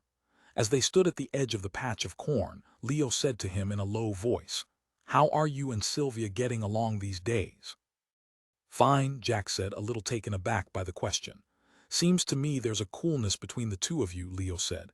"It sure would be terrible, Jack, if you grew apart. That's a fine woman you got there, 1 in a million." "I recognize that," Jack said uncomfortably. "Back home," Leo said, "when you were a young fellow you always played around a lot, but I know you're settled down now." "I am," Jack said, "and I think you're imagining things." "You do seem withdrawn, Jack," his father said. "I hope that old trouble of yours, you know what I mean, isn't bothering you. I know what you're talking about." Relentlessly, Leo went on. "When I was a boy there was no mental illness like there is now. It's a sign of the times, too many people, too much overcrowding. I remember when you first got sick, and a long time before that, say from when you were 17 on, you were cold toward other people, uninterested in them. Moody too. Seems to me you're like that now." Jack glared at his father. This was the trouble with having one's folks visit. They could never resist the temptation to resume their old roles as the all-wise, the all-knowing. To Leo, Jack was not a grown man with a wife and child. He was simply his son Jack. "Look, Leo," Jack said. "Out here there are very few people. This is a sparsely settled planet as yet. Naturally, people here are less gregarious. They have to be more inner-directed than back home where it's like you said, just a mob scene day after day." Leo nodded. "But that should make you more glad to see fellow humans. If you're referring to yourself, I'm very glad to see you." "Sure, Jack," Leo said. "I know, maybe I'm just tired, but you don't seem to say much. You're preoccupied." "My work," Jack said. "This boy Manfred, this autistic child, I have that on my mind all the time." But as in the old days, his father could see through his pretext effortlessly, with true parental instinct. "Come on, boy," Leo said. "You got a lot on your mind, but I know how you work. Your job is with your hands, and I'm talking about your mind. It's your mind that's turned inward. Can you get that psychotherapy business here on Mars? Don't tell me no, because I know better." "I'm not going to tell you no," Jack said, "but I will tell you that it's none of your goddamn business." Beside him in the darkness, his father seemed to shrink, to settle. "Okay, boy," he murmured. "Sorry I butted in." They were both uncomfortably silent. "Hell," Jack said, "let's not quarrel, Dad. Let's go back inside and have a drink or something and then turn in. Silvia fixed up a good soft bed for you in the other bedroom. I know you'll have a good rest." "Silvia's very attentive to a person's needs," Leo said, with a faint note of accusation toward his son. Then his voice softened as he said, "Jack, I always worry about you. Maybe I'm old-fashioned and don't understand about this mental illness business. Everybody seems to have it nowadays. It's common, like flu and polio used to be, like when we were kids and almost everybody caught measles. Now you have this. 1 out of every 3 I heard on TV one time. Schizo whatever. I mean, Jack, with so much to live for, why would anyone turn his back on life like these schizo people do? It doesn't make sense. You got a whole planet to conquer here." Tomorrow, for instance, I'm going with you to the FDR Mountains and you can show me around all over, and then I've got all the details on legal procedure here. I'm going to be buying. Listen, you buy in too, you hear me? I'll advance you the money." He grinned hopefully at Jack, showing his stainless steel teeth. "It's not my cup of tea," Jack said, "but thanks." "I'll pick out the parcel for you," Leo offered. "No, I'm just not interested." "You enjoying your job now, Jack? Making this machine to talk to the little boy who can't speak. Sounds like a worthy occupation. I'm proud to hear about it. David is a swell kid, and boy, is he proud of his dad." "I know he is," Jack said. "David doesn't show any signs of that schizo thing, does he?" "No," Jack said. Leo said, "I don't know where you got yours, certainly not from me. I love people." "I do too," Jack said. He wondered how his father would act if he knew about Doreen. Probably Leo would be grief-stricken. He came from a straight-laced generation born in 1924, a long, long time ago. It was a different world then. Amazing how his father had adapted to this world now. A miracle. Leo, born in the boom period following World War I, and now standing here on the edge of the Martian desert. But he still would not understand about Doreen, about how vital it was for him to maintain an intimate contact of this sort at any cost, or rather almost any cost. "What's her name?" Leo said. What?" Jack stammered. "I got a little of that telepathic sense," Leo said in a toneless voice. "Don't I?" After a pause, Jack said evidently. "Does Silvia know?" "No, I could tell because you didn't look me in the eye." "Balls," Jack said fiercely. "Is she married too?" "She got kids too, this other woman you're mixed up with," Jack said in as level a voice as possible. "Why don't you use your telepathic sense and find out?" "I just don't want to see Silvia hurt," Leo said. "She won't be," Jack said. "Too bad," Leo said, "to come all this way and find out something like this." "Well," he sighed, "I got my business anyhow. Tomorrow you and I'll get up good and early and get started." Jack said, "Don't be too harsh a judge, Dad." "All right," Leo agreed. "I know it's modern times. You think by this playing around you keep yourself well, right? Maybe so. Maybe it's a way to sanity. I don't mean you're not sane, just tainted," Jack said with violent bitterness. "Christ, your own father," he thought. "What an ordeal, what a miserable tragedy." "I know you'll come out okay," Leo said. "I can see now that you're struggling. It's not just playing around. I can tell by your voice you got troubles. Same ones you always had, only as you get older you wear out and it's harder, right? Yeah, I see that. This planet is lonely. It's a wonder all you immigrants didn't go crazy right off the bat. I can see why you would value love anywhere you can find it. What you need is something like what I've got, this land thing of mine. Maybe you can find it in building your machine for that poor mute kid. I'd like to see him." "You will," Jack said. "Possibly tomorrow." They stood for a moment longer and then they walked back into the house. "Does Silvia still take dope?" Leo asked. "Dope," he laughed. "Phenobarbital, yes, she does." "Such a nice girl," Leo said. "Too bad she's so tense and worries so much. And helping that unfortunate widow next door like you were telling me." In the living room, Leo seated himself in Jack's easy chair, crossed his legs and leaned back, sighing, making himself comfortable so that he could continue talking. He definitely had much more to say, on a variety of subjects, and he intended to say it. In bed, Silvia lay almost lost in sleep, her faculties doused by the 100-milligram tablet of phenobarbital which she had taken as usual upon retiring. Vaguely, she had heard the murmur of her husband's and her father-in-law's voices from the yard. Once their tone became sharp and she had sat up, alarmed. "Are they going to bicker?" she asked herself. "Odd, I hope not. I hope Leo's stay isn't going to disrupt things." However, their voices had sunk back down and now she rested easily once more.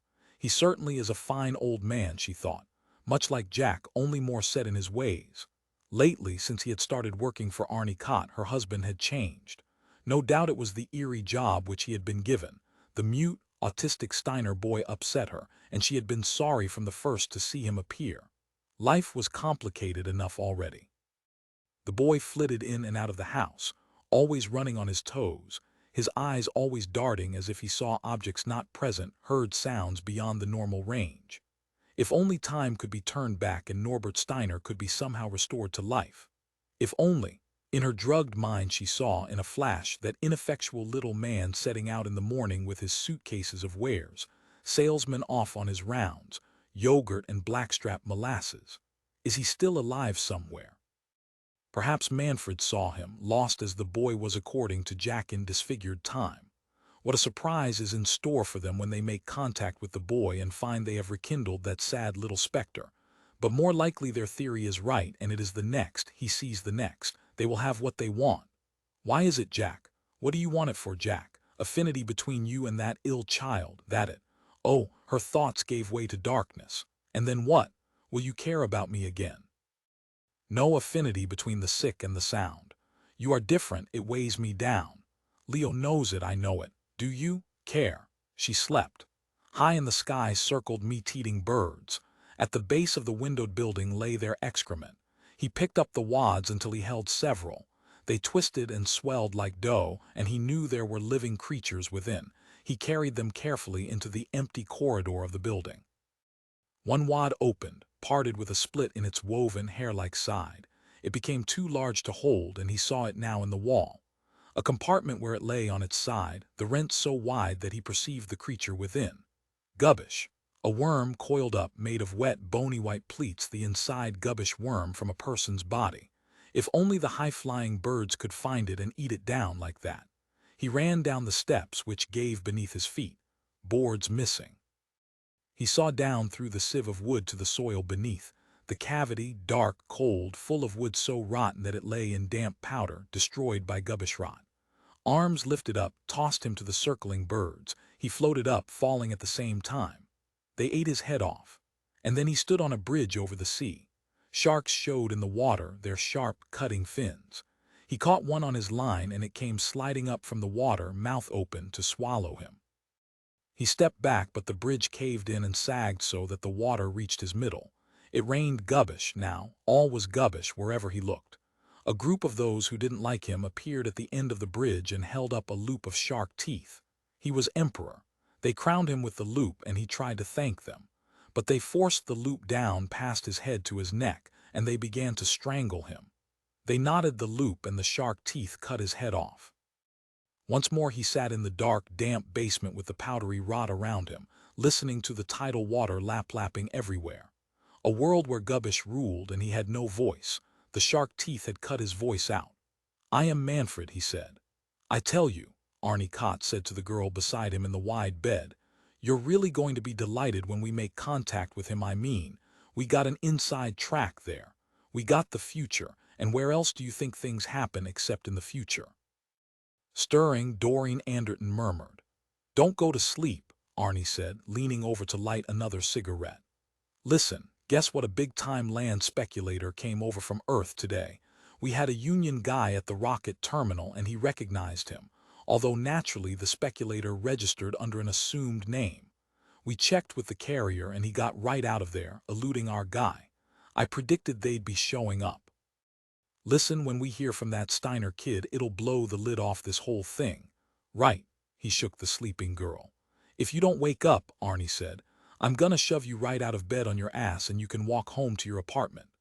Doreen groaned, turned over, sat up. In the dim light of Arnie Kott's master bedroom, she sat palely translucent, tucking her hair back from her eyes and yawning. One strap of her nightgown slipped down her arm, and Arnie saw with appreciation her high, hard left breast with its gem of a nipple set dead center. "Gosh, I really got a gal," Arnie said to himself. "She's really something. And she's done a terrific job in keeping that Bohlen from shucking it all and wandering off. The way those hebephrenic schizophrenics do, I mean. It's almost impossible to keep them at the grindstone. They're so moody and irresponsible. That guy Bohlen, he's an idiot savant, an idiot who can fix things, and we have to cater to his idiocy. We have to yield. You can't force a guy like that. He don't force." Arnie took hold of the covers and tossed them aside off Doreen. He smiled at her bare legs, smiled to see her draw her nightgown down to her knees. "How can you be tired?" he asked her. "You ain't done nothing but lie, isn't that so? Is lying there so hard?" She eyed him narrowly. "No more," she said. "What?" he said. "You kidding?" "We just begun. Take off that nightgown." Catching it by the hem, he whisked it back up once more. He put his arm beneath her, lifted her up, and in an instant had it off over her head. He deposited it on the chair by the bed. "I'm going to sleep," Doreen said, closing her eyes, "if you don't mind." "Why should I mind?" Arnie said. "You're still there, aren't you? Awake or asleep, you're plenty there in the flesh, and how?" Ouch, she protested. Sorry. He kissed her on the mouth. Didn't mean to hurt you. Her head lolled. She actually was going to sleep. Arnie felt offended, but what the hell, she never did much anyhow. Put my nightgown back on me, Doreen murmured, when you're through. Yeah, well, I'm not through. I'm good for an hour more, Arnie said to himself, maybe even 2. I sort of like it this way too. A woman asleep don't talk. That's what spoils it when they start to talk or make those moans. He could never stand the moans. He thought, I'm dying to get results on that project of Bohlen's. I can't wait. I know we're going to hear something really downright wonderful when we do start hearing. The closed-up mind of that kid, think of all the treasures it contains. Must be like fairyland in there, all beautiful and pure and real innocent. In her half-sleep, Doreen moaned. 9 into Leo Bohlen's hand. His son Jack put a large green seed. Leo examined it, handed it back. What did you see? Jack asked. I saw it, the seed. Did anything happen? Leo pondered, but he could not think of anything he had seen happen, so at last he said, no. Seated at the movie projector, Jack said, now watch. He snapped off the lights in the room, and then on the screen an image appeared as the projector word. It was a seed embedded in soil. As Leo watched, the seed split open. 2 probing feelers appeared. One started upward, the other divided into fine hairs and groped down. Meanwhile, the seed revolved in the soil. Enormous projections unfolded from the upward-moving feeler, and Leo gasped. Say, Jack, he said, some seeds you got here on Mars, look at it go. My gosh, it's working away like mad. Jack said, that's a plain, ordinary lima bean, the same as I gave you just now. This film is speeded up, 5 days compressed into seconds. We can now see the motion that goes on in a germinating seed. Normally, the process takes place too slowly for us to see any motion at all. Say, Jack, Leo said, that's really something. So this kid's time rate is like this seed. I understand. Things that we can see move would whiz around him so darn fast they'd be practically invisible, and I bet he sees slow processes like this seed here. I bet he can go out in the yard and sit down and watch the plants growing, and 5 days for him is like, say, 10 minutes for us. Jack said, that's the theory anyhow. He went on then to explain to Leo how the chamber worked. The explanation was filled with technical terms, however, which Leo did not understand, and he felt a little irritable as Jack droned on. The time was 11 a.m., and still Jack showed no sign of taking him on his trip over the FDR mountains. He seemed completely immersed in this. Very interesting, Leo murmured at one point.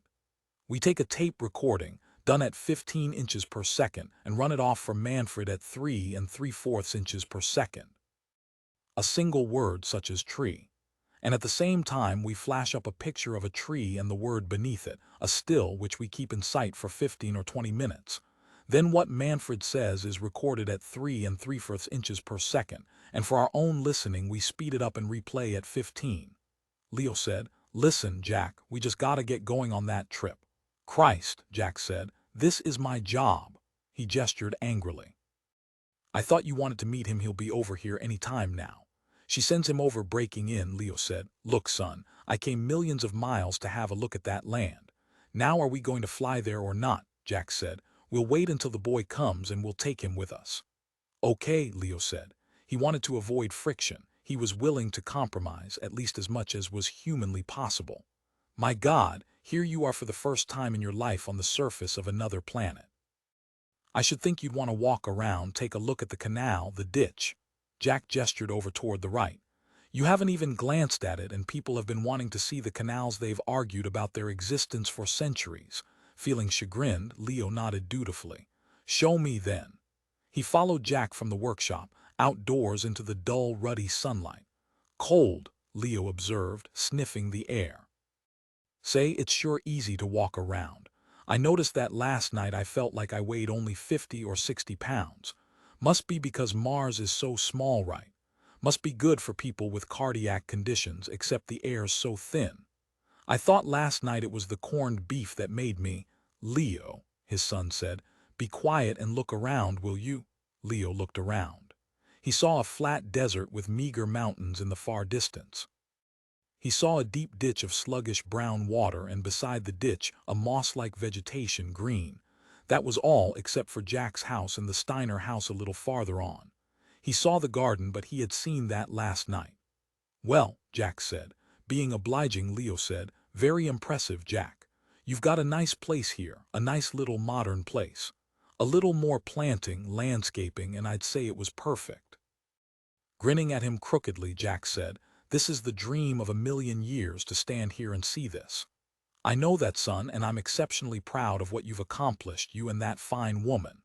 Leo nodded solemnly. "Now can we get started?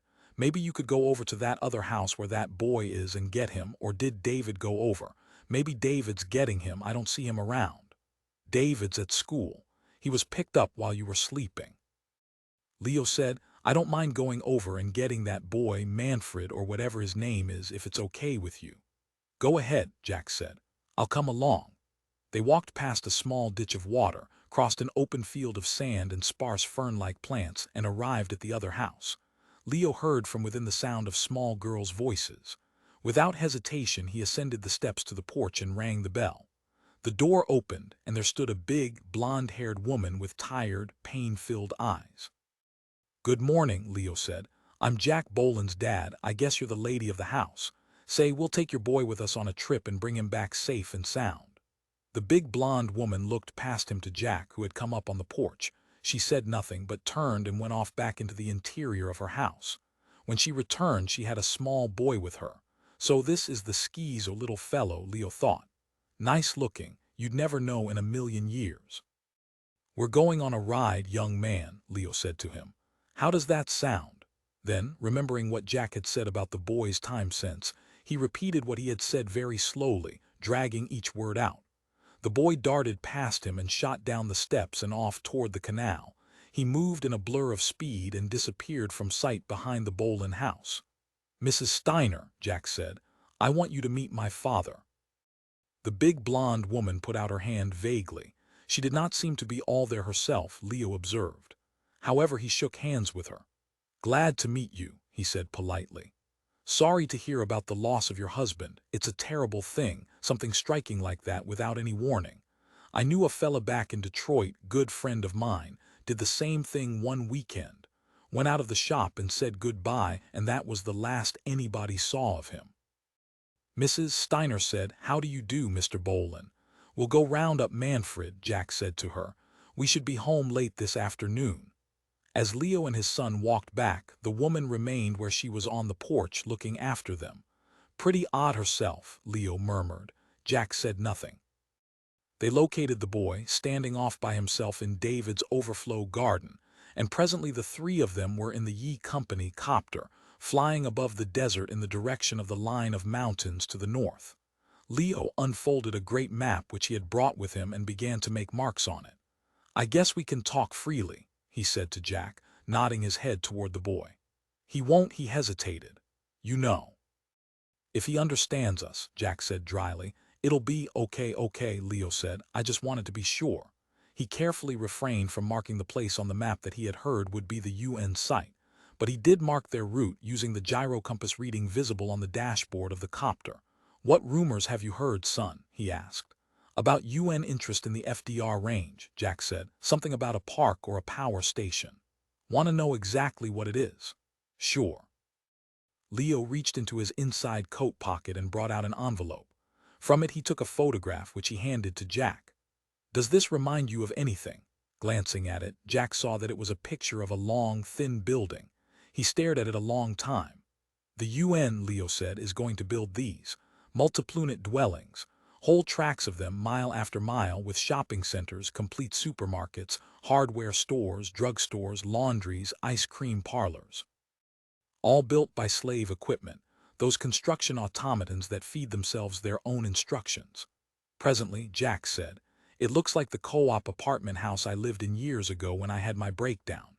"Exactly. The co-op movement will be in with the UN on this. These FDR mountains were once fertile, as everybody knows. There was plenty of water here. The UN hydraulic engineers believe they can bring enormous quantities of water up to the surface from the table below. The water table is closer to the surface in these mountains than anywhere else on Mars. This is the original water source for the canal network, the UN engineers believe." "The co-op," Jack said in a strange voice, "here on Mars." "They'll be fine modern structures," Leo said. It's quite an ambitious project. The UN will be transporting people here free, providing their passage right to their new homes, and the cost of buying each unit will be small.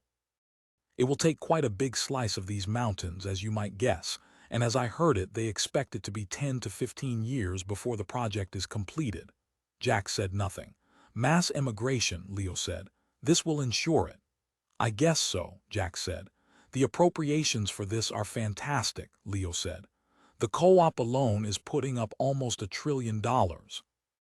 It has huge reserves of cash, you know. It's one of the richest groups on Earth that has greater assets than the insurance group or any of the big banking systems. There's not a chance in the world that with them in on it the thing could fail. He added, the UN has been negotiating with them for 6 years on this matter. Finally, Jack said, what a change it will mean for Mars, just to have the FDR range fertile that alone. And densely populated, Leo reminded him. It's hard to believe, Jack said. Yeah, I know, boy, but there's no doubt of it. Within another few weeks it'll be generally known. I knew it a month ago. I've been getting investors I know to put up risk capital. I represent them, Jack. Alone, I just don't have the money. Jack said, you mean your whole idea is to get here before the UN actually takes the land? You're going to buy it for very little and then resell it to the UN for much more. Going to buy it in great pieces, Leo said, and then at once subdivide. Cut it up into lots, say 100 feet by 80. Title will be in the hands of a fairly large number of individuals, wives, cousins, employees, friends of the members of my group. Of your syndicate, Jack said. Yes, that's what it is, Leo said, pleased. A syndicate. After a time, Jack said in a hoarse voice, and you don't feel there's anything wrong with doing this? Wrong in what sense? I don't get you, son. Christ, Jack said, it's obvious. Not to me, explain. You're gypping the entire population of Earth there, the ones who will have to put up all the money. You're increasing the costs of this project in order to make a killing. But Jack, that's what's meant by land speculation. Leo was puzzled. What did you think land speculation was? It's been going on for centuries. You buy land cheap when nobody wants it because you believe for one reason or another that one day it will be worth a lot more. And it's inside tips that you go on. That's about all there is to go on when you get down to it. Every land speculator in the world will be trying to buy in when they get word. In fact, they're doing that right now. I beat them here by a matter of days. It's this regulation that you have to actually be on Mars that gets them. They're not prepared at the drop of a hat to come here. So they've missed out. Because by nightfall I expect to have put our deposit down on the land we want. He pointed ahead of them. It's in there. I've got all sorts of maps. I won't have any trouble locating it. The location of the piece is in a vast canyon area called the Henry Wallace. To comply with the law, I have to actually set foot on the piece I intend to buy and place some permanent marker, fully identifiable, in an exposed spot. I have such a marker with me, a regulation steel stake which bears my name. We'll land in the Henry Wallace and you can help me drive the stake in. It's just a formality. It won't take more than a few minutes. He smiled at his son. Looking at his father, Jack thought, he's insane. But Leo smiled calmly at him, and Jack knew that his father was not insane, that it was exactly as he said. Land speculators did this. It was their way of going about their business, and there really was such a mammoth UN co-op project about to start. As shrewd and experienced a businessman as his father could not be wrong. Leo Bohlen and the men with him did not act on the basis of a rumor. They had top connections. There had been a leak, either at the co-op or the UN or both, and Leo was putting all his resources to work to take advantage of it. It's the biggest news so far, Jack said, regarding the development of Mars. He could still hardly believe it. Long overdue, Leo said. Should have taken place right from the start. But they expected private capital to be put up. They waited for the other fella to do it. This will change the lives of everybody who lives on Mars, Jack said. It would alter the balance of power, create a totally new ruling class. Arnie Kott, bossly Tuvum, the Union settlements and the national settlements would be small fry, once the co-op in conjunction with the UN had moved in. Poor Arnie, he thought. He won't survive this. Time, progress, and civilization, all will have passed him by. Arnie and his steam baths that waste water, his tiny symbol of pomp. Now listen, Jack, his father said. Don't spread this information around because it's confidential. What we want to watch is crooked business at the abstract company. That's the outfit that records your title. I mean, we put up our deposit, and then other speculators, especially local ones here, get tipped off and then have pull at the abstract company, so it turns out. I see, Jack said. The abstract company would predate the deposit of a local speculator, giving him seeming priority over Leo. There must be many tricks that can be played in a game like this, Jack said to himself.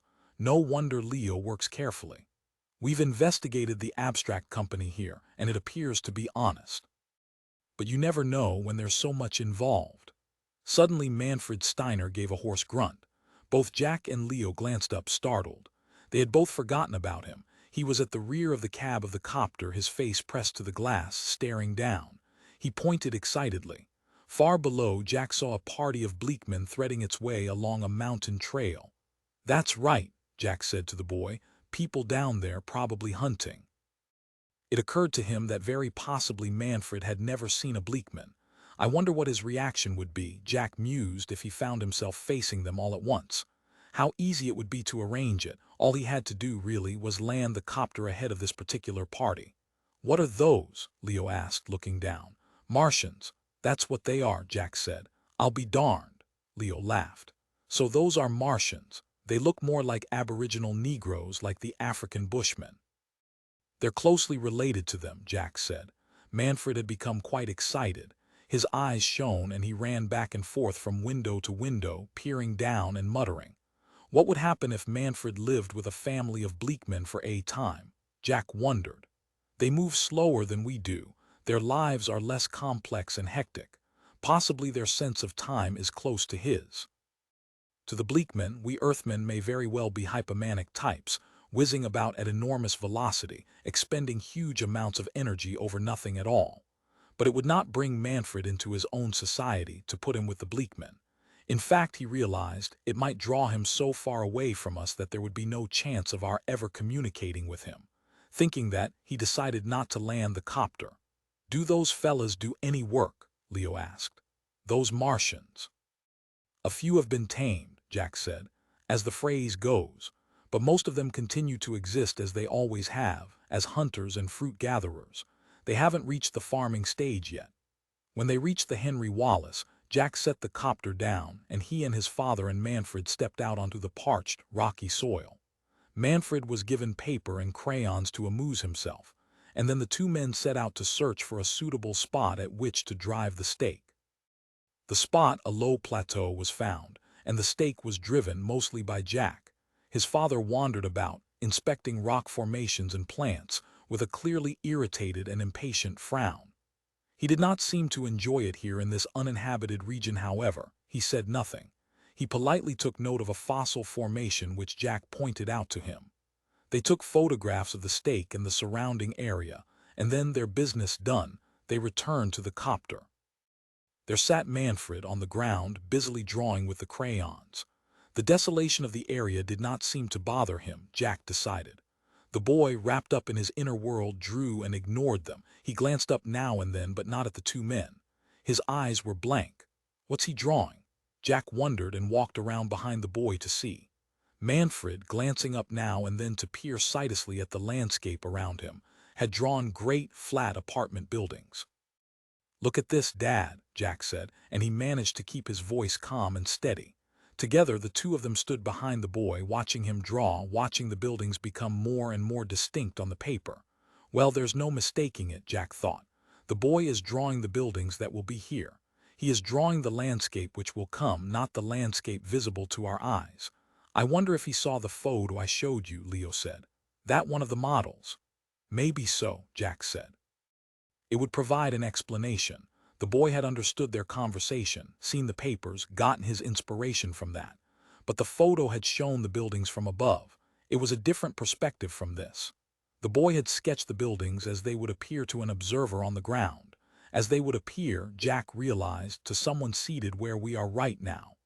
I wouldn't be surprised if you've got something in this time theory, Leo said. He glanced at his wristwatch. Now, speaking of time, I'd say, yes, Jack agreed thoughtfully. We'll get started back. There was something more in the child's drawing which he had noticed. He wondered if his father had seen it. The buildings, the enormous co-op apartments which the boy was sketching, were developing in an ominous direction before their eyes. As they watched, they saw some final details which made Leo glare. He snorted and glanced at his son. The buildings were old, sagging with age. Their foundations showed great cracks radiating upward. Windows were broken, and what looked like stiff tall weeds grew in the land around.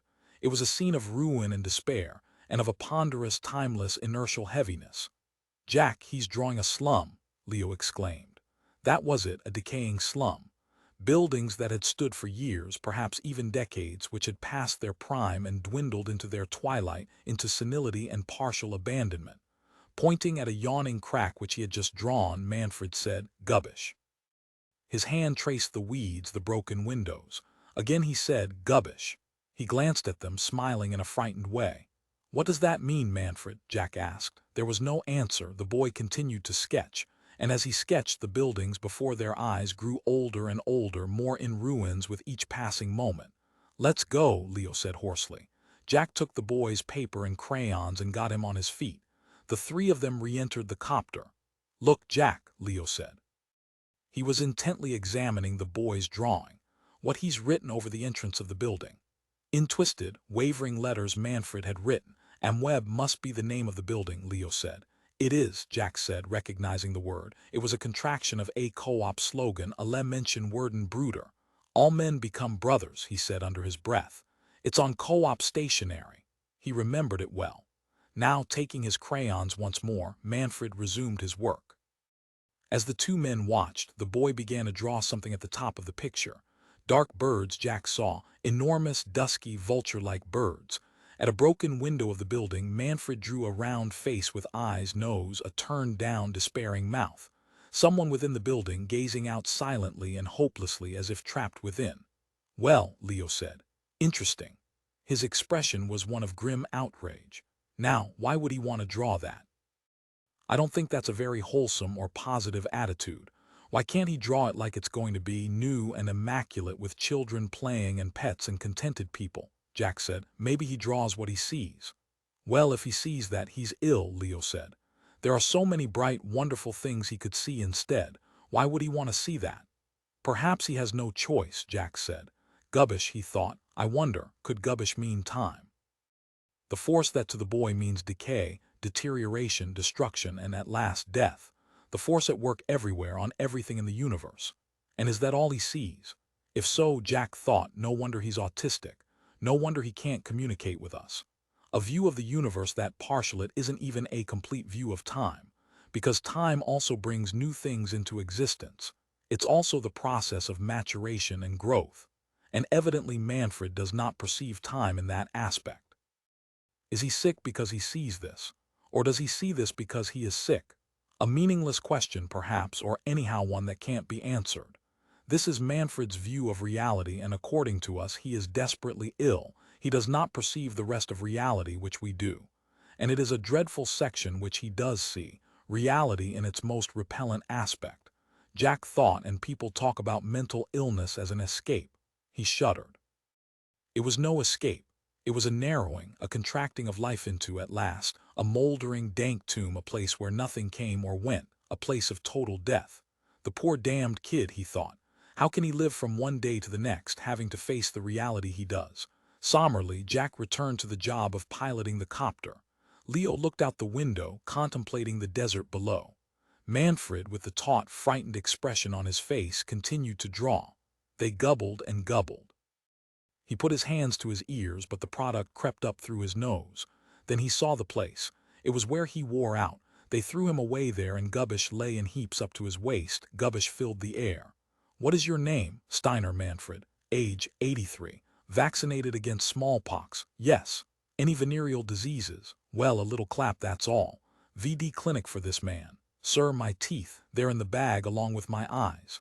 "Your eyes? Oh yes." "Give this man his teeth and eyes before you take him to the VD clinic." "How about your ears, Steiner?" "Got 'em on, sir. Thank you, sir." They tied his hands with gauze to the sides of the bed because he tried to pull out the catheter. He lay facing the window, seeing through the dusty, cracked glass. Outside, a bug on tall legs picked through the heaps.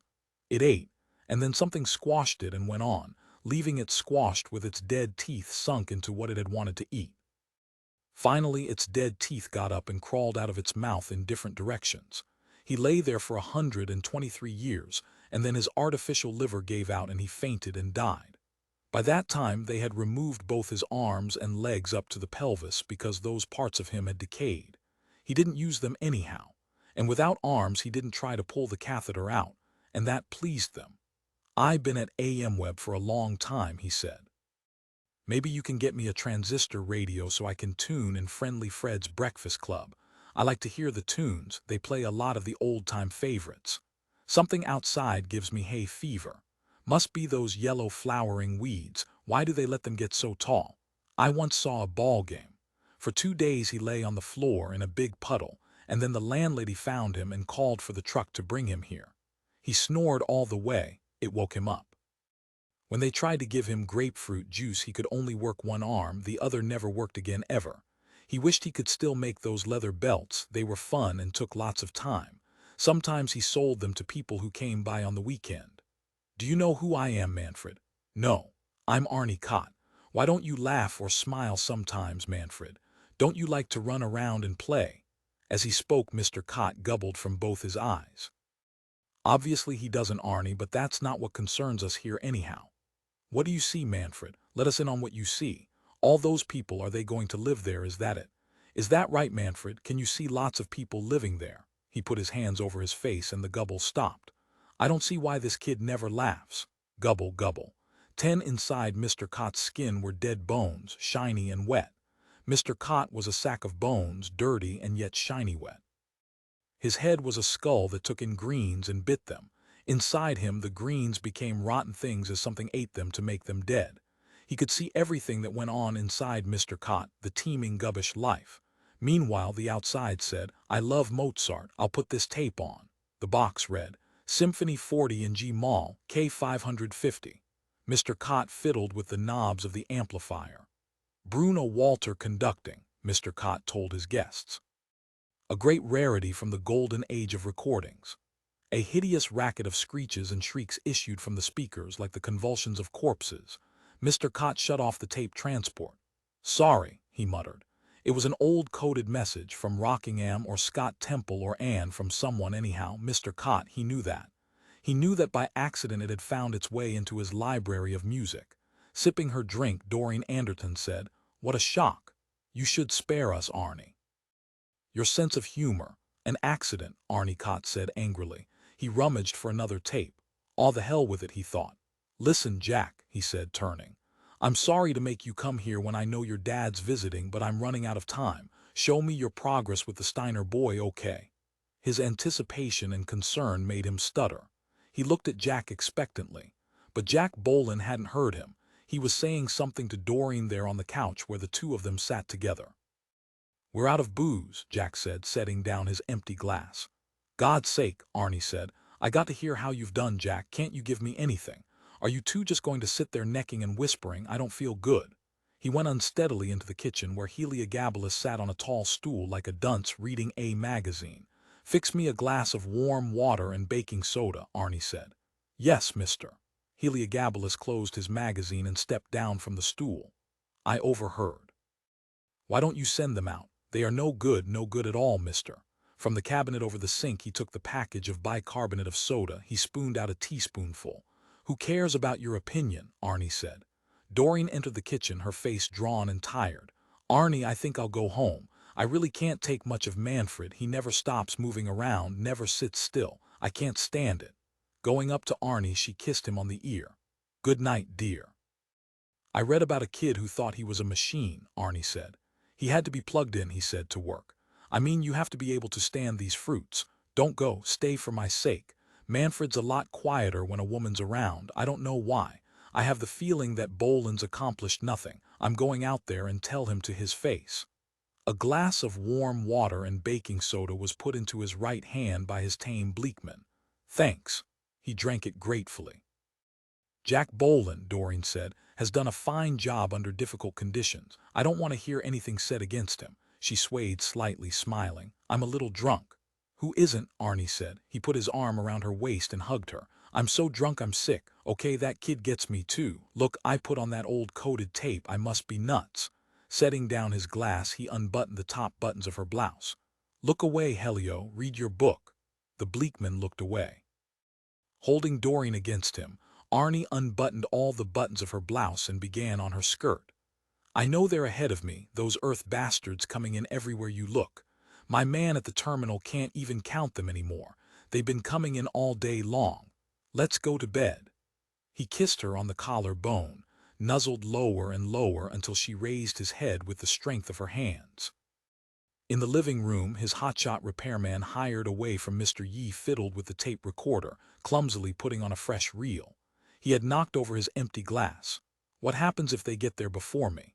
Arnie Kott asked himself as he clung to Doreen, wheeling slowly about the kitchen with her as Heliogabalus read to himself. What if I can't buy in at all? Might as well be dead. He bent Doreen backwards, but all the time thinking, there has to be a place for me. I love this planet. Music blared. Jack Bohlen had gotten the tape going. Doreen pinched him savagely and he let go of her. He walked from the kitchen, back into the living room, turned down the volume and said, Jack, let's get down to business. Right, Jack Bohlen agreed. Coming from the kitchen after him, buttoning her blouse, Doreen made a wide circuit to avoid Manfred, who was down on his hands and knees. The boy had spread out a length of butcher paper and was pasting bits cut from magazines onto it with library paste. Patches of white showed on the rug where he had slopped. Going up to the boy, Arnie bent down close to him and said, Do you know who I am, Manfred? There was no answer from the boy, nothing to show he had even heard. I'm Arnie Kott, Arnie said. Why don't you laugh or smile sometimes, Manfred? Don't you like to run around and play? He felt sorry for the boy, sorry and distressed. Jack Bohlen said in an unsteady, thick voice, Obviously he doesn't, Arnie, but that's not what concerns us here anyhow. His gaze was befuddled, the hand that held the glass shook, but Arnie continued. What do you see, Manfred? Let us in on what you see. He waited, but there was only silence. The boy concentrated on his pasting. He had created a collage on the paper, a jagged strip of green, then a perpendicular rise, gray and dense, forbidding. What's it mean? Arnie said. It's a place, Jack said. A building. I brought it along. He went off, returning with a manila envelope. From it he brought a large crumpled child's crayon drawing which he held up for Arnie to examine. There, Jack said. That's it. You wanted me to establish communication with him. Well, I established it. He had some trouble with the two long words. His tongue seemed to catch. Arnie, however, did not care how drunk his repairman was. He was accustomed to having his guests tank up. Hard liquor was rare on Mars, and when people came upon it, as they did at Arnie's place, they generally reacted as Jack Bohlen had. What mattered was the task which Jack had been given. Arnie picked up the picture and studied it. This it? He asked Jack. What else? Nothing else. What about that chamber that slows things down? Nothing, Jack said. Can the boy read the future? Absolutely, Jack said. There's no doubt of it. That picture is proof right there unless he heard us talking. Turning to Doreen, he said in a slow, thick voice, Did he hear us, do you think? No, you weren't there. It was my dad. I don't think he heard. Listen, Arnie, you aren't supposed to see this, but I guess it's okay. It's too late now. This is a picture nobody is supposed to see. This is the way it's going to be a century from now when it's in ruins. What the hell is it? Arnie said. I can't read a kid's nutty drawing. Explain it to me. This is Web, Jack said. A big housing tract. Thousands of people living there, biggest on Mars. Only it's crumbling into rubble according to the picture. There was silence. Arnie was baffled. Maybe you're not interested, Jack said. Sure I am, Arnie said angrily. He appealed to Doreen, who stood off to one side looking pensive. Do you understand this? No, dear, she said. Jack, Arnie said, I called you here for your report, and all I get is this dim-witted drawing. Where is this big housing tract? In the FDR Mountains, Jack said. Arnie felt his pulse slow, then with difficulty labor on. Oh yeah, I see, he said. I understand. Grinning, Jack said, I thought you would. You're interested in that.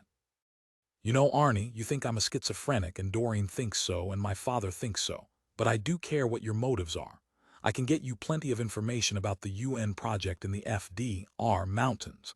What else do you want to know about it? It's not a power station and it's not a park. It's in conjunction with the coup. It's a multiple-unit, infinitely large structure with supermarkets and bakeries, dead center in the Henry Wallace. You got all this from this kid. No, Jack said, from my dad. They looked at each other a long time. Your dad is a speculator, Arnie said. Yes, Jack said, he just arrived from Earth the other day. Yes, Jack said. Jesus, Arnie said to Doreen. Jesus, it's this guy's father and he's already bought in. Yes, Jack said. Is there anything left, Arnie said. Jack shook his head. Oh, Jesus Christ, Arnie said. And he's on my payroll. I never had such bad luck. Jack said, I didn't know until just now that this was what you wanted to find out, Arnie. Yeah, that's true, Arnie said. Speaking to Doreen, he said, I never told him, so it's not his fault. He aimlessly picked up the boy's drawing, and this is what it'll look like. Eventually, Jack said, not at first. To Manfred, Arnie said, you did have the information, but we got it from you too late. Too late, Jack echoed. He seemed to understand. He looked stricken. Sorry, Arnie. I really am sorry. You should have told me. I don't blame you, Arnie said. We're still friends, Bohlen. It's just a case of bad luck. You've been completely honest with me. I can't see that. God damn, it sure is too bad. He's already filed his claim, your dad. Well, that's the way it goes. He represents a group of investors, Jack said hoarsely. Naturally, Arnie said. With unlimited capital, what could I do anyhow? I can't compete. I'm just one guy. To Manfred, he said, all these people, he pointed to the drawing. Are they going to live there? Is that it? Is that right, Manfred? Can you see lots of people living there? His voice rose out of control. Please, Arnie, Doreen said. Calm down. I can see how upset you are and you shouldn't be. Raising his head, Arnie said to her in a low voice, I don't see why this kid never laughs. The boy suddenly said, gubble, gubble. Yeah, Arnie said with bitterness. That's right. That's real good communication, kid, gubble, gubble. To Jack he said, you have a fine communication established, I can see that. Jack said nothing. Now he looked grim and uneasy. I can see it's going to take a long time more, Arnie said, to bring this kid out so we can talk to him, right? Too bad we can't continue. I'm not going any further with it. No reason why you should, Jack said in a leaden voice. Right, Arnie said. So that's it, the end of your job. Doreen said, but you can still use him for, oh, of course, Arnie said. I need a skilled repairman anyhow for stuff like that encoder. I got 1,000 items busting down every goddamn day. I just mean this one particular job here. Send him back to BG, this kid. AM Web. Yeah, the co-op buildings get funny names like that. The Coop coming over to Mars, that's a big outfit, that co-op. They'll pay high for their land, they've got the loot. Tell your dad from me that he's a shrewd businessman. Can we shake hands, Arnie? Jack asked. Sure, Jack. Arnie stuck out his hand and the two of them shook hard and long, looking each other in the eye. I expect to see a lot of you, Jack. This isn't the end between you and me, it's just the beginning. He let go of Jack Bohlen's hand, walked back into the kitchen and stood by himself, thinking. Presently Doreen joined him. That was dreadful news for you, wasn't it? She said, putting her arm around him. Very bad, Arnie said. Worst I had in a long time, but I'll be okay. I'm not scared of the co-op movement. Lewistown and the water workers were here first and they'll be here a lot longer. If I had gotten this project with the Steiner boy started sooner, it would have worked out differently, and I sure don't blame Jack for that. But inside him, in his heart, he thought, you were working against me, Jack. All the time. You were working with your father. From the start, too. From the day I hired you. He returned to the living room. At the tape transport, Jack stood morose and silent, fooling with the knobs. Don't take it hard, Arnie said to him. Thanks, Arnie, Jack said. His eyes were dull. I feel I've let you down. Not me, Arnie assured him. You haven't let me down, Jack, because nobody lets me down. On the floor, Manfred Steiner pasted away, ignoring them all. As he flew his father back to the house, leaving the FDR range behind them, Jack thought, should I show the boy's picture to Arnie? Should I take it to Lewistown and hand it over to him? It's so little. It just doesn't look like what I ought to have produced by now. He knew that tonight he would have to see Arnie in any case. Very desolate down there, his dad said, nodding toward the desert below. Amazing you people have done so much reclamation work. You should all be proud. But his attention was actually on his maps. He spoke in a perfunctory manner. It was a formality. Jack snapped on his radio transmitter and called Arnie at Lewistown. Excuse me, Dad, I have to talk to my boss. The radio made a series of noises which attracted Manfred momentarily. He ceased poring over his drawing and raised his head. "I'll take you along," Jack said to the boy. Presently he had Arnie. "Hi, Jack." Arnie's voice came boomingly. "I've been trying to get hold of you." "I'll be over to see you tonight," Jack said. "Not before. How about this afternoon?"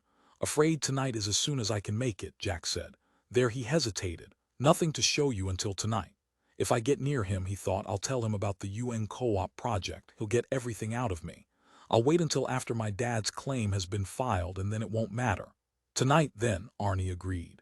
"And I'll be on pins, Jack, sitting on pins."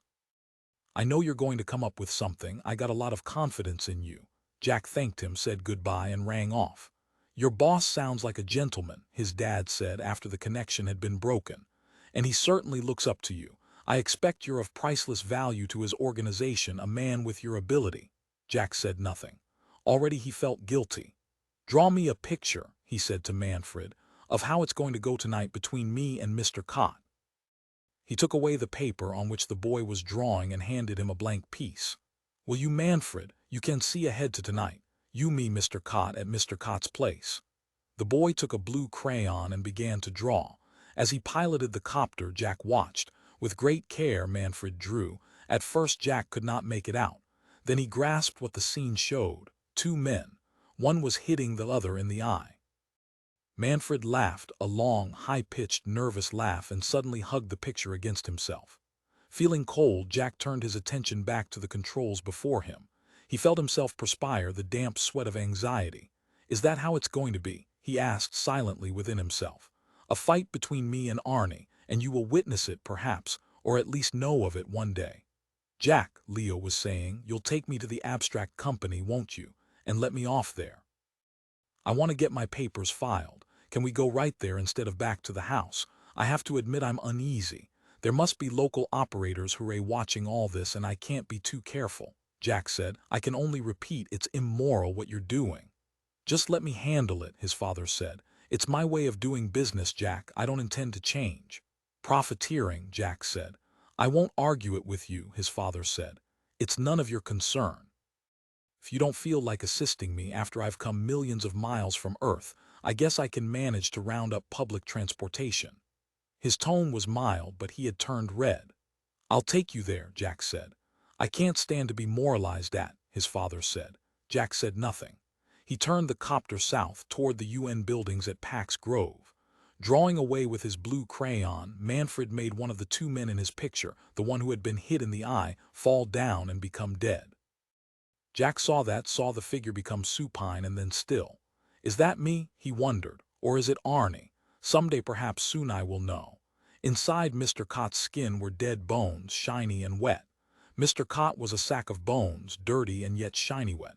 His head was a skull that took in greens and bit them. Inside him the greens became rotten things as something ate them to make them dead. Jack Bohlen, too, was a dead sack, teeming with gubbish. The outside that fooled almost everyone, it was painted pretty and smelled good, bent down over Miss Anderton, and he saw that. He saw it wanting her in an awful fashion. It poured its wet, sticky self nearer to her, and the dead bug words popped from its mouth. "I love Mozart," Mr. Kott was saying. "I'll put this tape on." He fiddled with the knobs of the amplifier. Bruno Walter conducting, a great rarity from the golden age of recordings. A hideous racket of screeches and shrieks issued from the speakers, like the convulsions of corpses. He shut off the tape transport. "Sorry," Arnie Kott muttered. Wincing at the sound, Jack Bohlen sniffed the woman's body beside him, saw shiny perspiration on her upper lip where a faint smear of her lipstick made her mouth look cut. He wanted to bite her lips. He wanted to make blood there. His thumbs wanted to dig into her armpits and make an upward circle so that he worked her breasts. Then he would feel they belonged to him to do with what he wanted.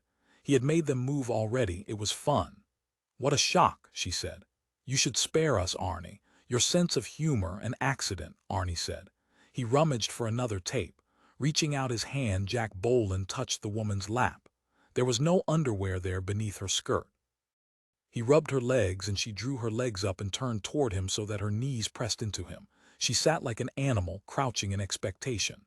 "I can't wait to get you and me out of here and where we can be alone," Jack thought. "God, how I want to feel you and not through clothing." He closed his fingers around her bare ankle and she yapped with pain, smiling at him. "Listen, Jack," Arnie Kott said, turning toward him. "I'm sorry." His words were cut off. Jack did not hear the rest. The woman beside him was telling him something. "Hurry," she was saying, "I can't wait either." Her breath came in short, brisk hisses from her mouth, and she gazed at him fixedly, her face close to his, her eyes huge as if she were impaled. Neither of them heard Arnie. The room now was silent. Had he missed something Arnie had said? Jack reached out and took hold of his glass, but there was nothing in it. "We're out of booze," he said, setting it back down on the coffee table. "God's sake," Arnie said. "I got to hear how you've done, Jack. Can't you give me anything?" Talking still, he moved away from the living room into the kitchen, his voice dimmed. Beside Jack, the woman still stared up at him, her mouth weak, as if he were holding her tightly to him, as if she could hardly breathe. "We have to get out of this place and be by ourselves," Jack realized. Then, looking around, he saw that they were alone. Arnie had gone out of the room and could no longer see them. In the kitchen he was conversing with his tame Bleekmen. And so he was already alone with her. "Not here," Doreen said, but her body fluttered. It did not resist him as he squeezed her about the waist. She did not mind being squashed because she wanted to too. She could not hold back either. "Yes," she said, "but hurry." Her nails dug into his shoulders and she shut her eyes tight, moaning and shuddering. "At the side," she said. "It unbuttons my skirt." Bending over her, he saw her languid, almost rotting beauty fall away. Yellow cracks spread through her teeth, and the teeth split and sank into her gums, which in turn became green and dry like leather, and then she coughed and spat up into his face quantities of dust. The gubbler had gotten her, he realized, before he had been able to. So he let her go. She settled backward, her breaking bones making little sharp splintering sounds. Her eyes fused over, opaque, and from behind one eye the lashes became the furry, probing feet of a thick-haired insect stuck back there wanting to get out. Its tiny pinhead red eye peeped past the loose rim of her unseeing eye, and then withdrew. After that the insect squirmed, making the dead eye of the woman bulge, and then, for an instant, the insect peered through the lens of her eye, looked this way and that, saw him but was unable to make out who or what he was. It could not fully make use of the decayed mechanism behind which it lived. Like overripe puff balls, her boobies wheezed as they deflated into flatness, and from their dry interiors, through the web of cracks spreading across them, a cloud of spores arose and drifted up into his face, the smell of mold and age of the gubbler, who had come and inhabited the inside long ago and was now working his way out to the surface.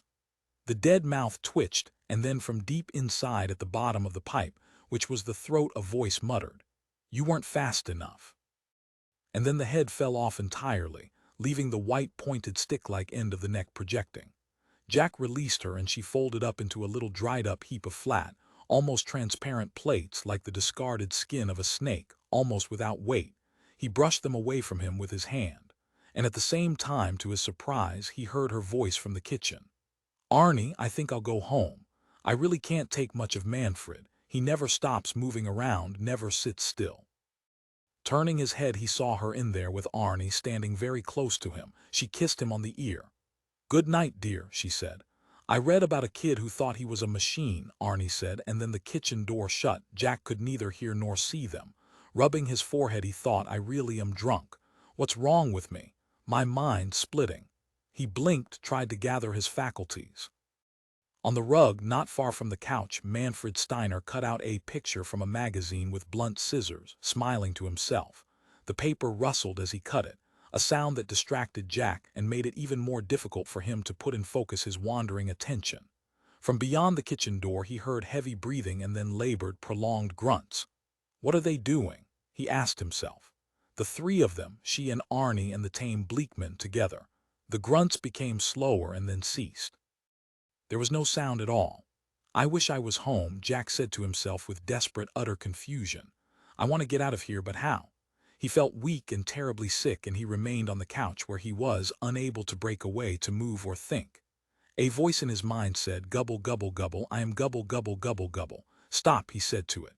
"Gubble, gubble, gubble, gubble," it answered. Dust fell on him from the walls. The room creaked with age and dust, rotting around him. Gubble, gubble, gubble, the room said.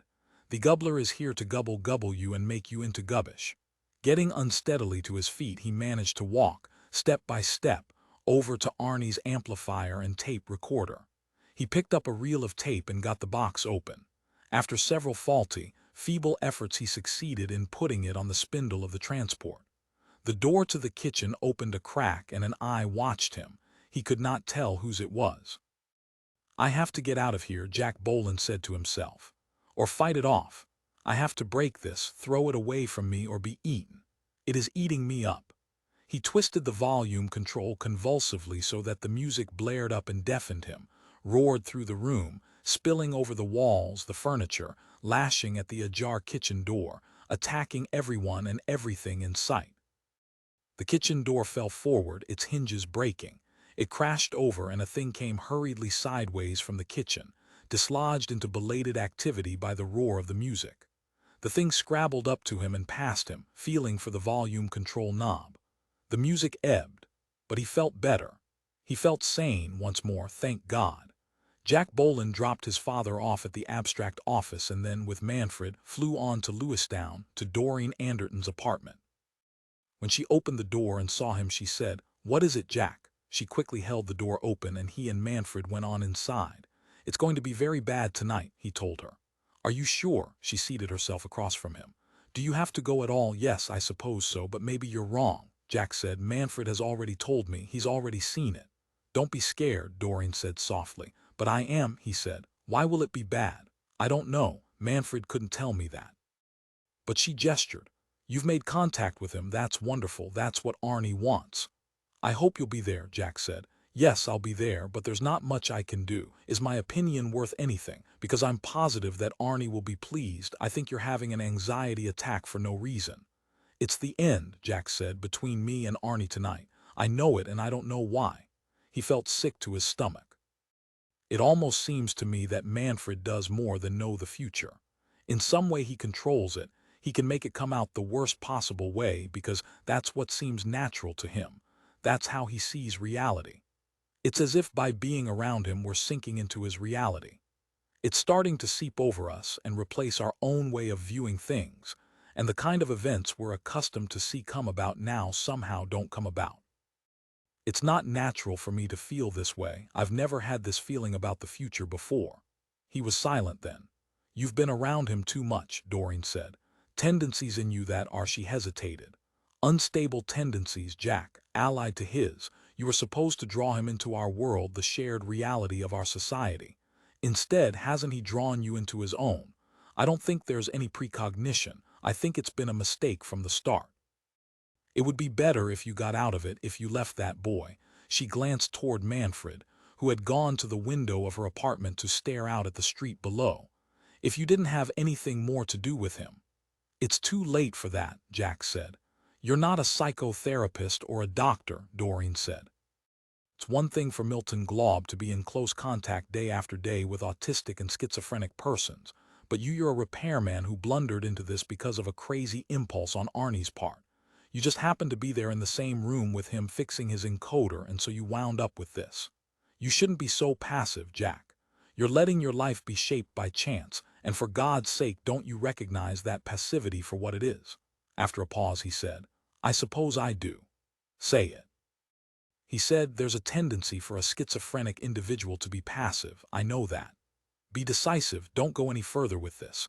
Call Arnie and tell him you're simply not competent to handle Manfred. He should be back at Camp BG where Milton Glob can work with him. They can build that slowed-down chamber there. They were starting to, weren't they? They'll never get around to it. They're talking about importing the equipment from home. You know what that means." "And you'll never get around to it," Doreen said, "because long before you do, you'll have cracked up mentally. I can look into the future too. You know what I see? I see you having a much more serious collapse than ever before. I see total psychological collapse for you, Jack, if you keep working on this. Already you're being mauled by acute schizophrenic anxiety, by panic. Isn't that so? Isn't it?" He nodded. "I saw that in my brother," Doreen said.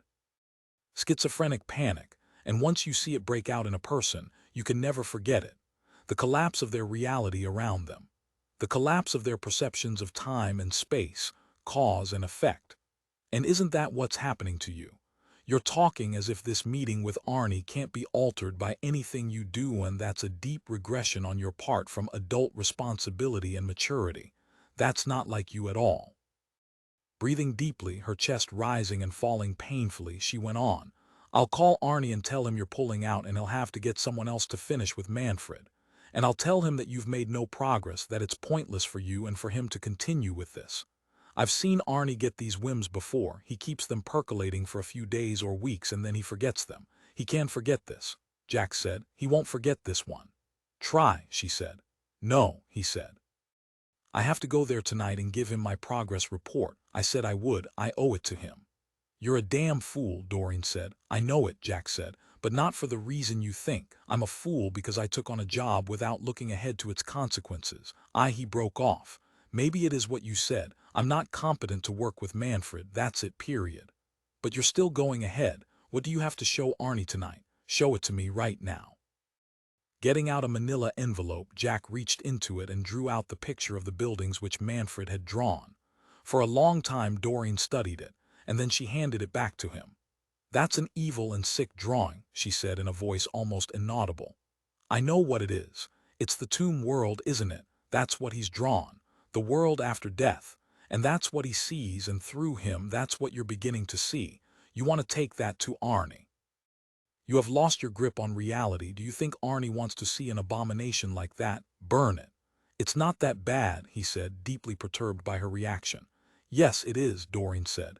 And it's a dreadful sign that it doesn't strike you that way. Did it at first? He had to nod yes.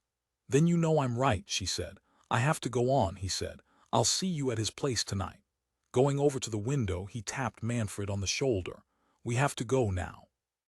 We'll see this lady tonight and Mr. Kott too. Goodbye, Jack, Doreen said, accompanying him to the door. Her large dark eyes were heavy with despair. There's nothing I can say to stop you. I can see that. You've changed. You're so less alive now than you were just a day or so ago. Do you know that? No, he said. I didn't realize that. But he was not surprised to hear it. He could feel it, hanging heavy over his limbs, choking his heart. Leaning toward her, he kissed her on her full, good-tasting lips. I'll see you tonight. She stood at the doorway, silently watching him and the boy go. In the time remaining before evening, Jack Bohlen decided to drop by the public school and pick up his son. There, in that place which he dreaded before any other, he would find out if Doreen were right. He would learn if his morale and ability to distinguish reality from the projections of his own unconscious had been impaired or not. For him, the public school was the crucial location, and as he directed his Yi Company copter toward it, he felt deep within himself that he would be capable of handling a second visit there. He was violently curious, too, to see Manfred's reaction to the place, and to its simulacra, the teaching machines. For some time now he had had an abiding hunch that Manfred, confronted by the school's teachers, would show a significant response, perhaps similar to his own, perhaps totally opposite.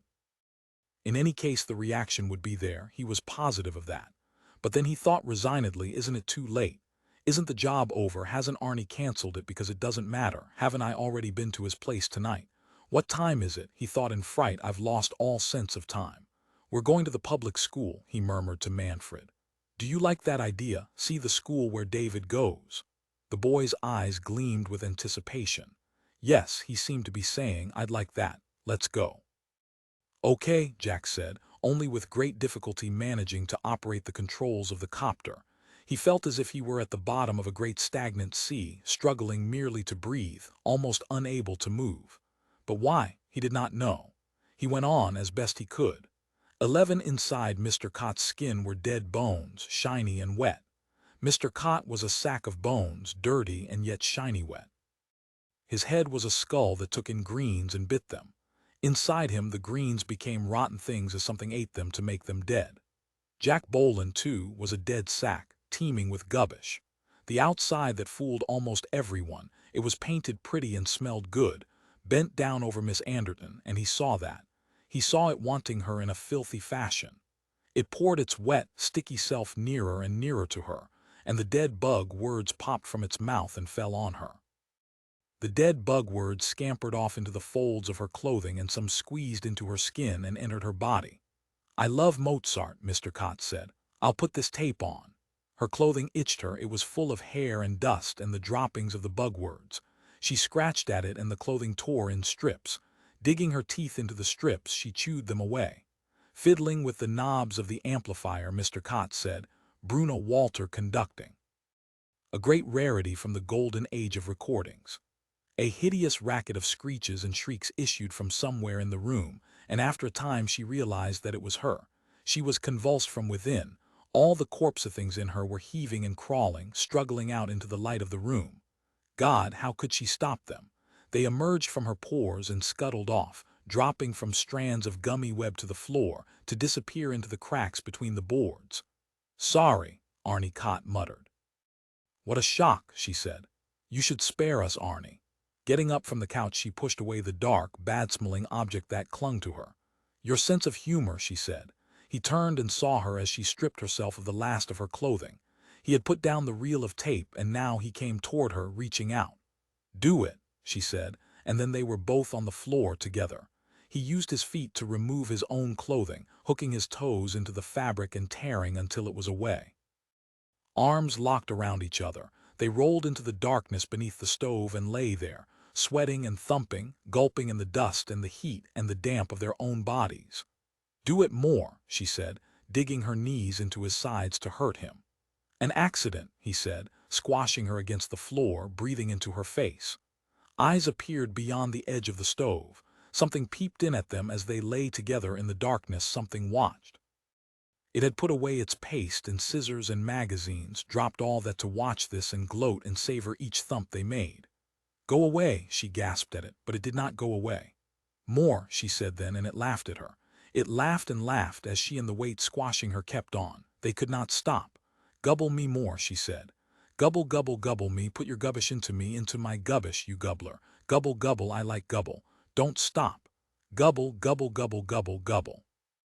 As Jack Bohlen lowered the Ye Company copter toward the landing field of the public school directly below, he glanced at Manfred and wondered what the boy was thinking.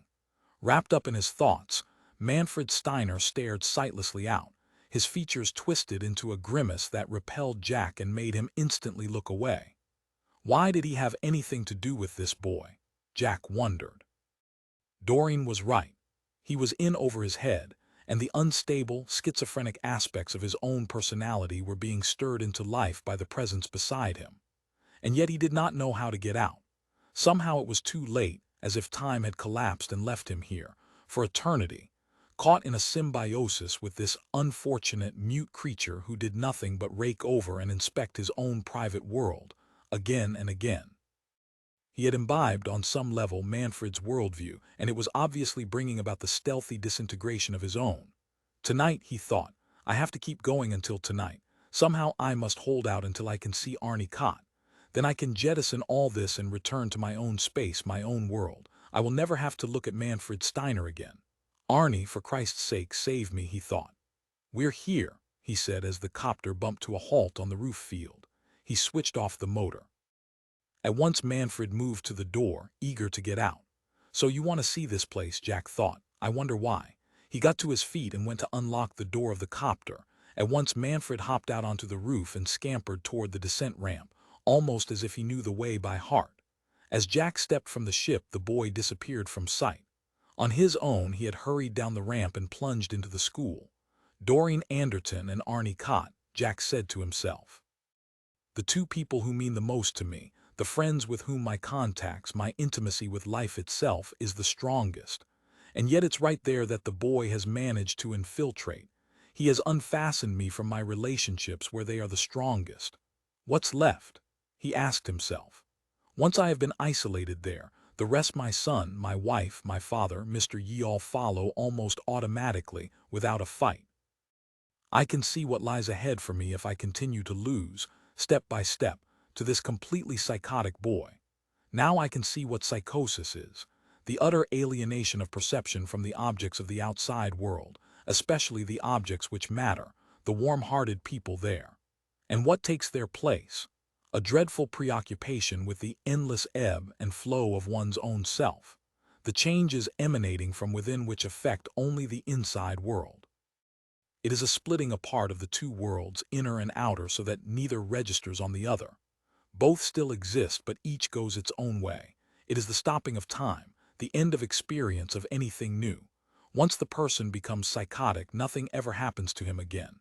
And he realized I stand on the threshold of that. Perhaps I always did. It was implicit in me from the start. But this boy has led me a long way.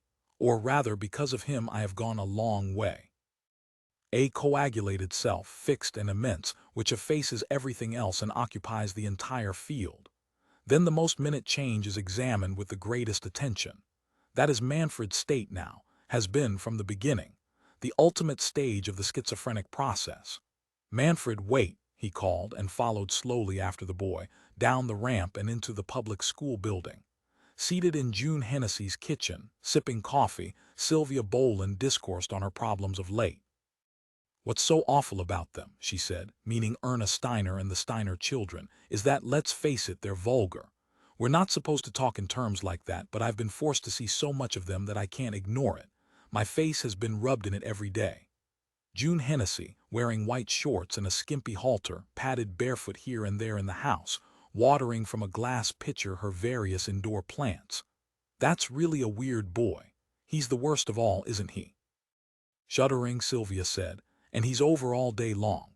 Jack is working with him, trying to make him part of the human race. I think myself they ought to just wipe out freaks in sports like that. It's terribly destructive in the long run to let them live. It's a false mercy to them and to us. That boy will have to be cared for the rest of his life. He'll never be out of an institution. Returning to the kitchen with the empty pitcher, June said, I want to tell you what Tony did the other day. Tony was her current lover. She had been having an affair with him for 6 months now, and she kept the other ladies, especially Silvia, up to date. We had lunch together over at Geneva II at a French restaurant he knows. We had escargots, snails. They serve them to you in the shells, and you get them out with a horrible-looking fork that has tines a foot long. Of course, that's all black market food. Did you know that? That there are restaurants serving exclusively black market delicacies. I didn't until Tony took me there. I can't tell you the name of it, of course. Snails, Silvia said with aversion, thinking of all the wonderful dishes she herself would have ordered if she had a lover and he had taken her out. How would it be to have an affair? Difficult, but surely worth it if she could keep it from her husband.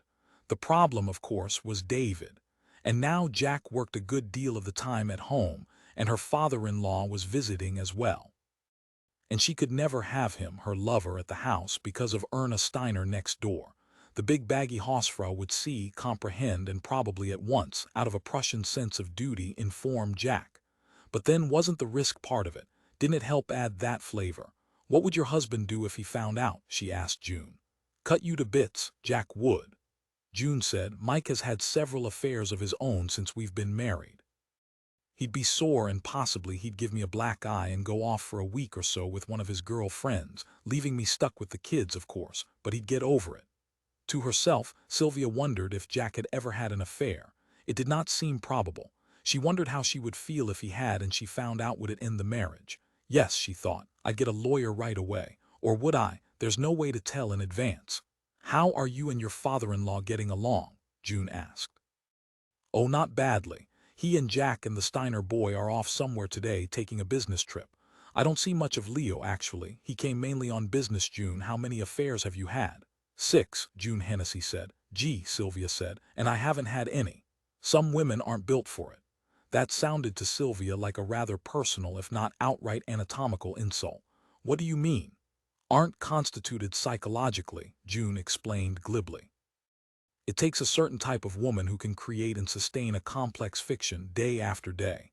I enjoy it, what I make up to tell Mike. You're different. You have a simple, direct sort of mind. Deception isn't your cup of tea. Anyhow, you have a nice husband. She emphasized the authority of her judgment by a lifting of her eyebrows. Jack used to be gone all week long, Silvia said.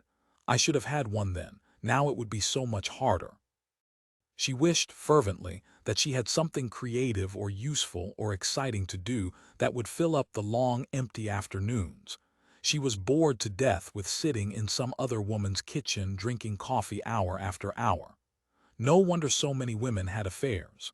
It was that or madness. If you're limited to your husband for emotional experience, June Hennessy said, you have no basis of judgment.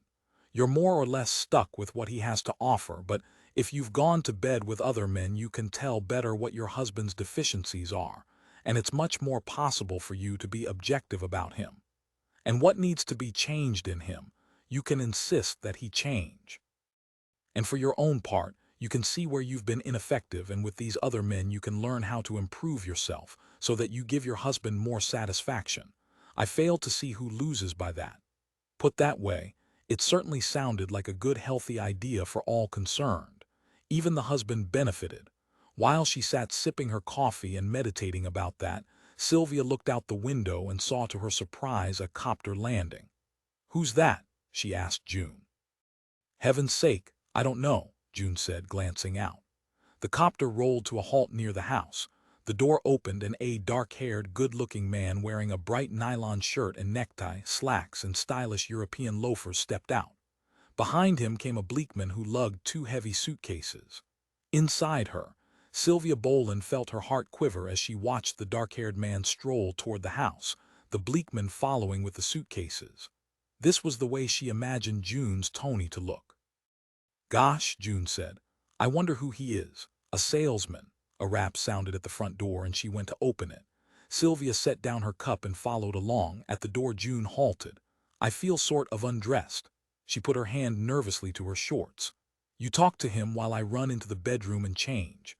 I wasn't expecting anybody strange to drop by. You know, we have to be careful, we're so isolated and our husbands are away." She darted off to the bedroom, her hair flying.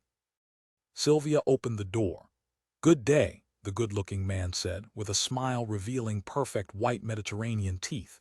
He had a faint accent. "Are you the lady of the house?" "I guess so," Silvia said, feeling timid and ill at ease.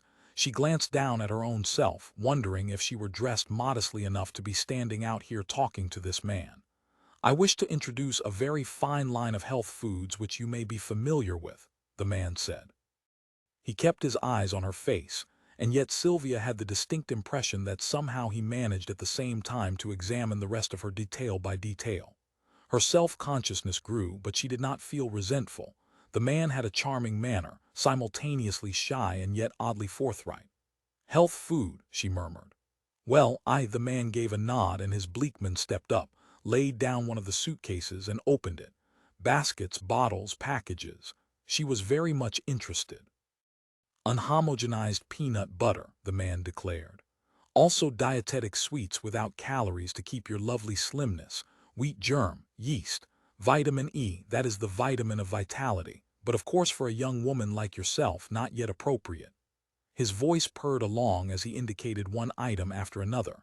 She found herself bending down beside him, so close to him that their shoulders touched. Quickly she drew away, startled into apprehension. At the door June put in a momentary appearance, now wearing a skirt and a wool sweater. She hung about for a moment and then drew back inside and shut the door. The man failed to notice her. "Also," he was saying, "there is much in the gourmet line that Miss might be interested in these." He held up a jar. Her breath left her. It was caviar. "Good grief," she said, magnetized. "Where did you get that? Expensive, but well worth it." The man's dark eyes bored into hers. "Don't you agree?" Reminder of days at home, soft candlelight and dance music by an orchestra, days of romance in a whirl of places delightful to the ear and eye. He smiled long and openly at her. Black market, she realized. Her pulse hammered in her throat as she said, "Look, this isn't my house. I live about a mile down along the canal," she pointed. "I am very much interested." The man's smile seared her. "You've never been by before, have you?" she said, now rattled and stammering. "I've never seen you." "What's your name, your firm name?" "I am Otto Zitt." He handed her a card which she scarcely glanced at. She could not take her eyes from his face. "My business is long established but has just recently due to an unforeseen circumstance been completely reorganized so that now I am in a position to greet new customers direct, such as yourself. You'll be by?" "Yes, slightly later in the afternoon. And we can at leisure pore over a dazzling assortment of imported dainties of which I have exclusive distribution. Good afternoon." He rose cat-like to his feet. June Hennessy had reappeared. "Hello," she said in a low, cautious, interested voice. My card. Otto Zit held the embossed white square out to her. Now both ladies had his card. Each read hers intently. Smiling his astute, insinuating, brilliant smile, Otto Zit beckoned to his tame Bleekmen to lay out and open the other suitcase. As he sat in his office at Camp Ben Gurion, Dr. Milton Glob heard a woman's voice in the corridor, husky and full of authority but still unmistakably feminine. Listening, he heard the nurse defer to her, and he knew that it was Anne Esterhazy, come to visit her son Sam. Opening the file, he turned to E, and presently he had the folio Esterhazy, Samuel, spread out before him on his desk. It was interesting. The little boy had been born out of wedlock, a year or more after Mrs. Esterhazy had divorced Arnie Kott, and he had entered Camp BG under her name, too. However, it was undoubtedly Arnie Kott's progeny. The folio contained a great packet of information on Arnie, for the examining doctors had taken that blood relationship for granted throughout. Evidently, even though their marriage had long been over, Arnie and Anne Esterhazy still saw one another, enough in fact to produce a child. Their relationship, therefore, was not merely a business one. For a time, Dr. Glob ruminated as to the possible uses that this information could be put to. Did Arnie have enemies? None that he knew of. Everybody liked Arnie, that is, everyone but Dr. Milton Glob. Evidently, Dr. Glob was the sole person on Mars to have suffered at Arnie's hands, a realization that did not make Dr. Glob feel any happier about it. That man treated me in the most inhumane and cavalier fashion, he said to himself for the millionth time. But what could be done about it? He could still bill Arnie, hope to collect some trifle for his services. That, however, would not help. He was entitled to much more. Again Dr. Glob studied the folio. An odd sport, Samuel Esterhazy. He knew of no other case precisely like it. The boy seemed to be a throwback to some ancient line of near man, or to some variant which had not survived, one which had lived partly in the water. It recalled to Glob the theory being advanced by a number of anthropologists that man had descended from aquatic apes who had lived in the surf and shallows. Sam's IQ, he noted, was only 73. A shame. Especially so, he thought suddenly, in that Sam could beyond doubt be classified as mentally retarded rather than anomalous. Camp BG had not been intended as an institution for the purely retarded, and its director, Susan Haynes, had sent back to their parents several pseudo-autistic children who had turned out to be nothing more than standard imbeciles. The diagnostic problem had hampered their screening, of course. In the case of the Esterhazy boy, there were also the physical stigmata. No doubt of it, Dr. Glob decided. I have the basis for it. I can send the Esterhazy child home. The public school could teach him without trouble, could gear down to his level. It is only in the physical area that he could be called anomalous, and it is not our task here to care for the physically disabled. But what is my motive? He asked himself. Possibly I am doing it to get back at Arnie Kott for treating me in a cruel manner. No, he decided, that does not seem probable. I am not the psychological type who would seek revenge. That would be more the anal expulsive or perhaps the oral biting type. And long ago he had classified himself as the late genital type, devoted to the mature genital strivings. On the other hand, his altercation with Arnie Kott had admittedly caused him to probe into the Esterhazy child's folio, so there was a small but finite causal connective. Reading the folio through, he was struck once more by the bizarre relationship which it implied. Here they were, carrying on a sexual union years after their marriage had terminated. Why had they gotten divorced? Perhaps there had been a serious power clash between them. Anne Esterhazy was clearly a domineering type of female with strong masculine components, what Jung called the animus-ridden woman. In successfully dealing with such a type, one had to play a definite role. One had to capture the position of authority right off the bat and never relinquish it. One had to be the ancestral spokesman, or else be quickly defeated. Dr. Glob put the folio away and then sauntered down the corridor to the playroom. He located Mrs. Esterhazy. She was playing beanbag with her boy. Walking over, he stood observing them until she became aware of him and paused. "Hello, Dr. Glob," she said cheerfully. "Good afternoon, Mrs. Esterhazy.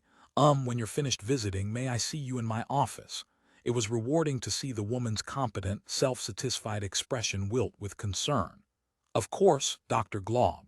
20 minutes later he sat facing her across his desk. Mrs. Esterhazy, when your boy first came to Camp BG, there was a good deal of doubt as to the nature of his problem. It was believed for some time that it lay in the realm of mental disturbance, possibly a traumatic neurosis, or the woman broke in firmly. Doctor, you're going to tell me that since Sam has no problems except his defective learning ability, he is not to remain here. Is that correct? And the physical problem, Dr. Glob said. But that is not your concern. He made a gesture of resignation and agreement. When do I have to take him home? She was white-faced and trembling. Her hands gripped her purse, clutched at it. Oh, 3 or 4 days, a week. Chewing her knuckle, Mrs. Esterhazy stared blindly down at the carpet of the office. Time passed. Then in a quavering voice she said, Doctor, as you perhaps know, I have been active for some time in fighting a bill now before the UN which would close Camp BG. Her voice gained strength.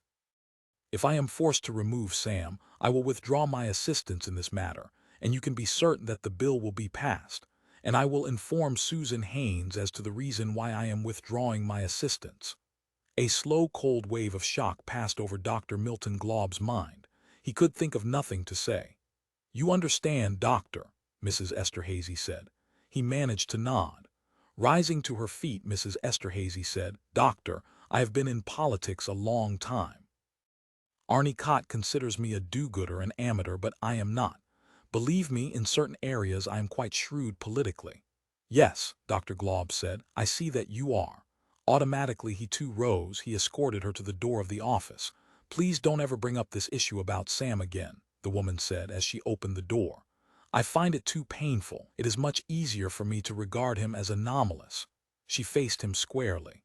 It is not within my capacity to think of him as retarded. Turning, she walked swiftly off. That did not work out too well, Dr. Glob said to himself as he shakily closed his office door.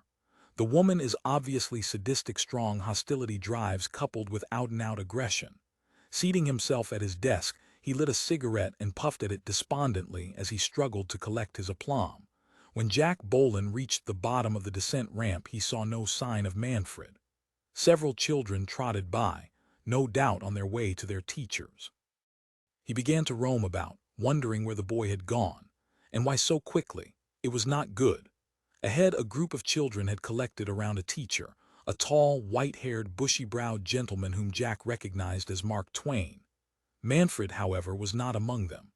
As Jack started to walk past the Mark Twain, it broke off its monologue to the children, puffed several times at its cigar, and called after Jack, My friend, can I be of any assistance to you? Pausing, Jack said, I'm looking for a little boy I brought here with me. I know all the young fellows, the Mark Twain teaching machine answered. What is his name? Manfred Steiner. He described the boy as the teaching machine listened alertly. It said when he had finished. It smoked for a moment and then once more lowered its cigar.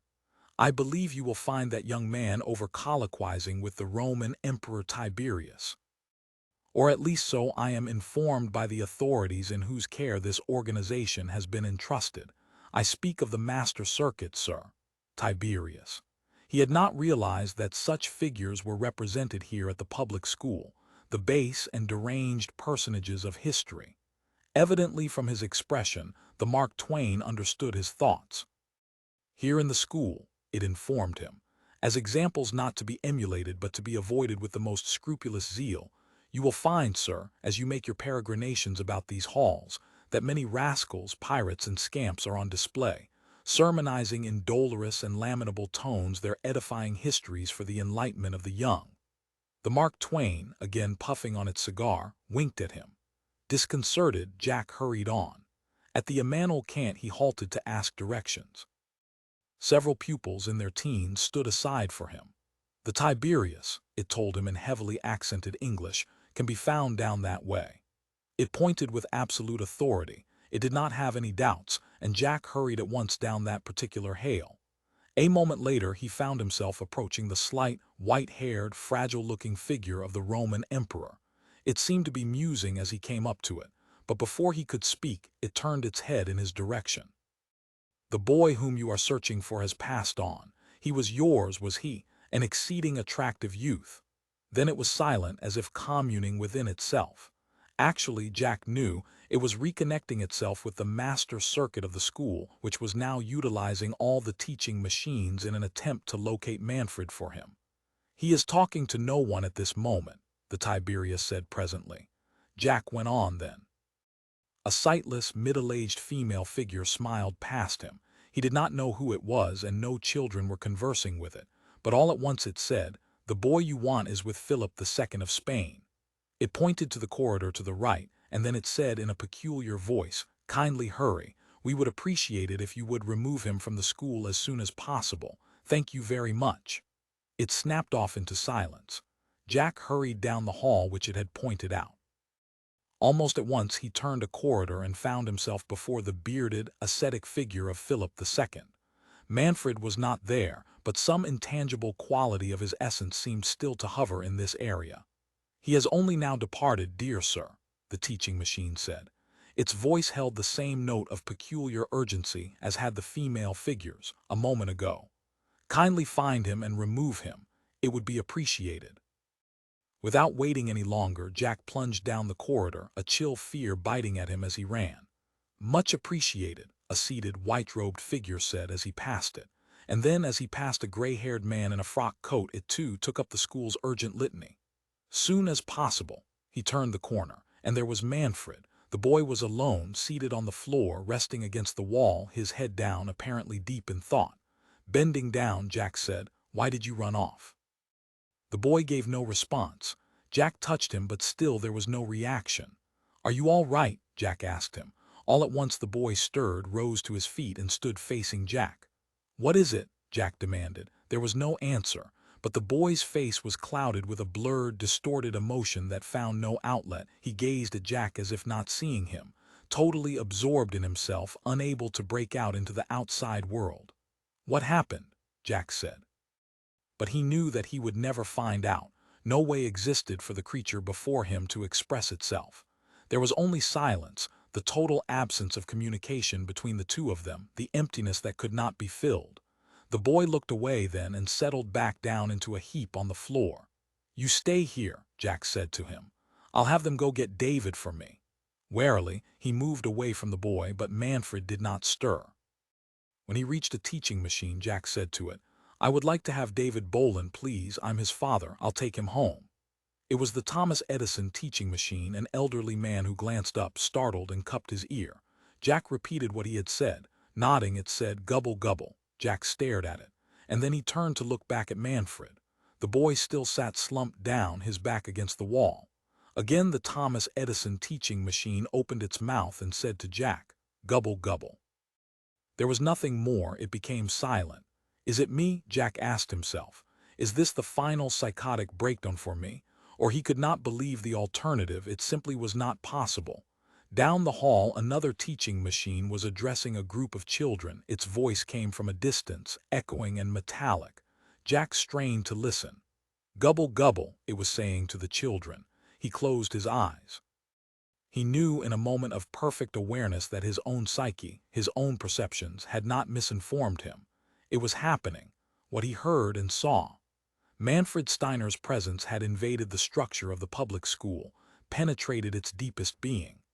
12 still at his desk in his office at Camp BG, brooding over the behavior of Anne Esterhazy, Dr. Milton Glaub received an emergency call. It was from the master circuit of the UN's public school. "Doctor," its flat voice declared, "I am sorry to disturb you, but we require assistance. There is a male citizen wandering about our premises in an evident state of mental confusion. We would like you to come and remove him." "Certain one, why?" Dr. Glaub murmured. "I'll come straight there." Soon he was in the air, piloting his copter across the desert from New Israel toward the public school. When he arrived, the master circuit met him and escorted him at a brisk pace through the building until they reached a closed-off corridor. "We felt we should keep the children away from him," the master circuit explained as she caused the wall to roll back, exposing the corridor. There, with a dazed expression on his face, stood a man familiar to Dr. Glaub. The doctor had an immediate reaction of satisfaction. in spite of himself. So Jack Bohlen's schizophrenia had caught up with him. Bohlen's eyes were without focus. Obviously, he was in a state of catatonic stupor, probably alternating with excitement. He looked exhausted. And with him was another person whom Dr. Glaub recognized. Manfred Steiner sat curled up on the floor, bent forward, likewise in an advanced state of withdrawal. Your association did not cause either of you to prosper, Dr. Glaub observed to himself. With the help of the master circuit, he got both Bohlen and the Steiner boy into his copter, and presently he was flying back to New Israel and Camp BG hunched over, his hands clenched. Bohlen said, "Let me tell you what happened." "Please do," Dr. Glaub said, feeling at last in control. Jack Bohlen said in an uneven voice, "I went to the school to pick up my son. I took Manfred." He twisted in his seat to look at the Steiner boy who had not come out of his catalepsy. The boy lay rolled up on the floor of the copter, as inert as a carving. "Manfred got away from me, and then communication between me and the school broke down. All I could hear was he broke off." "Folie à Dieu," Glaub murmured. "Madness of two." Bohlen said, "Instead of the school, I heard him. I heard his words coming from the teachers." He was silent then. "Manfred has a powerful personality," Dr. Glaub said. "It is a drain on one's resources to be around him for long. I think it would be well for you, for your own health, to abandon this project. I think you risk too much." "I have to see Arnie tonight," Bohlen said in a ragged, harsh whisper. "What about yourself? What's going to become of you?" Bohlen said nothing. "I can treat you," Dr. Glaub said, "at this stage of your difficulty. Later on I'm not so sure." In that damn school," Bohlen said, "I got completely confused. I didn't know what to do. I kept going on, looking for someone who I could still talk to, who wasn't like him." He gestured toward the boy. "It is a massive problem for the schizophrenic to relate to the school," Glaub said. "The schizophrenic, such as yourself, very often deals with people through their unconscious. The teaching machines, of course, have no shadow personalities. What they are is all on the surface. Since the schizophrenic is accustomed constantly to ignore the surface and look beneath, he draws a blank. He is simply unable to understand them." Bohlen said, "I couldn't understand anything they said. It was all just that meaningless talk Manfred uses, that private language." "You're fortunate you could come out of it," Dr. Glaub said. "I know. So now what will it be for you, Bohlen? Rest and recovery? Or more of this dangerous contact with a child so unstable that—" "I have no choice," Jack Bohlen said. "That's right, you have no choice, you must withdraw," Bohlen said, "but I learned something. I learned how great the stakes are for me personally in all this. Now I know what it would be like to be cut off from the world, isolated the way Manfred is. I'd do anything to avoid that. I have no intention of giving up now." With shaking hands he got a cigarette from his pocket and lit up. "The prognosis for you is not good," Dr. Glaub said. Jack Bohlen nodded. "There's been a remission of your difficulty, due no doubt to your being removed from the environment of the school. Shall I be blunt? There's no telling how long you'll be able to function. Perhaps another 10 minutes, another hour, possibly until tonight, and then you may well find yourself enduring a worse collapse. The nocturnal hours are especially bad, are they not?" "Yes," Bohlen said. "I can do two things for you.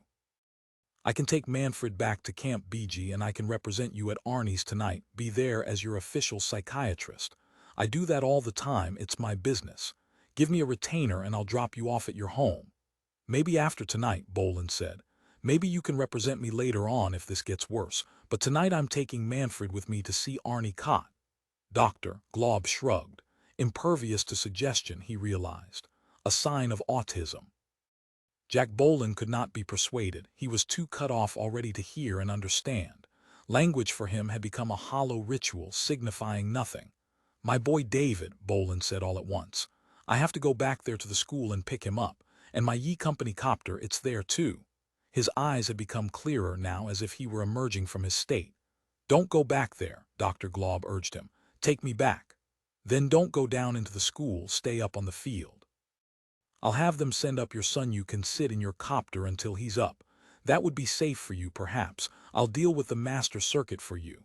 Dr. Glaub felt a rush of sympathy for this man, for his dogged instincts to go on in his own manner. "Thanks," Bohlen said. "I'd appreciate that." He shot a smile at the doctor and Glaub smiled back. Arnie Kott said plaintively, Where's Jack Bohlen? It was 6 o'clock in the evening, and Arnie sat by himself in his living room, drinking a slightly too sweet old-fashioned which Helio had fixed. At this moment his tame Bleekman was in the kitchen preparing a dinner entirely of black market goodies, all from Arnie's new stock. Reflecting that he now obtained his spread at wholesale prices, Arnie felt good. What an improvement on the old system, where Norbert Steiner made all the profit. Arnie sipped his drink and waited for his guests to arrive. In the corner, music emerged from the speakers, subtle and yet pervasive. It filled the room and lulled good member Kott. He was still in that trance-like mood when the noise of the telephone startled him awake. "Arnie, this is Scott." "Oh," Arnie said, not pleased. He preferred to deal through his cunning code system. "Look, I've got a vital business meeting tonight here, and unless you've got something, this is important." "All right," Scott said. "There's somebody else hoeing away at our row." Puzzled, Arnie said, "What?" And then he understood what Scott Temple meant. "You mean the goodies?" "Yes," Scott said, "and he's all set up. He's got his field, his incoming rockets, his route he must have taken over Stein." "Don't talk any further," Arnie interrupted. "Come on over here right away." "Will do." The phone clicked as Scott rang off. "How do you like that?" Arnie said to himself. "Just as I'm getting good and started, some bugger horns in. And I didn't even want to get into this black market business in the first place. Why didn't this guy tell me he wanted to take over where Steiner left off? But it's too late now. I'm in it, and nobody's going to force me out." Half an hour later Scott appeared at the door, agitated. He paced about Arnie Kott's living room, eating hors d'oeuvres and talking away at a great rate. "He's a real pro, this guy. Must have been in the business before sometime. He's already gone all over Mars, to practically everybody, including isolated houses way out in the goddamn fringes, to those housewives out there who only buy maybe one jar of something, so he's leaving no stone unturned. There won't be any room for us, and we're just barely beginning to get our operation moving. This guy, let's face it, is running rings around us." "I see," Arnie said, rubbing the bald part of his scalp. "We've got to do something, Arnie. Do you know where his base of operations is?" "No, but it's probably in the FDR Mountains. That's where Norb Steiner had his field. We'll look there first." In his memo book, Scott made a note of that. "Find his field," Arnie said, "and let me know, and I'll have a Lewistown police ship out there. Then he'll know who's against him." "That's correct. I want him to know it's Arnie Kott he's got to contend with and not no ordinary opposition. I'll have the police ship drop a tactical A-bomb or some other minor demolition type of weapon and put an end to his field. So the bugger will see we're genuinely sore at him for his effrontery. And that's what it is, him coming in and competing against me when I didn't even want to get into this business. It's bad enough without him making it harder." In his memo book, Scott made notes of all that, him making it even harder, etc. "You get me the location," Arnie concluded, "and I'll see that he's taken care of. I won't have the police get him, just his equipment. We don't want to find ourselves in trouble with the UN. I'm sure this'll blow over right away. Just one guy, do you think? It's not, for instance, a big outfit from home. The story I get is it's definitely one guy." "Fine," Arnie said, and sent Scott off. The door shut after him, and once more Arnie Kott was alone in his living room, while his tame Bleekmen puttered in the kitchen. "How's the bouillabaisse coming?" Arnie called into him. "Fine, Mr. Heliogabalus said. "May I inquire who is to come this evening to eat all this?" At the stove he twirled, surrounded by several kinds of fish, plus many herbs and spices. Arnie said, "It'll be Jack Bohlen, Doreen Anderton, and some autistic child Jack's working with that Dr. Glob recommended. Norb Steiner's son." "Low types all," Heliogabalus murmured. "Well, same to you," Arnie thought. "Just fix the food right," he said with irritation. He shut the kitchen door and returned to the living room. "You black bastard, you got me into this," he thought to himself. "It was you and your prognosticating stone that gave me the idea. And it better have worked out because I got everything riding on it. And in addition..." The door chimes sounded over the music from the speakers. Opening the front door, Arnie found himself facing Doreen. She smiled warmly at him as she entered the living room on high heels, a fur around her shoulders. "Hi, what smells so good? Some darn fish thing." Arnie took her wrap, removed it, left her shoulders smooth, tanned, and faintly freckled bare. "No," he said at once, "this isn't that kind of evening, this is business. You go in and put on a decent blouse." He steered her to the bedroom. "Next time."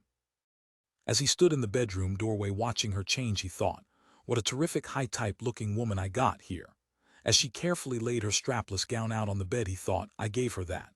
He recalled the model at the department store appearing wearing it. But Doreen looked a lot better. She had all that flaming red hair that plunged down the back of her neck like a drizzle of fire. "Arnie," she said, turning to face him as she buttoned her blouse up, "you go easy on Jack Bohlen tonight." "Aw hell," he protested, "what do you mean? All I want from good old Jack is results. I mean, he's had long enough times run out." Doreen repeated, "Go easy, Arnie, or I'll never forgive you." Grumbling, he walked away to the sideboard in the living room and began fixing her a drink. "What'll you have?" "I got a bottle of this 10-year-old Irish whiskey. It's okay." "I'll have that then," Doreen said, emerging from the bedroom. She seated herself on the couch and smoothed her skirt over her crossed knees. "You look good in anything," Arnie said. "Thank you. Listen, what you're doing with Bohlen has my sanction, of course, as you know. But it's all on the surface, what you're doing, right? Deep inside you're saving yourself for me." Quizzically, Doreen said, "What do you refer to by deep inside?" She eyed him until he laughed. "Watch it," she said. "Yes, of course I'm yours, Arnie. Everything here in Lewistown is yours, even the bricks and straw. Every time I pour a little water down the kitchen drain, I think of you." "Why me?" "Because you're the totem god of wasted water." She smiled at him. "It's a little joke, that's all. I was thinking about your steam bath with all its runoff." "Yeah," Arnie said. "Remember that time you and I went there late at night and I unlocked it with my key and we went in like a couple of bad kids? Sneaked in, turned on the hot water showers until the whole place was nothing but steam. And then we took off our clothes we really must have been drinking and we ran all around naked in the steam, hiding from each other." He grinned.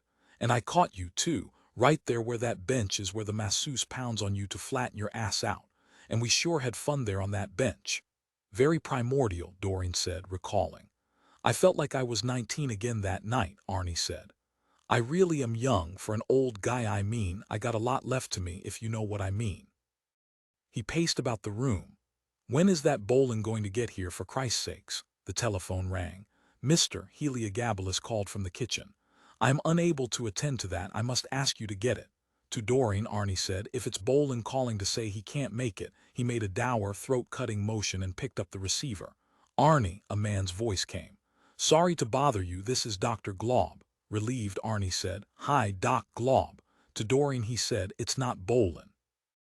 Dr. Glob said, "Arnie, I know you're expecting Jack Bohlen tonight. He's not there yet, is he?" "No." Hesitating, Glob said, "Arnie, I happen to have spent some time with Jack today, and although—" "What's the matter? Has he had a schizophrenic seizure?" With acute intuition, Arnie knew it was so. That was the point of the doctor's call. "Okay," Arnie said, "he's under a strain, under the pressure of time, granted. But so are we all.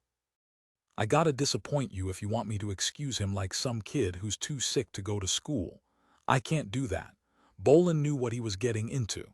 If he doesn't have any results to show me tonight, I'll fix him so he never repairs another toaster on Mars the rest of his life." Dr. Glob was silent, and then he said, "It's people like you with your harsh driving demands that create schizophrenics." "So what? I've got standards. He's got to meet them, that's all." "Very high standards, I know that." "So does he have high standards?" Arnie said, "Not as high as mine." "Well, you got anything else to say, Doc Glob?" "No," Glob said, except that his voice shook. "Nothing else. Thanks for your time." "Thanks for calling." Arnie hung up. That gutless wonder, he's too cowardly to say what he was thinking. Disgustedly, he walked away from the phone. Afraid to stick up for what he believes in, I got nothing but contempt for him. Why'd he call if he's got no guts? Doreen said, "I'm amazed he called, sticking his neck out. What did he say about Jack?" Her eyes were darkened by concern. She rose and approached Arnie, putting her hand on his arm to stop his pacing. "Tell me." "Aw, he just said he was with Bohlen today for a while. I suppose Bohlen had some sort of fit, his ailment, you know." "Is he coming?" "Christ, I don't know. Why does everything have to be so complicated? Doctor's calling, you pawing at me like a whipped dog or something."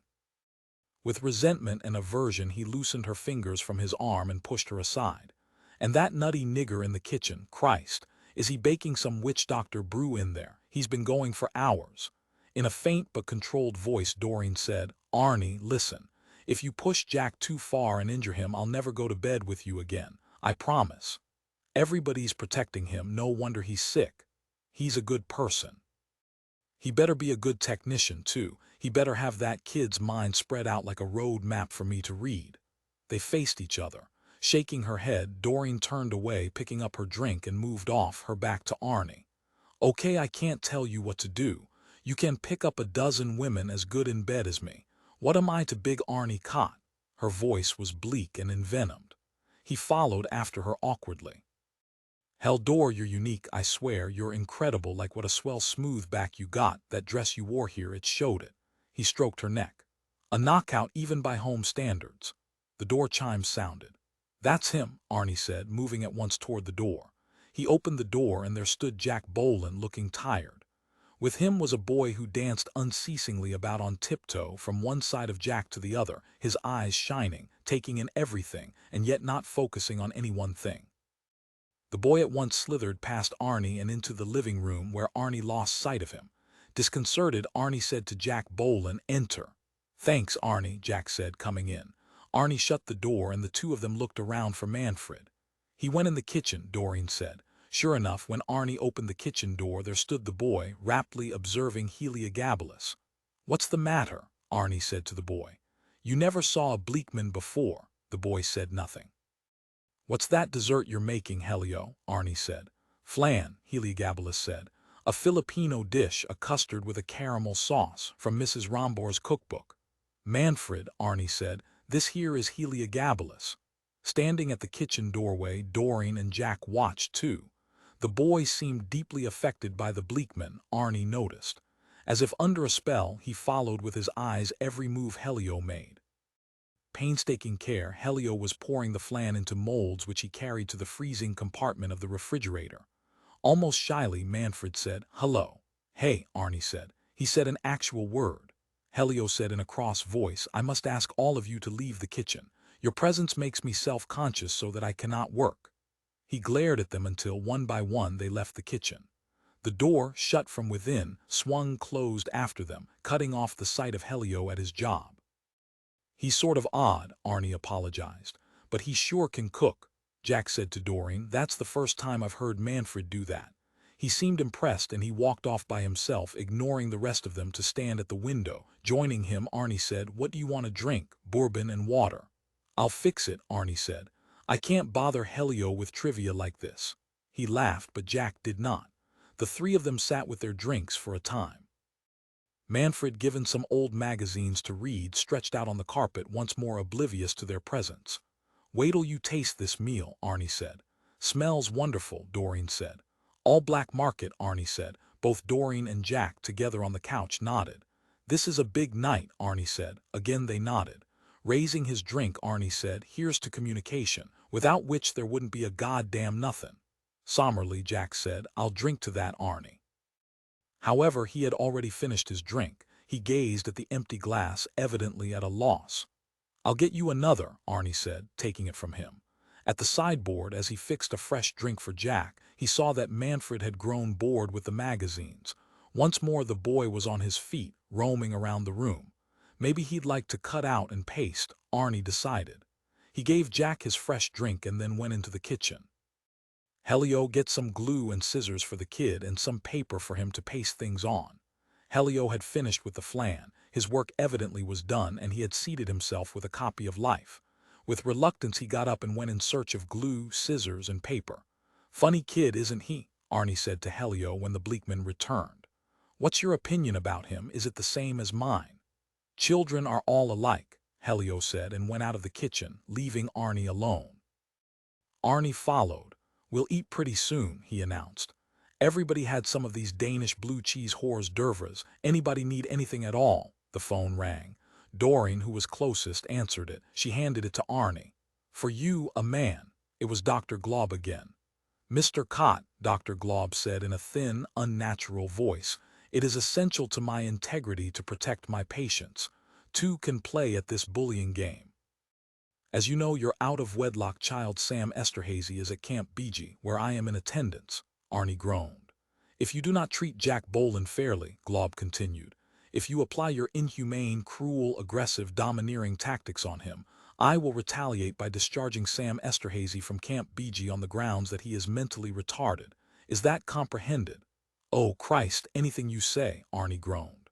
"I'll talk to you about it tomorrow. Go to bed or something. Take a pill. Just get off me."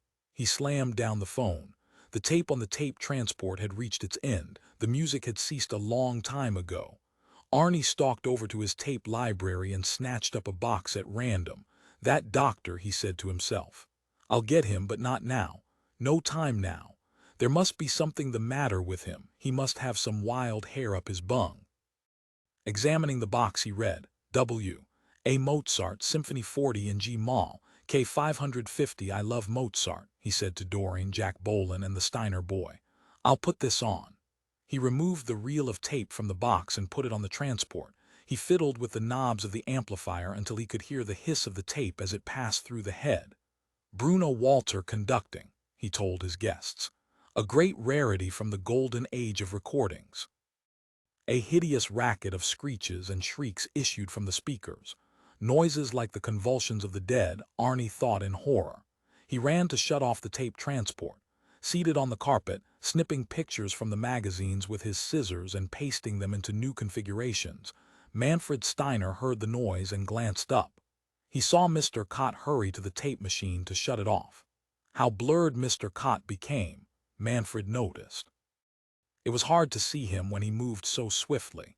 It was as if in some way he had managed to disappear from the room and then reappear in another spot. The boy felt frightened. The noise, too, frightened him. He looked to the couch where Mr. Bohlen sat to see if he were upset. But Mr. Bohlen remained where he was with Doreen Anderton, interlinked with her in a fashion that made the boy cringe with concern. How could two people stand being so close? It was to Manfred as if their separate identities had flowed together, and the idea that such a muddling could be terrified him. He pretended not to see. He saw past them at the safe, unblended wall. The voice of Mr. Kott broke over the boy, harsh and jagged tones that he did not understand. Then Doreen Anderton spoke, and then Jack Bohlen. They were all chattering in a chaos now, and the boy clapped his hands to his ears. All at once, without warning of any kind, Mr. Kott shot across the room and vanished entirely. Where had he gone? No matter where he looked, the boy could not find him. He began to tremble, wondering what was going to happen. And then he saw, to his bewilderment, that Mr. Kott had reappeared in the room where the food was. He was chattering to the dark figure there. Dark figure, with rhythmic grace, ebbed from his spot on top of the high stool, flowed step by step across the room and got a glass from the cabinet. Awed by the movement of the man, Manfred looked directly at him, and at that moment the dark man looked back, meeting his gaze. "You must die," the dark man said to him in a far-off voice. "Then you will be reborn. Do you see, child? There is nothing for you as you are now because something went wrong and you cannot see or hear or feel. No one can help you. Do you see, child?" "Yes," Manfred said. The dark figure glided to the sink, put some powder and water into the glass, presented it to Mr. Kott, who drank down the contents, chattering all the while. How beautiful the dark figure was. Why can't I be like that? Manfred thought. No one else looked like that. His glimpse, his contact with the shadow-like man, was cut off. Doreen Anderton had passed between them as she ran into the kitchen and began talking in high-pitched tones. Once more Manfred put his hands to his ears, but he could not shut out the noise. He looked ahead to escape. He got away from the sound and the harsh, blurred comings and goings. Ahead of him a mountain path stretched out. The sky overhead was heavy and red, and then he saw dots, hundreds of gigantic specks that grew and came closer. Things rained down from them, men with unnatural thoughts. The men struck the ground and dashed about in circles. They drew lines, and then great things like slugs landed one after another without thoughts of any sort and began digging. He saw a hole as large as a world. The earth disappeared and became black, empty, and nothing. Into the hole the men jumped one by one until none of them were left. He was alone with the silent world hole. At the rim of the hole he peeped down. At the bottom, in the nothing, a twisted creature unwound as if released. It snaked up, became wide, contained square space, and grew color. "I am in you," Manfred thought, once again, A voice said, "He has been here at AM Web longer than anyone else. He was here when the rest of us came. He is extremely old. Does he like it? Who knows? He can't walk or feed himself. The records were lost in that fire. Possibly he's 200 years old. They amputated his limbs, and of course most of his internal organs were taken out on entry. Mostly he complains about hay fever." No, Manfred thought. I can't stand it. My nose burns. I can't breathe. Is this the start of life, what the dark shadow figure promised?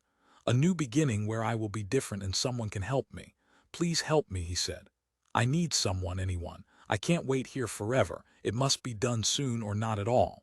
If it is not done, I will grow and become the world whole, and the whole will eat up everything. The whole beneath AM Web waited to be all those who walked above or had ever walked above. It waited to be everyone and everything. And only Manfred Steiner held it back.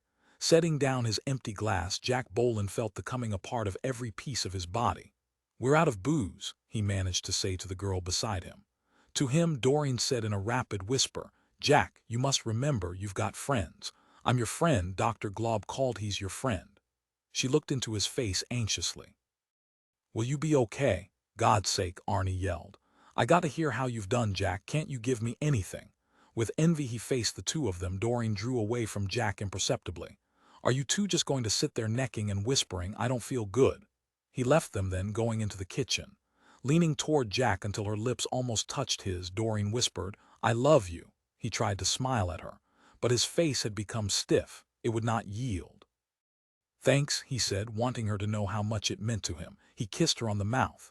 Her lips were warm, soft with love. They gave what they had to him, holding nothing back. Her eyes full of tears, she said, I feel you sliding away farther and farther into yourself again. No, he said, I'm okay, but it was not so. He knew it. Gubble, gubble, the girl said. Jack closed his eyes. I can't get away, he thought. It has closed over me completely. When he opened his eyes, he found that Doreen had gotten up from the couch and was going into the kitchen. Voices, hers and Arnie's, drifted to him where he sat. Gubble, gubble, gubble, gubble. Turning toward the boy who sat snipping at his magazines on the rug, Jack said to him, Can you hear me? Can you understand me? Manfred glanced up and smiled. Talk to me, Jack said. Help me. There was no response. Getting to his feet, Jack made his way to the tape recorder. He began inspecting it, his back to the room. Would I be alive now, he asked himself, if I had listened to Dr. Glob? If I hadn't come here, had let him represent me? Probably not. Like the earlier attack, it would have happened anyhow. It is a process which must unfold. It must work itself out to its conclusion. The next he knew he was standing on a black, empty sidewalk. The room, the people around him were gone. He was alone. Buildings, gray, upright surfaces on both sides. Was this AM Web? He looked about frantically. Lights here and there. He was in a town, and now he recognized it as Lewistown. He began to walk. Wait, a woman's voice called. From the entrance of a building, a woman in a fur wrap hurried, her high heels striking the pavement and setting up echoes. Jack stopped. It didn't go so bad after all, she said, catching up with him, out of breath. Thank God it's over. You were so tense I felt it all evening. Arnie is dreadfully upset by the news about the co-op. They're so rich and powerful, they make him feel so little. Together, they walked in no particular direction, the girl holding on to his arm. And he did say, she said, that he's going to keep you on as his repairman. I'm positive he means it. He's sore, though, Jack. All the way through him, I know, I can tell. He tried to remember, but he could not. Say something, Doreen begged. After a bit he said he would make a bad enemy. I'm afraid that's so. She glanced up into his face. Shall we go to my place, or do you want to stop somewhere and get a drink? Let's just walk, Jack Bohlen said. Do you still love me? Of course, he said. Are you afraid of Arnie? He may try to get revenge on you, for he doesn't understand about your father. He thinks that on some level you must have. She shook her head. Jack, he will try to get back at you. He does blame you. He's so goddamn primitive. Yes, Jack said. Say something, Doreen said. You're just like wood, like you're not alive. Was it so terrible? It wasn't, was it? You seem to pull yourself together. With effort he said, I'm not afraid of what he'll do. Would you leave your wife for me, Jack? You said you loved me. Maybe we could emigrate back to Earth or something. Together they wandered on. 13 for Otto Zitt. It was as if life had once more opened up. Since Norb Steiner's death he moved about Mars as in the old days, making his deliveries, selling, meeting people face to face and gabbing with them. And most particularly, he had already encountered several good-looking women, lonely housewives stranded out in the desert in their homes day after day, yearning for companionship. So to speak, so far he had not been able to call at Mrs. Silvia Bohlen's house. But he knew exactly where it was. He had marked it on his map. Today he intended to go there. For the occasion he put on his best suit, a single-breasted gray English sharkskin suit he had not worn for years. The shoes, regrettably, were local, and so was the shirt. But the tie, it had just arrived from New York, the latest in bright, cheerful colors. It divided at the bottom into a wild fork shape. Holding it up before him, he admired it. Then he put it on and admired it there, too. His long dark hair shone. He felt happy and confident. This day begins it all afresh for me, with a woman like Silvia, he said to himself as he put on his wool topcoat, picked up his suitcases, and marched from the storage shed now made over into truly comfortable living quarters to the copter. In a great soaring arc he lifted the copter into the sky and turned it east. The bleak FDR mountains fell away behind him. He passed over the desert, saw at last the George Washington Canal by which he oriented himself. Following it, he approached the smaller canal system which branched from it, and soon he was above the junction of the William Butler Yeats and the Herodotus, near which the Bohlens lived. Both those women, he ruminated, are attractive, that June Hennessy and Silvia Bohlen, but of the two of them, Silvia's more to my liking. She has that sleepy, sultry quality that a deeply emotional woman always has. June is too pert and frisky. That kind talks on and on, sort of Weiske-like. I want a woman who's a good listener.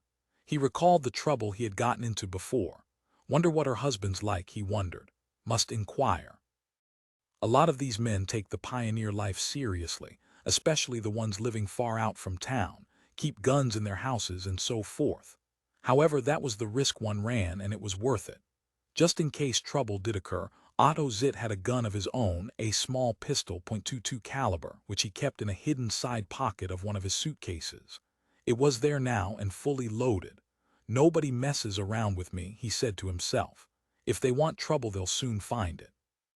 Cheered by that thought, he dipped his copter, scouted out the land below. There was no copter parked at the Bohlen house and prepared to land.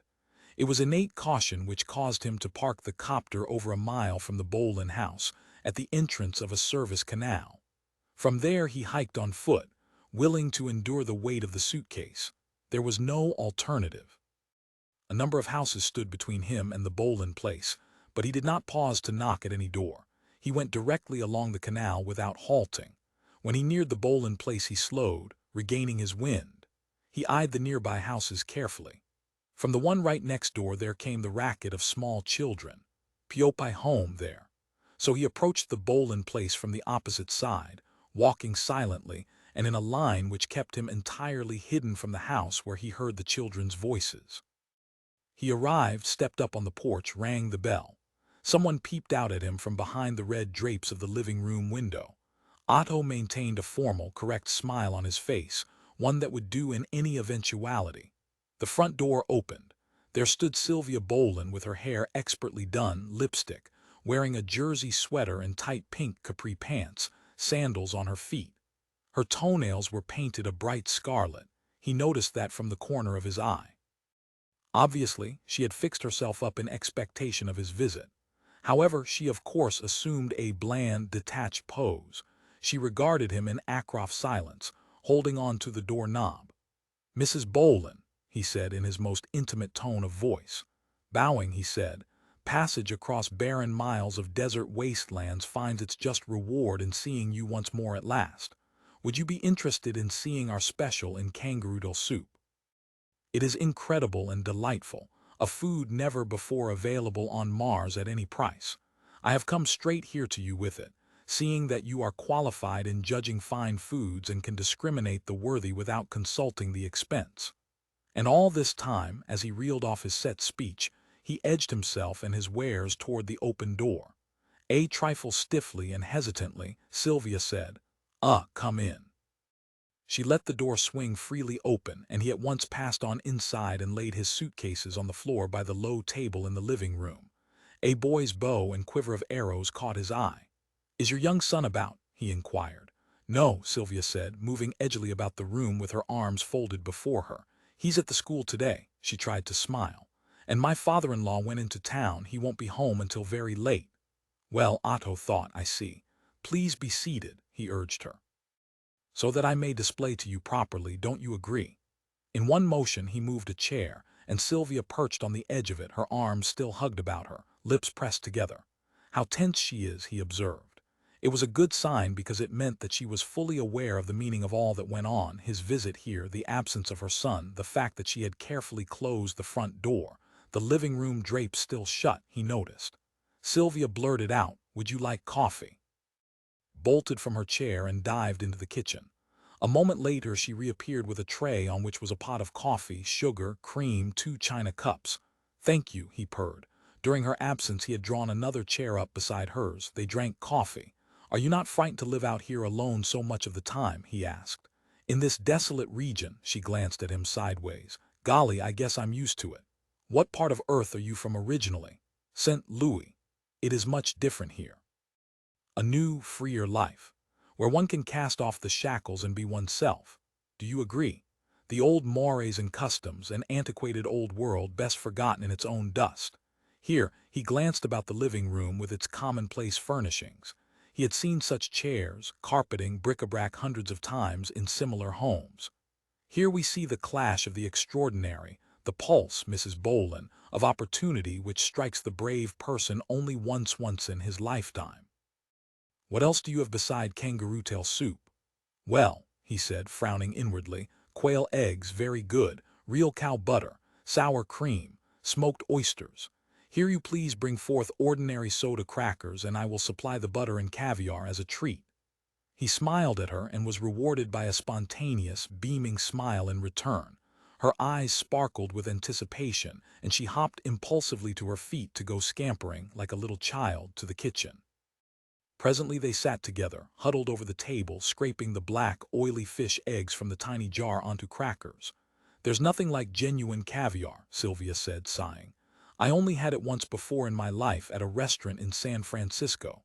Observe what else I have." From his suitcase he produced a bottle. "Green Hungarian from the Buena Vista Winery in California, the oldest winery in that state."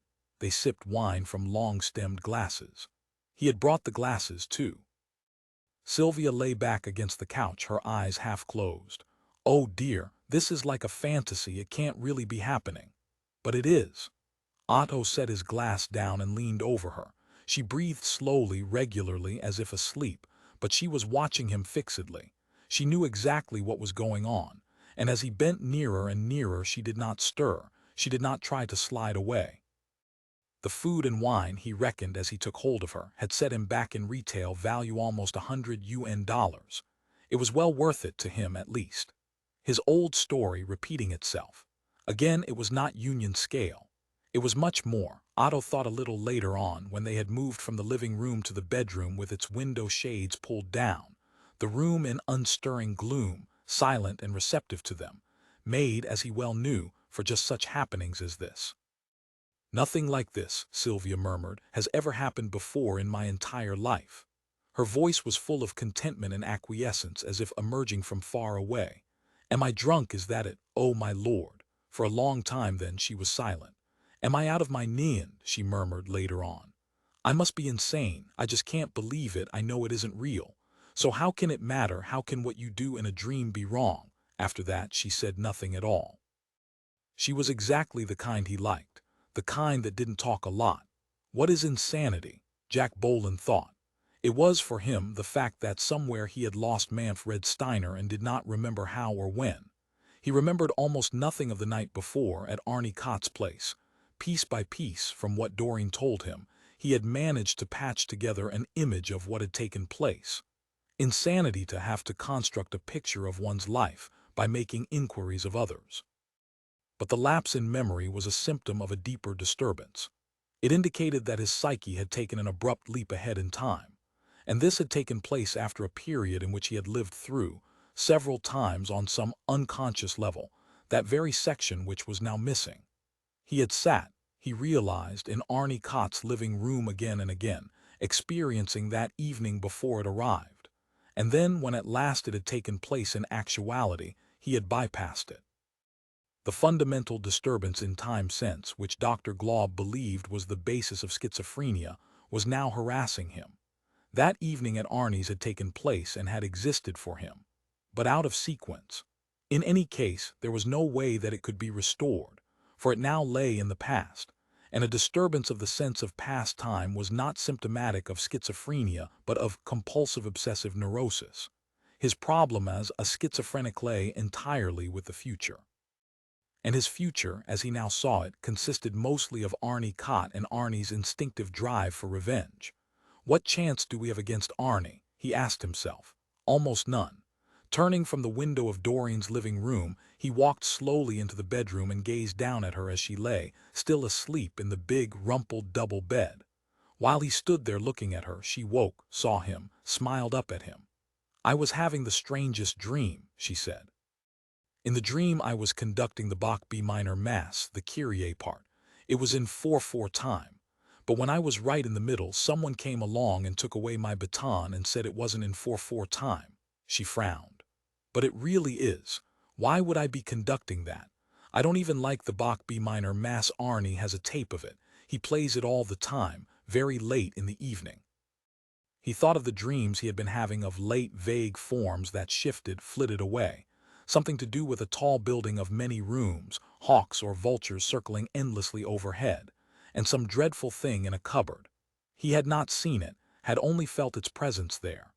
"Dreams usually relate to the future," Doreen said. "They have to do with the potential in a person. Arnie wants to start a symphony orchestra at Lewistown. He's been talking to Bosley Tuvim at New Israel. Maybe I'll be the conductor. Maybe that's what my dream means." She slid from the bed and stood up, naked and slim and smooth. "Doreen," he said steadily, "I don't remember last night. What became of Manfred?" "He stayed with Arnie, because he has to go back to Camp BG now, and Arnie said he'd take him. He goes to New Israel all the time to visit his own boy there, Sam Esterhazy. He's going there today, he told you." After a pause, she said, "Jack, have you ever had amnesia before?" "No," he said. "It's probably due to the shock of quarreling with Arnie. It's awfully hard on a person to tangle with Arnie, I've noticed." "Maybe that's it," he said. "What about breakfast?" Now she began getting fresh clothes from her dresser drawers, a blouse, underwear. "I'll cook bacon and eggs, delicious canned Danish bacon." She hesitated, and then she said, "More of Arnie's black market goodies, but they really are good." "It's fine with me," he said. "After we went to bed last night, I lay awake for hours wondering what Arnie will do. To us, I mean. I think it'll be your job, Jack. I think he'll put pressure on Mr. Yi to let you go. You must be prepared for that. We both must be. And of course he'll just dump me, that's obvious, but I don't mind, I have you." "Yes, that's so, you do have me," he said, as by reflex. "The vengeance of Arnie Kott," Doreen said, as she washed her face in the bathroom. "But he's so human, it's not so scary. I prefer him to that Manfred. I really couldn't stand that child.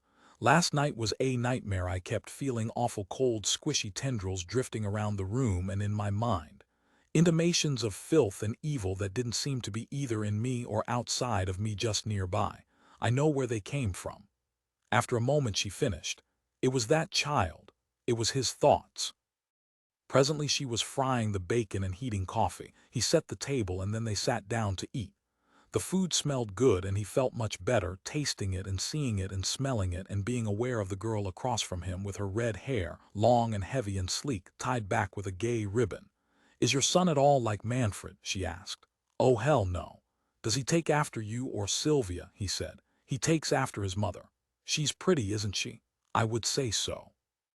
"You know, Jack, last night when I was lying there awake and thinking, I thought maybe Arnie won't turn Manfred over to Camp BG. What would he do with him, with a creature like that? Arnie's very imaginative. Now this scheme to buy into the FDR land is over. Maybe he'll find an entirely new use for Manfred's precognition. It occurred to me, you'll laugh. Maybe he'll be able to contact Manfred through Heliogabalus, that tame Bleekman of his." She was quiet then, eating breakfast and staring down at the plate. Jack said, "You could be right." He felt bad just to hear her say it. It rang so true, it was so plausible. You never talked to Helio, Doreen said. He's the most cynical, bitter person I ever met. He's even sardonic with Arnie. He hates everybody. I mean, he's really twisted inside. Did I ask Arnie to take the boy, or was it his idea? Arnie suggested it. At first you wouldn't agree. But you had become so inert and withdrawn. It was late and we all had drunk a lot. Do you remember that? He nodded. Arnie serves that black label Jack Daniels. I must have drunk a whole fifth of it alone. She shook her head mournfully. Nobody else on Mars has the liquor Arnie has. I'll miss it. There isn't much I can do along that line, Jack said. I know. That's okay. I don't expect you to. I don't expect anything, in fact. It all happened so fast last night. One minute we were all working together, you and I and Arnie, then it seemed like all of a sudden. It was obvious that we were on opposite sides, that we'd never be together again, not as friends anyhow. It's sad. She put up the side of her hand and rubbed at her eye. A tear slid down her cheek. Jesus, I'm crying, she said with anger. If we could go back and relive last night, I wouldn't change it, she said. I don't regret anything, and you shouldn't either. Thanks, he said. He took hold of her hand. I'll do the best I can by you. As the guy said, I'm not much, but I'm all I have. She smiled and after a moment resumed eating her breakfast. At the front counter of her shop, Aunt Esterhazy wrapped a package for mailing. As she began addressing the label, a man strode into the store. She glanced up, saw him. A tall, thin man wearing glasses much too large for him. Memory brought distaste as she recognized Dr. Glob. Mrs. Esterhazy, Dr. Glob said, I want to talk to you if I may. I regret our altercation. I behaved in a regressive, oral-sucking fashion and I'd like to apologize. She said coolly. What do you want, doctor? I'm busy.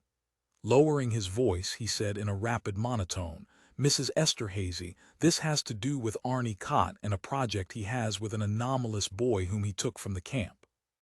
I want you to use your influence over Mr. Kott and your great zeal for humanitarian causes to see that a severe cruelty is not done to an innocent, introverted schizoid individual who was drawn into Mr. Kott's scheme due to his line of work. This man— Wait, she interrupted. I can't follow. She beckoned him to accompany her to the rear of the store, where no one entering would overhear. This man, Jack Bohlen, Dr. Glob said, even more rapidly than before, could become permanently psychotic as a result of Kott's desire for revenge. And I ask you, Mrs. Esterhazy, he pleaded on and on. Oh, good grief, she thought. Another cause that somebody wants to enlist me in. Don't I have enough already? But she listened. She had no choice. And it was her nature. On and on mumbled Dr. Glob, and gradually she began to build up an idea of the situation which he was trying to describe. It was clear that he held a grudge against Arnie, and yet there was more. Dr. Glob was a curious mixture of the idealistic and the childishly envious, a queer sort of person, and Esterhazy thought as she listened. Yes, she said at one point, that does sound like Arnie. I thought of going to the police, Dr. Glob rambled on, or to the UN authorities, and then I thought of you, so I came here. He peered at her, disingenuously but with determination. At 10 o'clock that morning, Arnie Kott entered the front office of the Yi Company at Bunchwood Park. An elongated, intelligent-looking Chinese in his late 30s approached him and asked what he wished. I am Mr. Yi. They shook hands. This guy Bohlen that I'm leasing from you.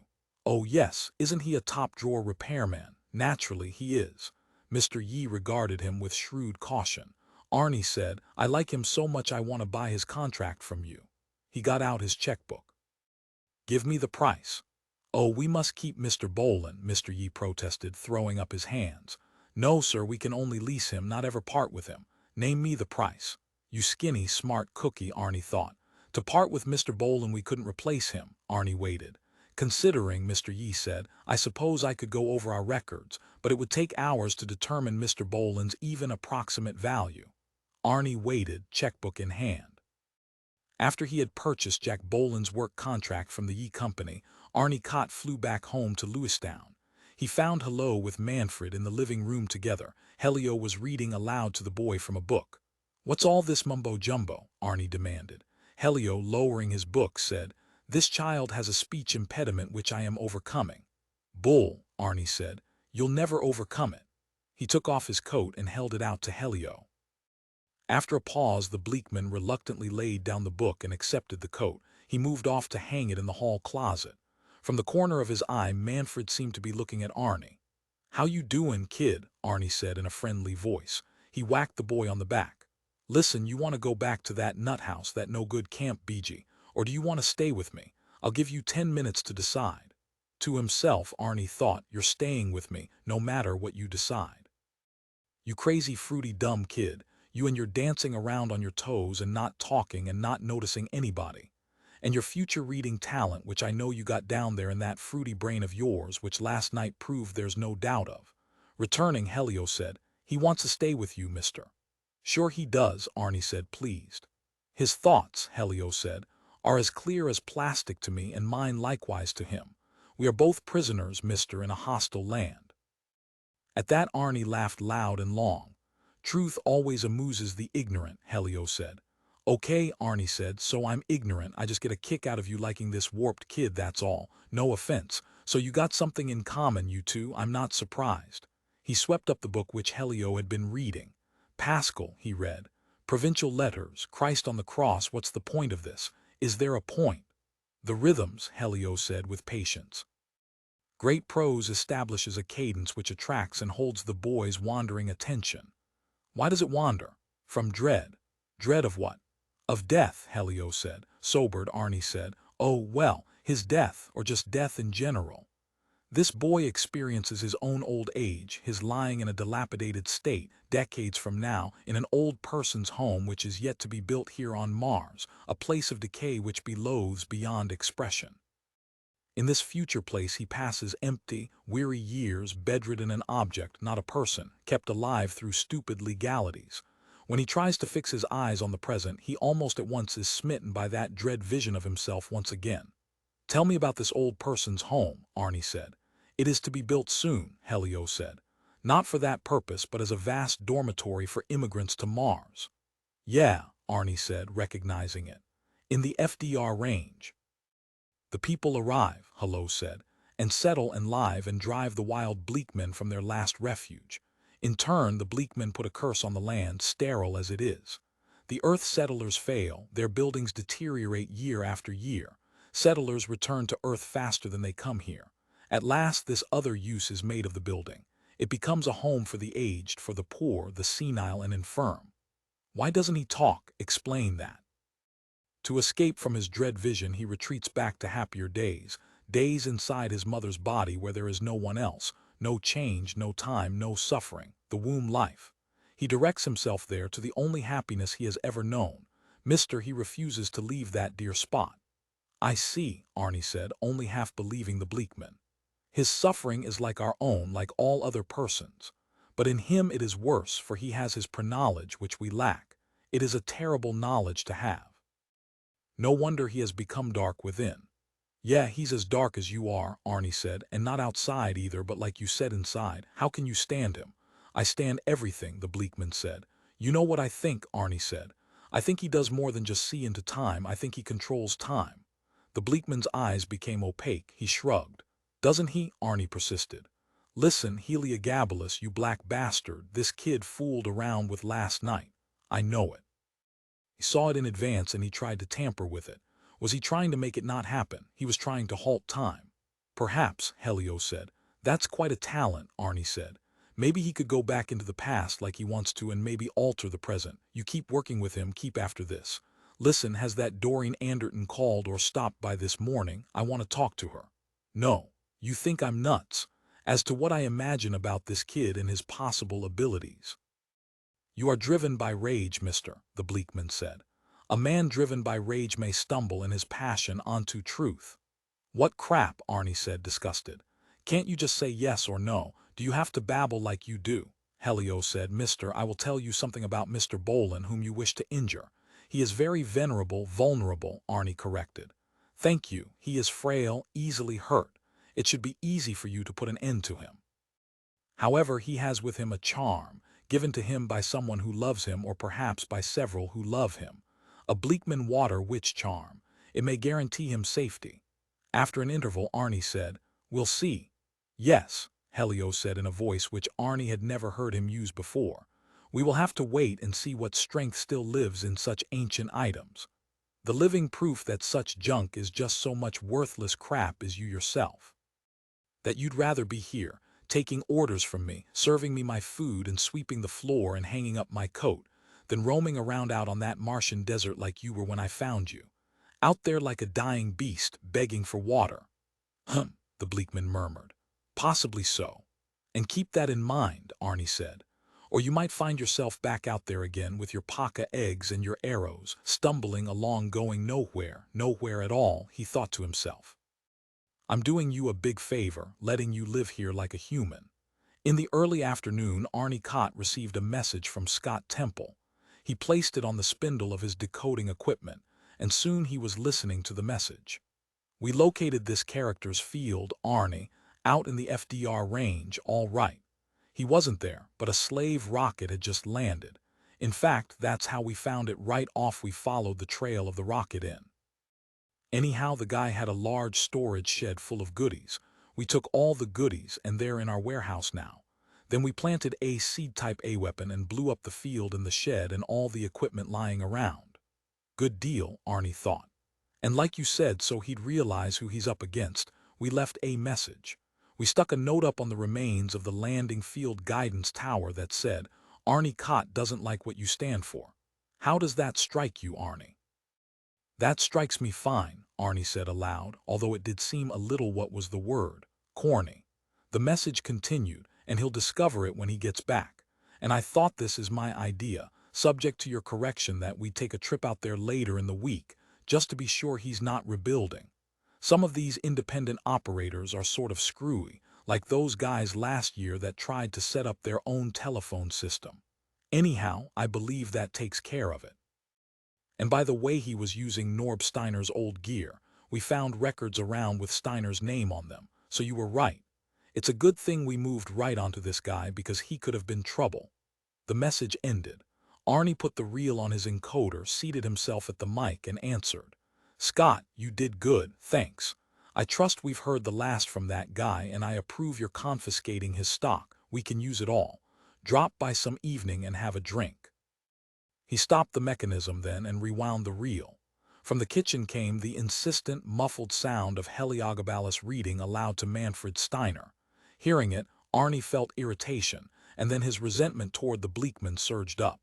Why'd you let me get mixed up with Jack Bohlen when you could read the kid's mind? He demanded. Why didn't you speak up? He felt outright hatred for Heliogabalus. You betrayed me too, he said to himself. Like the rest of them, Anne and Jack and Doreen, all of them. Going to the kitchen door, he yelled in, You getting results or aren't you? Heliogabalus lowered his book and said, Mister, this requires time and effort. Time, Arnie said. Hell, that's the whole problem. Send him back into the past, say 2 years ago, and have him buy the Henry Wallace in my name. Can you do that? There was no answer. The question to Heliogabalus was too absurd even to consider. Flushing, Arnie slammed the kitchen door shut and stalked back into the living room. Then have him send me back into the past, Arnie said to himself. This time travel ability must be worth something. Why can't I get the kind of results I want? What's the matter with everyone? They're making me wait just to annoy me, he said to himself. And he decided, I'm not going to wait much longer. By 1 o'clock in the afternoon, still no service calls had come in from the Yi Company. Jack Bohlen, waiting by the phone in Doreen Anderton's apartment, knew that something was wrong. At 1:30 he phoned Mr. Yi. I assumed that Mr. Kott would inform you, Jack, Mr. Yi said in his prosaic manner. You are no longer my employee, Jack, you are his. Thank you for your fine service record. Demoralized by the news, Jack said, Kott bought my contract. That is the case, Jack. Jack hung up the phone. What did he say? Doreen asked, watching him wittied. I'm Arnie's. What's he going to do? I don't know, he said. I guess I better call him and find out. It doesn't look as if he's going to call me. Playing with me, he thought, sadistic games, enjoying himself perhaps. There's no use telephoning him, Doreen said. He never says anything on the phone. We'll have to go over to his place. I want to go along, please let me. Okay, he said, going to the closet to get his coat. Let's go, he said to her. 14 at 2 o'clock in the afternoon, Otto Zitt poked his head out the side door of the Bohlen house and ascertained that no one was watching. He could leave safely, Silvia Bohlen realized, as she saw what he was doing. What have I done? she asked herself as she stood in the middle of the bedroom clumsily buttoning her blouse. How can I expect to keep it secret? Even if Mrs. Steiner doesn't see him, he'll surely tell that June Hennessy, and she'll blab it to everybody along the William Butler Yeats. She loves gossip. I know Jack will find out. And Leo might have come home early, but it was too late now. Over and done with. Otto was gathering up his suitcases, preparing to depart. I wish I was dead, she said to herself. Goodbye, Silvia, Otto said hurriedly as he started toward the front door. I will call you. She did not answer. She concentrated on putting on her shoes. Aren't you going to say goodbye? He asked, pausing at the bedroom door. Shooting a glance at him, she said, no, and get out of here. Don't ever come back. I hate you. I really do. He shrugged. Why? Because, she said with perfect logic, you're a horrible person. I never had anything to do with a person like you before. I must be out of my mind. It must be the loneliness. He seemed genuinely hurt. Flushed red, he hung around at the doorway of the bedroom. It was as much your idea as mine, he mumbled finally, glaring at her. Go away, she said, turning her back to him. At last the front door opened and shut. He had gone. Never, never again, Silvia said to herself. She went to the medicine cabinet in the bathroom and got down her bottle of phenobarbital. Hastily pouring herself a glass of water, she took 150 milligrams, gulping them down and gasping. I shouldn't have been so mean to him, she realized in a flash of conscience. It wasn't fair. It wasn't really his fault. It was mine. If I'm no good, why blame him? If it hadn't been him, it would have been someone else, sooner or later. She thought, will he ever come back? Or have I driven him off forever? Already she felt lonely, unhappy, and completely at a loss once more, as if she were doomed to drift in a hopeless vacuum forever and ever. He was actually very nice, she decided. Gentle and considerate. I could have done a lot worse. Going into the kitchen, she seated herself at the table, picked up the telephone, and dialed June Hennessy's number. Presently, June's voice sounded in her ear. Hello, Silvia said. Guess what? Tell me. Wait till I light a cigarette. Silvia Bohlen lit a cigarette, got an ashtray, moved her chair so that she was comfortable, and then, with an infinitude of detail plus a little essential invention at critical points, she told her. To her surprise, she found the telling to be as enjoyable as the experience itself. Perhaps even a bit more so. Flying back across the desert to his base in the FDR Mountains, Otto Zitt ruminated on his assignation with Mrs. Bohlen and congratulated himself. He was in a good mood, despite Silvia's not unnatural fit of remorse and accusation just as he was leaving. You have to expect that, he advised himself. It had happened before, true. It always upset him, but that was one of the odd little tricks typical of a woman's mind. There always came a point when they had to sidestep reality and start casting blame in all directions, toward anyone and anything handy. He did not much care. Nothing could rob him of the memory of the happy time which the two of them had engaged in. So now what? Back to the field to have lunch, rest up, shave, shower, and change his clothes. There would still be time enough to start out once more on an authentic selling trip with nothing else in mind this time but pure business itself. Already, he could see the ragged peaks of the mountains ahead. He would soon be there. It seemed to him that he saw a plume of ugly gray smoke drifting up from the mountains directly ahead. Frightened, he stepped up the velocity of the copter. No doubt of it, the smoke rose at or near his field. They found me, he said to himself with a sob. The UN, they wiped me out and they're waiting for me. But he went on anyhow. He had to know for sure. Below lay the remains of his field, a smoking, rubble-strewn ruin. He circled aimlessly, crying openly, tears spilling down his cheeks. There was no sign of the UN, however, no military vehicles or soldiers. Could an incoming rocket have exploded? Quickly, Otto landed the copter. On foot he ran across the hot ground toward the debris that had been his storage shed. As he reached the signal tower of the field, he saw, pinned to it, a square of cardboard. Arnie Kott doesn't like what you stand for. Again and again he read it, trying to understand it.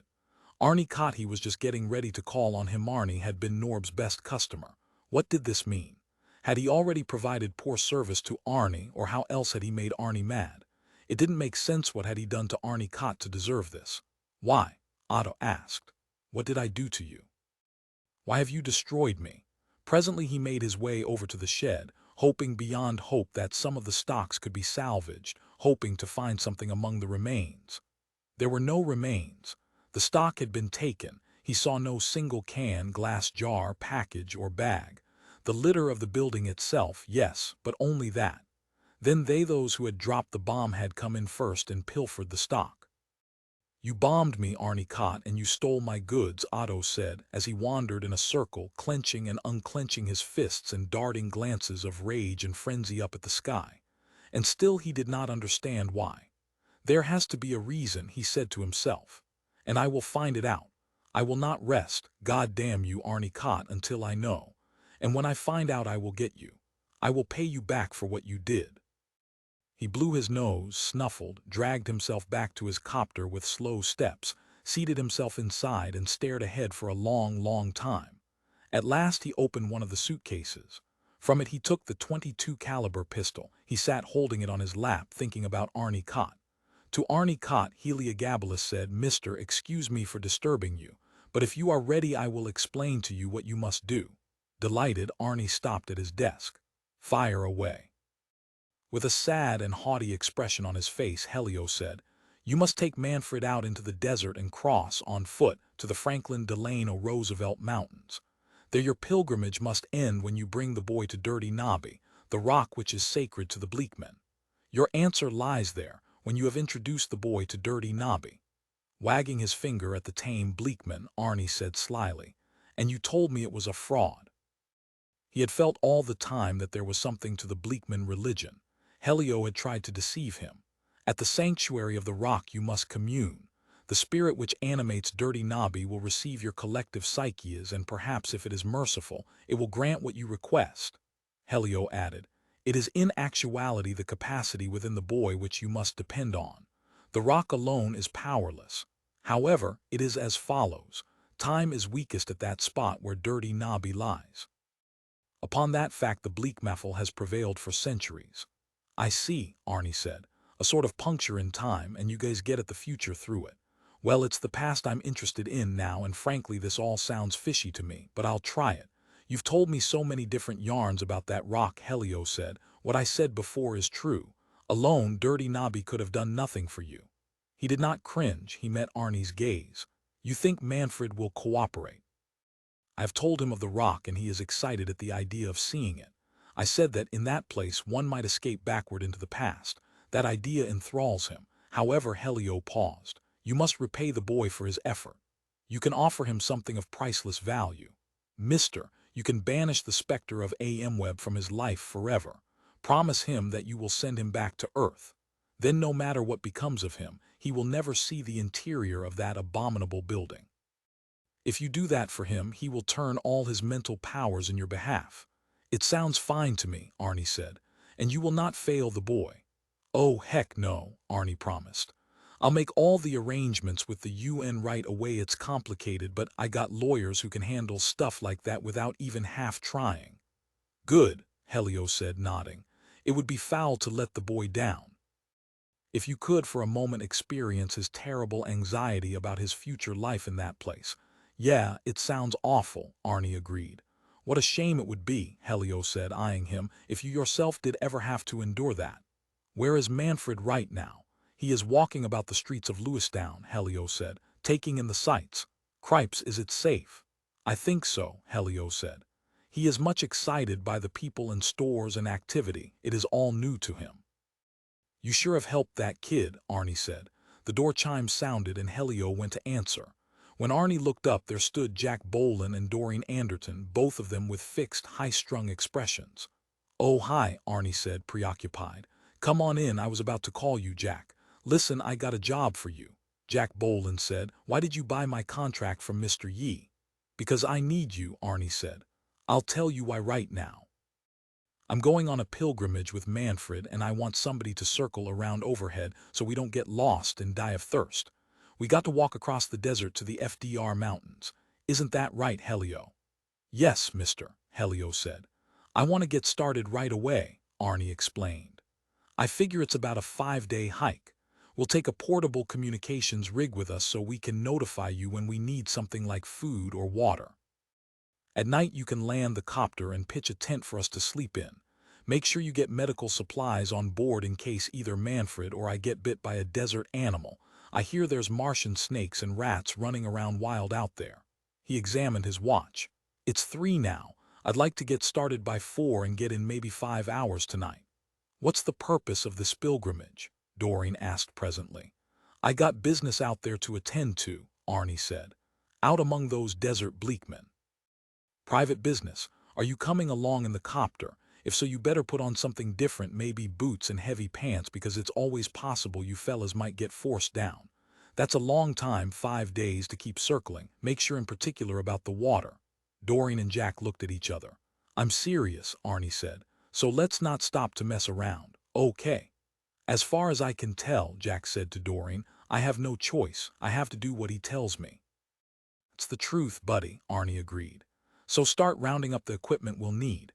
Portable stove to cook on, portable light, portable bathroom, food and soap and towels, a gun of some sort. You know what we'll need. You've been living on the edge of the desert." Jack nodded slowly.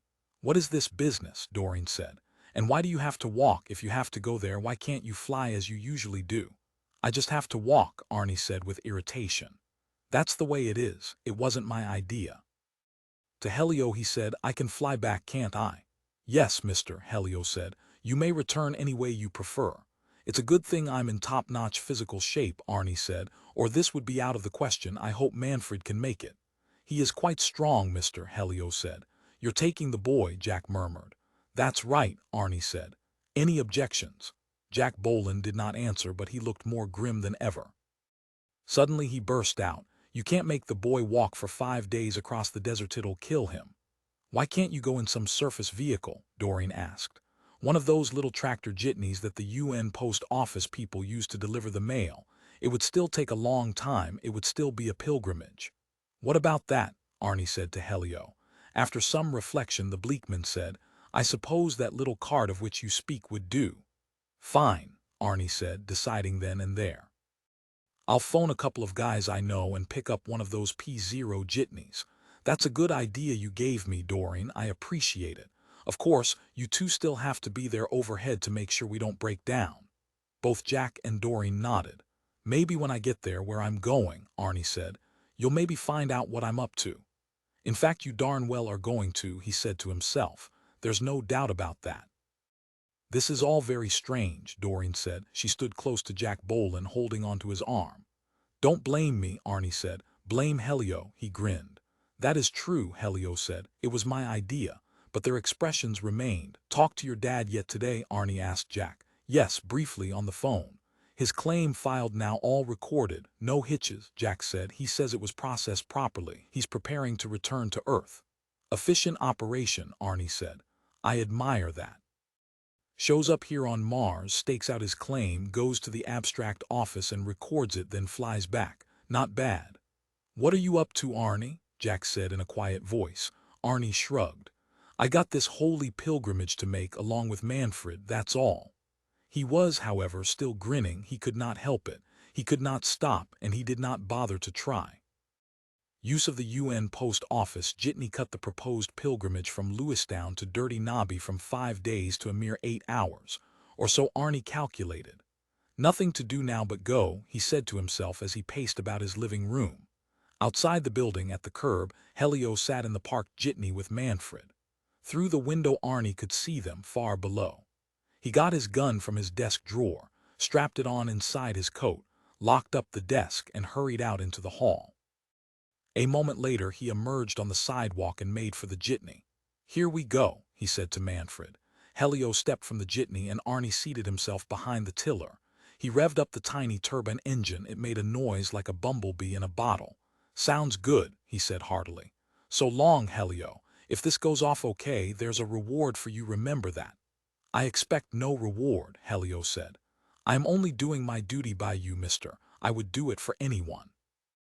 Releasing the parking brake, Arnie pulled out into downtown Lewistown late afternoon traffic. They were on their way. Overhead, Jack Bohlen and Doreen were no doubt cruising in the copter. Arnie did not bother to search for sign of them, taking it for granted that they were there. He waved goodbye to Helio, and then a huge tractor bus filled in all the space behind the jitney. Helio was cut off from view. "How about this, Manfred?" Arnie said, as he guided the jitney toward the perimeter of Lewistown and the desert beyond. Isn't this something? It makes almost 50 miles an hour, and that isn't hay. The boy did not respond, but his body trembled with excitement. This is the nuts, Arnie declared, in answer to his own query. They had almost left Lewistown when Arnie became aware of a car which had pulled up beside them and was proceeding at the same speed as theirs. He saw within the car two figures, a man and a woman. At first he thought it was Jack and Doreen, and then he discovered that the woman was his ex-wife Ann Esterhazy and the man was Dr. Milton Glob. What the hell do they want? Arnie wondered. Can't they see I'm busy? I can't be bothered, whatever it is. Kott, Dr. Glob yelled, pull over to the curb so we can talk to you. This is vital. The hell, Arnie said, increasing the speed of the jitney. He felt with his left hand for his gun. I got nothing to say, and what are you two doing in cahoots? He didn't like the look of it one bit. Just like them to gang up, he said to himself. I should have expected it.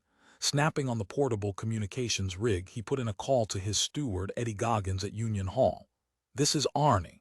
My gyro compass point is 8.45702, right at the edge of town. Get over here quick, I got a party that has to be took care of. Make it fast, they're gaining on me. They had in fact never fallen behind. It was easy for them to match the speed of the little jitney and even to exceed it. Will do, Arnie, Eddie Goggins said. I'll send some of the boys on the double, don't worry. Now the car edged ahead and drew toward the curb. Arnie reluctantly slowed the jitney to a stop. The car placed itself in a position to block escape, and then Glob jumped from it and scuttled up crab-like to the jitney, waving his arms. This ends your career of bullying and domineering, he shouted at Arnie. Key wrist, Arnie thought, at a time like this. What do you want? He said. Make it snappy, I got business. Leave Jack Bohlen alone, Dr. Glob panted. I represent him and he needs rest and quiet. You'll have to deal with me. From the car, Ann Esterhazy emerged. She approached the jitney and confronted Arnie. As I understand the situation, she began. You understand nothing, Arnie said with venom. Let me by, or I'll take care of both of you. Overhead, a copter with the Water Workers Union marking on it appeared and began to descend. It was Jack and Doreen, Arnie guessed, and behind it came a second copter at tremendous speed that no doubt was Eddie and the good members. Both copters prepared to land close by. Ann Esterhazy said, Arnie, I know that something bad is going to happen to you if you don't stop what you're doing. To me, he said, amused and incredulous. I feel it. Please, Arnie, whatever it is you're up to, think twice. There's so much good in the world, must you have your revenge? Go back to New Israel and tend your goddamn store. He fast-idled the motor of the jitney. That boy, Ann said. That's Manfred Steiner, isn't it? Let Milton take him back to Camp BG. It's better for Ev Prion, better for him and for you. One of the copters had landed. From it hopped 3 or 4 WWU men. They came running up the street, and Dr. Glob, seeing them, plucked dolefully at Ann's sleeve. I see them. She remained unruffled. Please, Arnie, you and I have worked together so often on so many worthwhile things. For my sake, for Sam's sake, if you go ahead with this, I know you and I will never be together again in any way whatever. Can't you feel that? Is this so important as all that to lose so much? Arnie said nothing. Puffing, Eddie Goggins appeared beside the jitney. The Union men fanned out toward Ann Esterhazy and Dr. Glob. Now the other copter had landed, and from it stepped Jack Bohlen. Ask him, Arnie said. He's coming of his own free will. He's a grown man. He knows what he's doing. Ask him if he isn't voluntarily coming along on this pilgrimage. As Glob and Ann Esterhazy turned toward Jack, Arnie Kott backed up the jitney. He shifted into forward and shot around the side of the parked car. A scuffle broke out as Glob tried to get back into the car. 2 good members grabbed him and they wrestled. Arnie steered the jitney straight ahead, and the car and the people fell behind. Here we go, he said to Manfred. Ahead the street became a vague level strip passing from the city out onto the desert in the direction of the hills far beyond. The jitney bumped along at near top speed, and Arnie smiled. Beside him the boy's face shone with excitement. Nobody can stop me, Arnie said to himself. The sounds of the squabble faded from his ears. He heard now only the buzz of the tiny turbine of the jitney. He settled back. Dirty Nobby, get ready, he said to himself. And then he thought of Jack Bohlen's magic charm, the water witch which Helios said the man had on him, and Arnie frowned. but the frown was momentary. He did not slow down. Beside him, Manfred crowed excitedly, "Gubble, gubble." "What's that mean, gubble, gubble?" Arnie asked. There was no answer, as the two of them bounced along in the UN post office jitney toward the FDR mountains directly ahead. "Maybe I'll find out what it means when we get there," Arnie said to himself. "I'd like to know." For some reason, the sounds which the boy made, the unintelligible words, made him nervous, more so than anything else. He wished suddenly that Helio was along. "Gubble, gubble," Manfred cried as they sped along. 15. The black, lopsided projection of sandstone and volcanic glass which was Dirty Nobby poked up huge and gone ahead of them in the glow of early morning. They had spent the night on the desert, in a tent, the copter parked close by. Jack Bohlen and Doreen Anderton had exchanged no words with them. At dawn, the copter had taken off to circle overhead. Arnie and the boy Manfred Steiner had eaten a good breakfast and then packed up and resumed their trip. Now the trip, the pilgrimage to the sacred rock of the Bleekmen, was over. Seeing Dirty Nobby close up like this, Arnie thought, "There's the place that'll cure us all of whatever ails us." Letting Manfred take the tiller of the jitney, he consulted the map which Heliogabalus had drawn. It showed the path up into the range to the rock. There was, Helio had told him, a hollowed-out chamber on the north side of the rock, where a Bleekmen priest could generally be found. Unless, Arnie said to himself, he's off somewhere sleeping off a binge. He knew the Bleekmen priests. They were old winos for the most part. Even the Bleekmen had contempt for them. At the base of the first hill in the shadows, he parked the jitney and shut off its engine. "From here we climb on foot," he said to Manfred. "We'll carry as much gear as we can, food and water naturally, and the communications rig, and I guess if we need to cook we can come back for the stove. It's only supposed to be a few more miles." The boy hopped from the jitney. He and Arnie unloaded the gear, and soon they were trudging up a rocky trail into the FDR range. Glancing about with apprehension, Manfred huddled and shivered. Perhaps the boy was experiencing AM web once more, Arnie conjectured. The Henry Wallace was only 100 miles from here. The boy might well have picked up the emanations of the structure to come, close as they were now. In fact, he could almost feel them himself. Or was it the rock of the Bleekmen which he felt? He did not like the sight of it. Why make a shrine out of this, he asked himself, perverse this arid place. But maybe a long time ago this region had been fertile. Evidence of one-time Bleekmen camps could be made out along the path. Maybe the Martians had originated here. The land certainly had an old, used appearance. As if he thought, a million gray-black creatures had handled all this throughout the ages. And now what was it? A last remains for a dying race. A relic for those who were not going to be around much longer. Wheezing from the exertion of climbing with a heavy load, Arnie halted.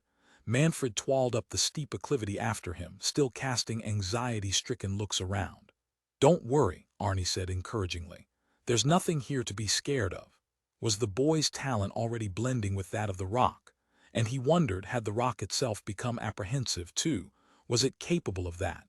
The trail leveled out and became wider. And all was in shadow.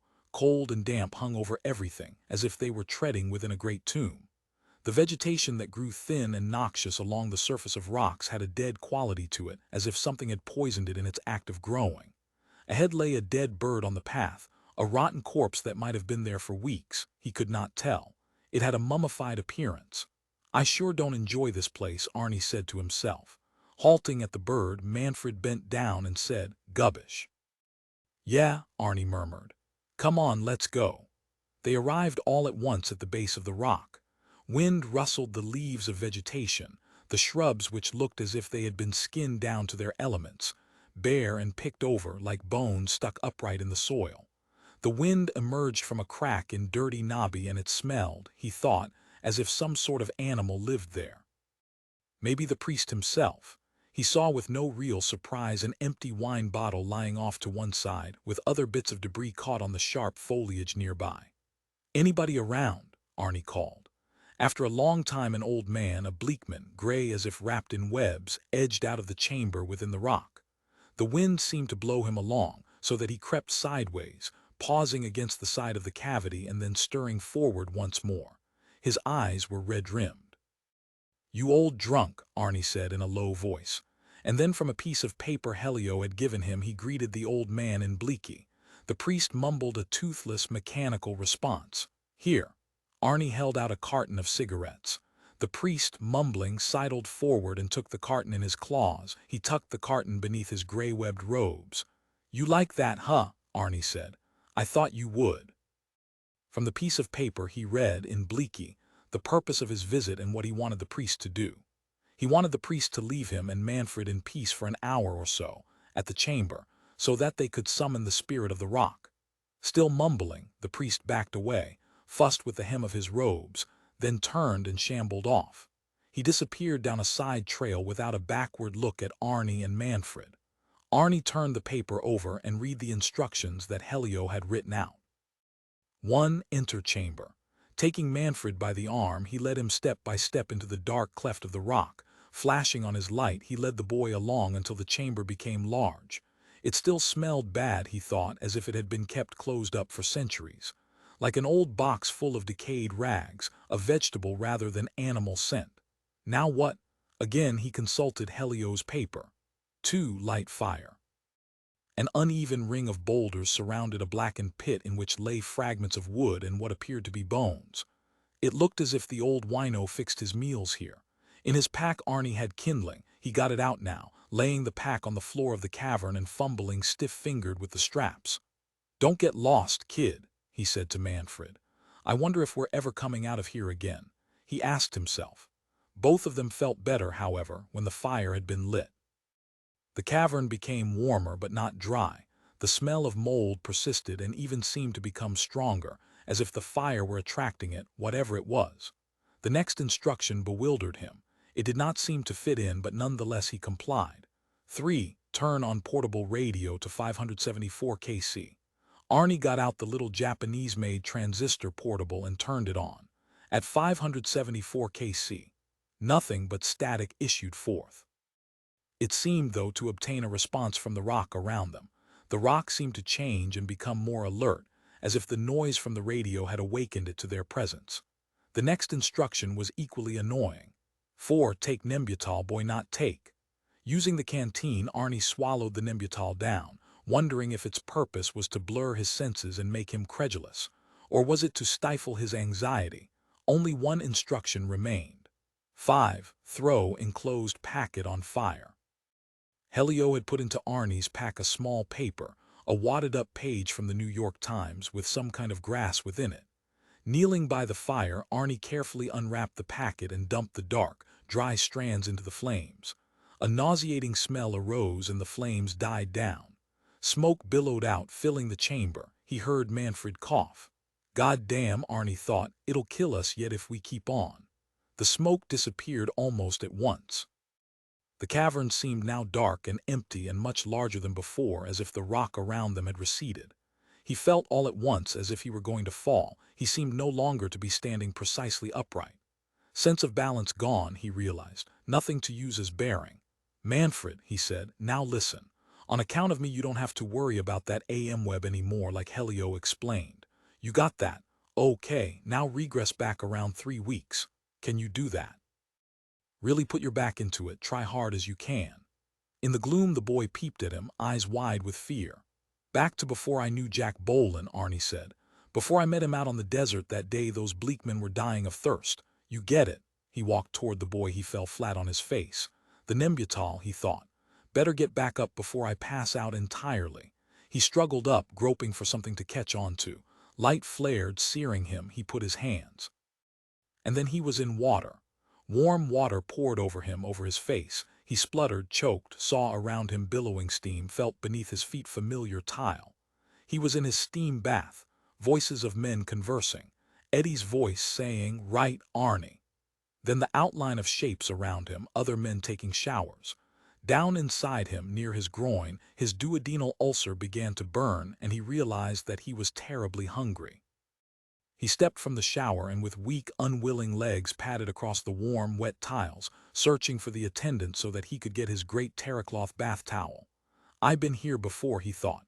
"I've done all this, said what I'm going to say. It's uncanny. What do they call it? French word. Better get some breakfast." His stomach rumbled and the ulcer pain increased.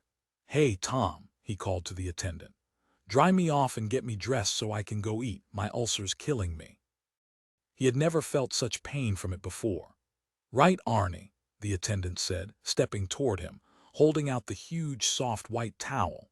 When he had been dressed by the attendant, in his gray flannel trousers and t-shirt, soft leather boots and nautical cap, good member Arnie Kott left the steam bath and crossed the corridor of the Union Hall to his dining room, where Heliogabalus had his breakfast waiting.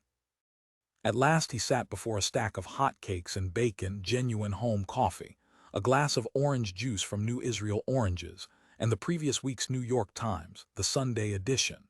He trembled with consternation as he reached to pick up the glass of chilled, strained, sweet orange juice. The glass was slippery and smooth to the touch and almost eluded him in mid-trip. He thought, "I have to be careful, slow down and take it easy.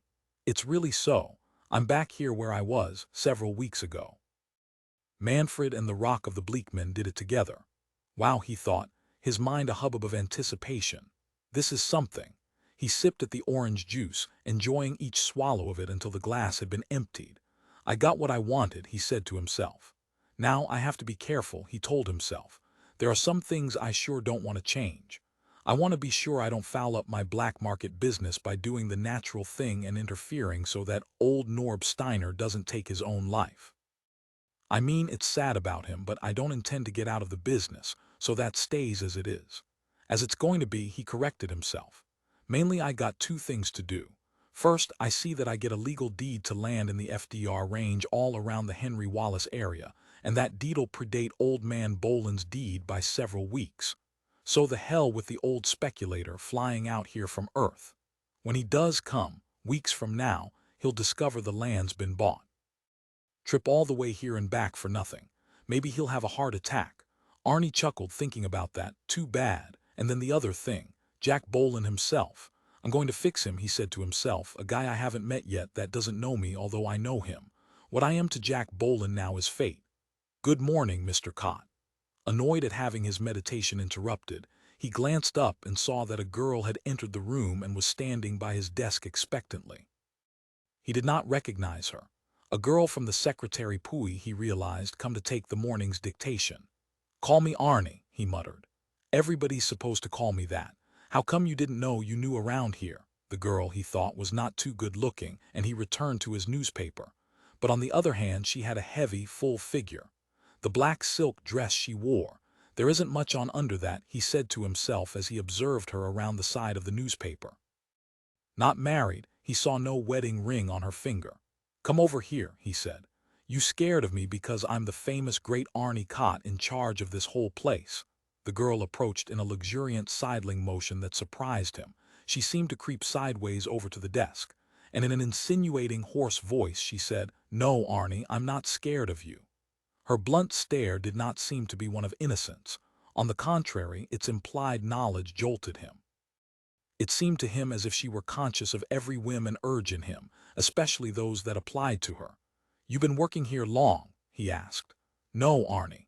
She moved closer now and rested against the edge of the desk so that one leg, he could hardly believe it, gradually came into contact with his own.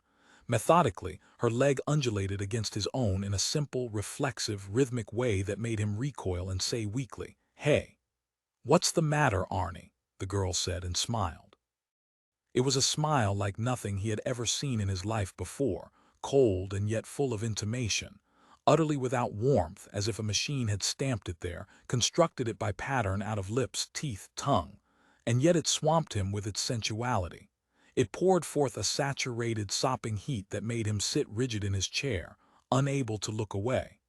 Mostly it was the tongue, he thought. It vibrated. The end, he noticed, had a pointed quality as if it was good at cutting. A tongue that could hurt, that enjoyed slitting into something alive, tormenting it and making it beg for mercy. That was the part it liked most, to hear the pleas. The teeth, too, white and sharp, made for rending. He shivered. "Do I bother you, Arnie?" the girl murmured. She had by degrees slid her body along the desk so that now he could not understand how it had been accomplished. She rested almost entirely against him. My God, he thought, it was impossible. "Listen," he said, swallowing and finding his throat dry. He could hardly croak out the words. "Get going and let me read my newspaper." Grabbing up the paper, he held it between himself and her. "Go on," he said gratingly. The shape ebbed a little. "What's the matter, Arnie?" Her voice purred like metal wheels rubbing, an automatic sound coming forth from her like on a recording, he thought. He said nothing. He gripped his paper and read. When he next looked up, the girl had gone. He was alone. "I don't remember that," he said to himself, quaking inside, down deep within his stomach. What kind of a creature was that? I don't get it. What was happening just then? He began automatically to read an item in the paper about a ship which had been lost in deep space, a freighter from Japan carrying a cargo of bicycles. He felt amused, even though 300 people aboard had perished. It was just too goddamn funny, the idea of all those thousands of little light Jap bikes floating as debris, circling the sun forever. Not that they weren't needed on Mars, with its virtual lack of power sources. A man could pedal free of cost for hundreds of miles in the planet's slight gravity. Reading further, he came across an item about a reception at the White House, for he squinted. The words seemed to run together. He could hardly read them. Printing error of some kind. What did it say? He held the newspaper closer. "Gubble gubble," it said. The article became meaningless, nothing but the gubble gubble words one after another. Good grief. He stared at it in disgust, his stomach reacting. His duodenal ulcer hurt worse than ever now. He had become tense and angry, the worst possible combination for an ulcer patient, especially at meal time. "Darn those gubble gubble words," he said to himself. "That's what that kid says. They sure spoil the article in the paper." Glancing through the paper, he saw that almost all the articles devolved into nonsense, became blurred after a line or so. His irritation grew and he tossed the paper away. What the hell good is it like that, he asked himself. That's that schizophrenia talk, he realized. Private language. I don't like that here at all. It's okay if he wants to talk like that himself, but it doesn't belong here. He's got no right to push that stuff into my world. And then Arnie thought, of course, he did bring me back here, so maybe he thinks that does give him the right. Maybe the boy thinks of this as his world. That thought did not please Arnie. He wished it had never come to him. Getting up from his desk, he went over to the window and looked down at the street of Lewistown far below. People hurrying along, how fast they went. And the cars, too, why so fast? There was an unpleasant kinetic quality to their movements, a jerkiness. They seemed either to bang into one another or to be about to. Colliding objects like billiard balls, hard and dangerous. The buildings, he noticed, seemed to bristle with sharp corners. And yet when he tried to pinpoint the change end, it was a change. No doubt of that, he could not. This was the familiar scene he saw every day. And yet were they moving too fast? Was that it? No, it was deeper than that. There was an omnipresent hostility in everything. Things did not merely collide, they struck one another as if doing it deliberately. And then he saw something else, something which made him gasp. The people on the street below, hurrying back and forth, had almost no faces, just fragments or remnants of faces, as if they had never formed. "Ah, this will never do," Arnie said to himself. He felt fear now, deeply and intensely. What's going on? What are they handing me? He returned, shaken, to his desk and sat down again. Picking up his cup of coffee, he drank, trying to forget the scene below, trying to resume his routine of the morning. The coffee had a bitter, acrid, foreign taste to it, and he had to set the cup back down at once. I suppose the kid imagines all the time he's being poisoned, Arnie thought in desperation. Is that it? I gotta find myself eating awful tasting food because of his delusions. God, he thought, that's terrible. Best thing for me, he decided, is to get my task here done as fast as possible and then get back to the present. Unlocking the bottom drawer of his desk, Arnie got out the little battery-powered encoding dictation machine and set it up for use. Into it he said, "Scott, I got a terribly important item here to transmit to you. I insist you act on this at once. What I want to do is buy into the FDR Mountains, because the UN is going to establish a gigantic housing tract area there, specifically around the Henry Wallace Canyon. Now you transfer enough union funds, in my name of course, to ensure that I get title to all that, because in about 2 weeks speculators from," he broke off, for the encoding machine had grown to a stop. He poked at it, and the reels turned slowly and then once more settled back into silence. Thought it was fixed, Arnie thought angrily. Didn't that Jack Bohlen work on it? And then he remembered that this was back in the past before Jack Bohlen had been called in. Of course it didn't work. I've got to dictate it to the secretary creature, he realized. He started to press the button on his desk that would summon her but drew back. How can I let that back in here, he asked himself. But there was no alternative. He pressed the button. The door opened and she came in. I knew you would want me, Arnie, she said, hurrying toward him, strutting and urgent. Listen, he said with authority in his voice. Don't get too close to me. I can't stand it when people get too close. But even as he spoke, he recognized his fears for what they were. It was a basic fear of the schizophrenic that people might get too close to him, might encroach into his space. Nearness fear, it was called. It was due to the schizophrenic sensing hostility in everyone around him. That's what I'm doing, Arnie thought. And yet, even knowing this, he could not endure having the girl come close to him. He got abruptly to his feet and walked away, back once more to the window. Anything you say, Arnie, the girl said, in a tone that was insatiable, and despite what she said, she crept toward him until, as before, she was almost touching him. He found himself hearing the noises of her breathing, smelling her, the sour body scent, her breath, which was thick and unpleasant.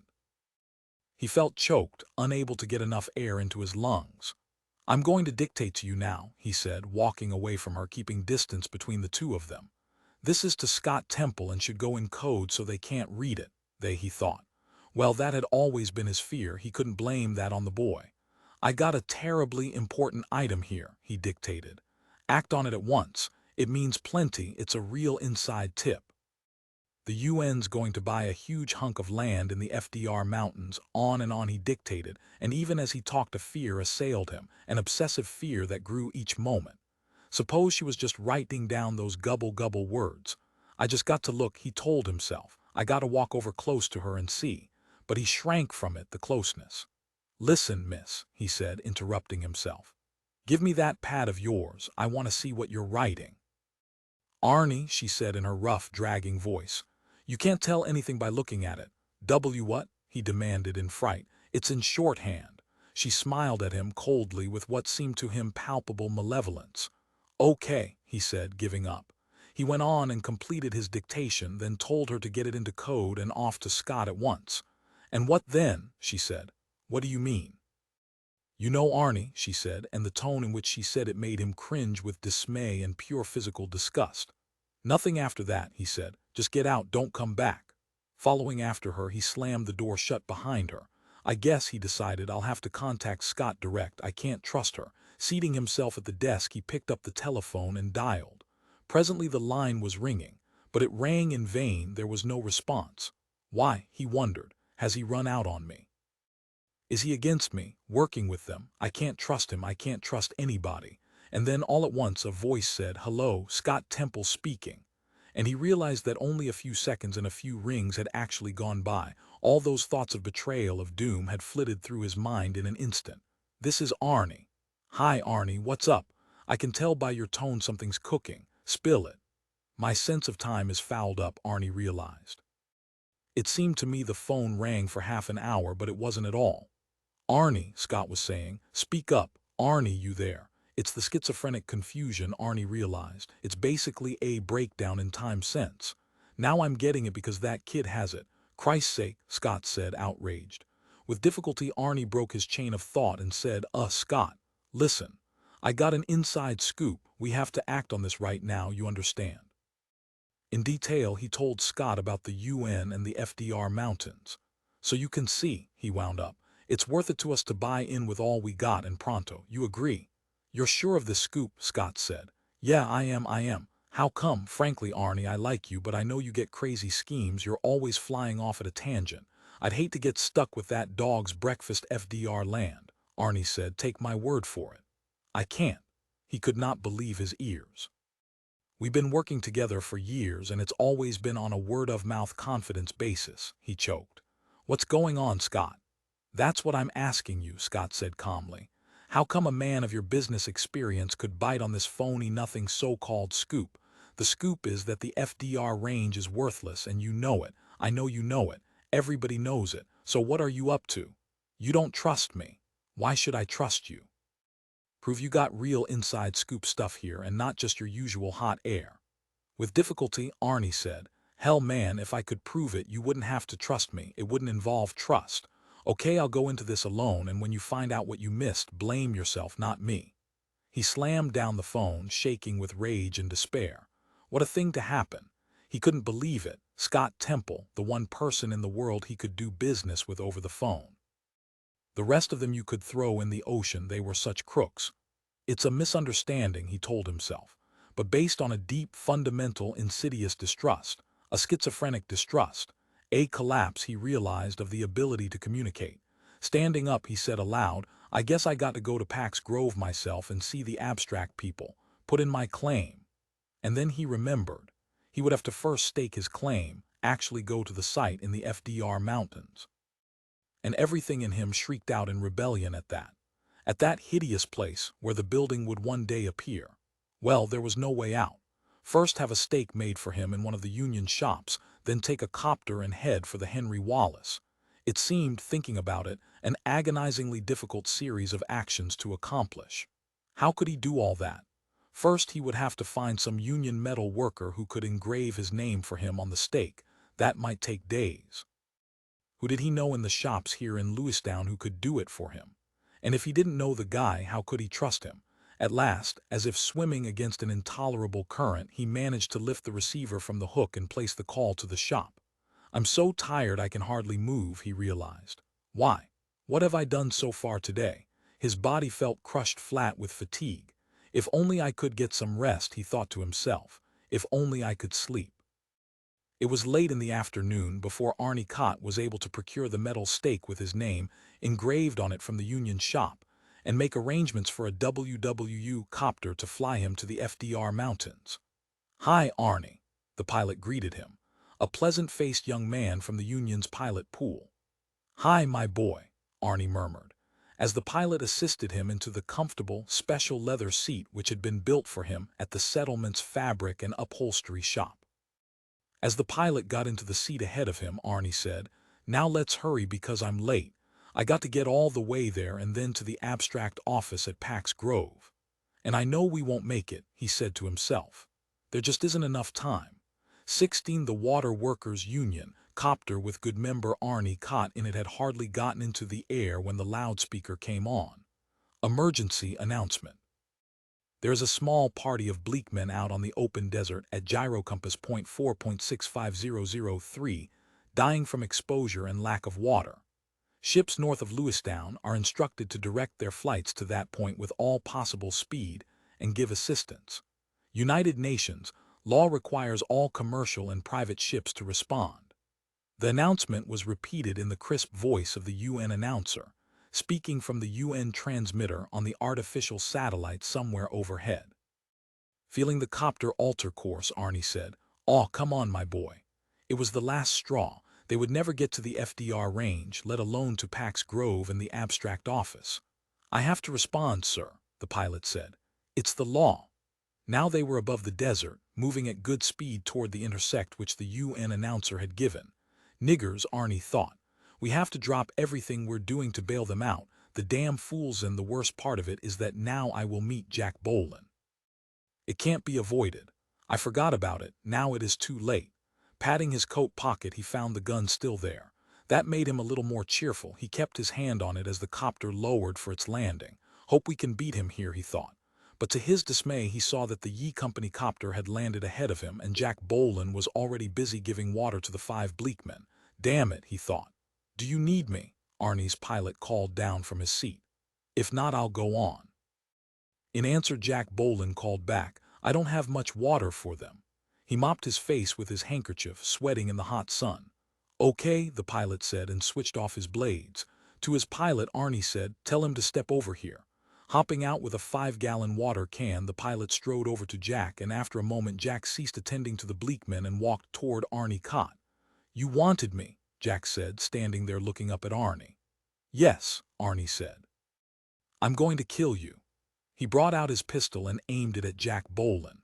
The Bleekmen had been filling their paca eggshells with water. Now they stopped.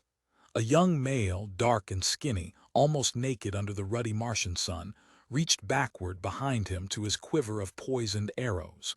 He drew an arrow forward, fitting it onto his bow, and in a single motion he fired the arrow. Arnie Kott saw nothing. He felt a sharp pain and looked down to see the arrow protruding from his chest, slightly below the breastbone. They read minds, Arnie thought, intentions. He tried to pull the arrow out, but it would not budge. And then he realized that he was already dying. It was poisoned, and he felt it entering his limbs, stopping his circulation, rising upward to invest his brain and mind. Jack Bohlen, standing below him, said, "Why would you want to kill me? You don't even know who I am." "Sure I do," Arnie managed to grunt. "You're going to fix my encoder and take Doreen away from me, and your father will steal all I've got, all that matters to me, the FDR range and what's coming." He shut his eyes and rested. "You must be crazy," Jack Bohlen said. "Nah," Arnie said. "I know the future."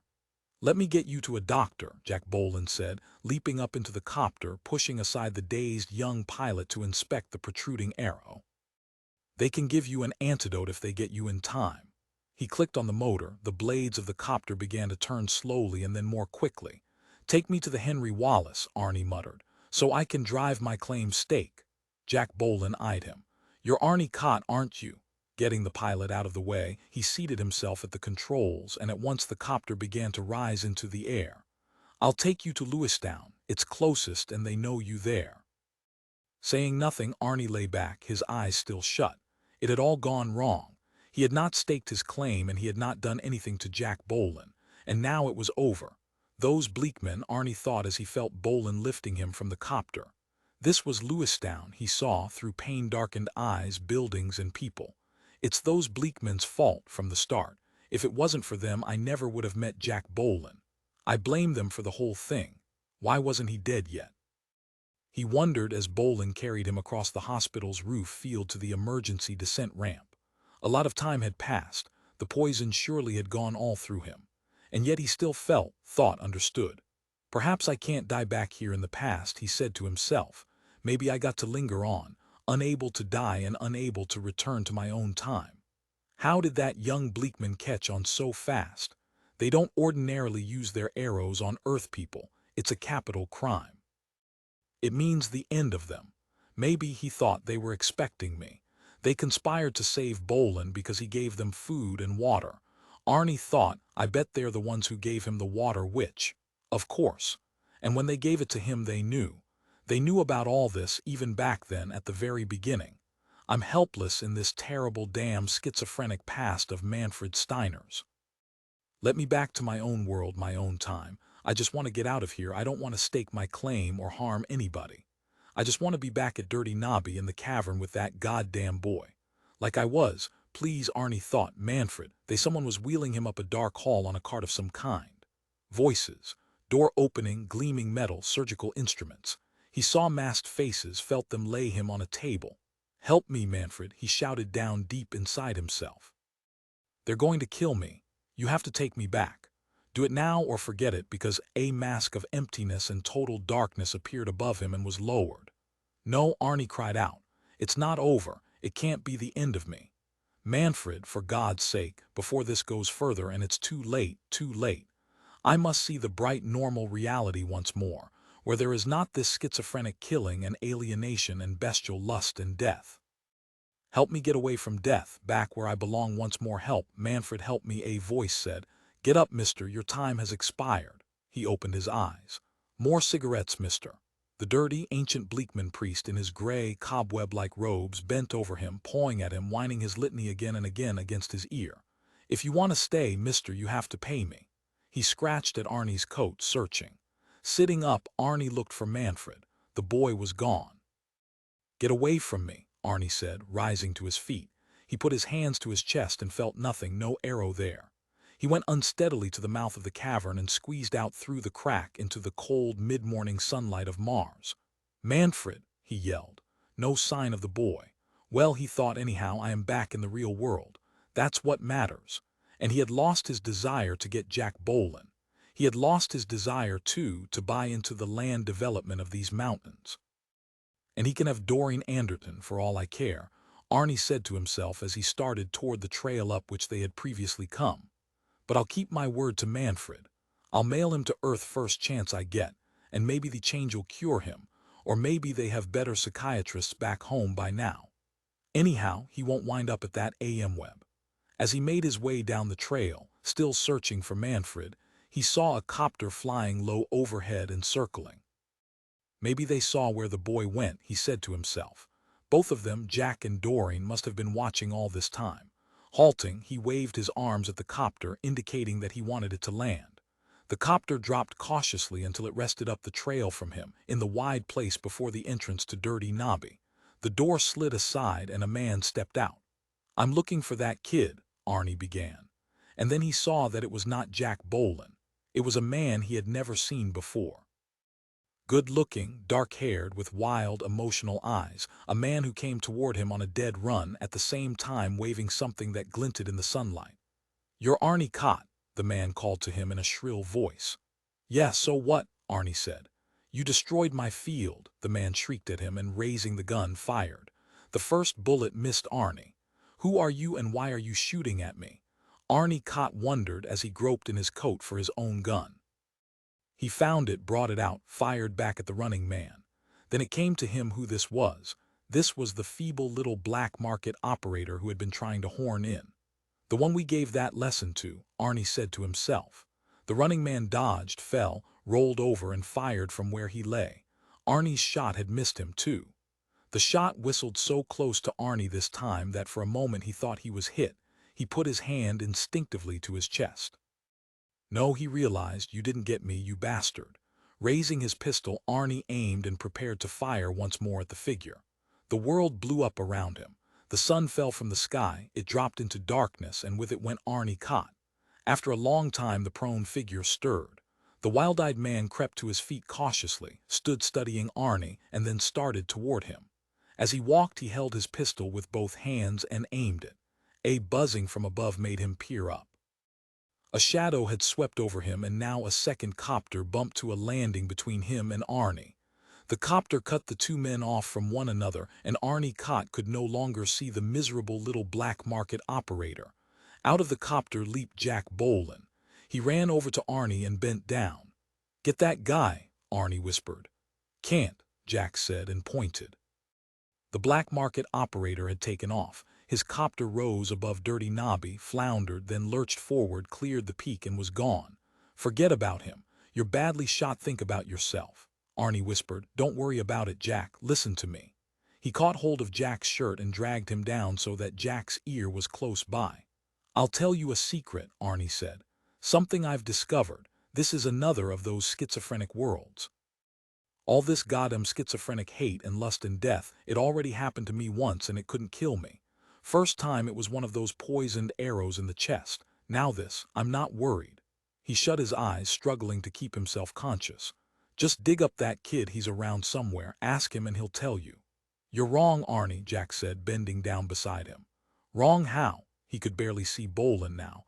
The scene had sunk into twilight and Jack's shape was dim and wraith-like. "You can't fool me," Arnie thought. "I know I'm still in Manfred's mind. Pretty soon I'll wake up and I won't be shot, I'll be okay again, and I'll find my way back to my own world where things like this don't happen. Isn't that right?" He tried to speak but was unable to. Appearing beside Jack, Doreen Anderton said, "He's going to die, isn't he?" Jack said nothing. He was trying to get Arnie Kott over his shoulder so that he could lug him to the copter. "Just another of those gubble-gubble worlds," Arnie said to himself as he felt Jack lift him. "It sure taught me a lesson, too.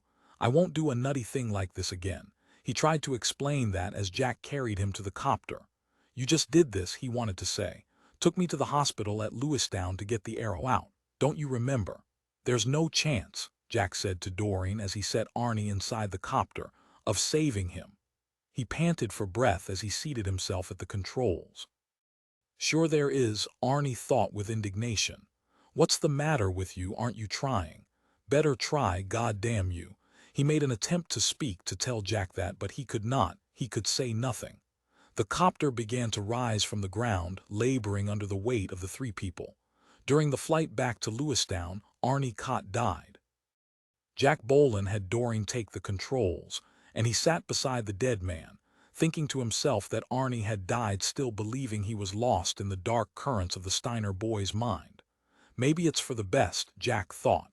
Maybe it made it easier for him at the last.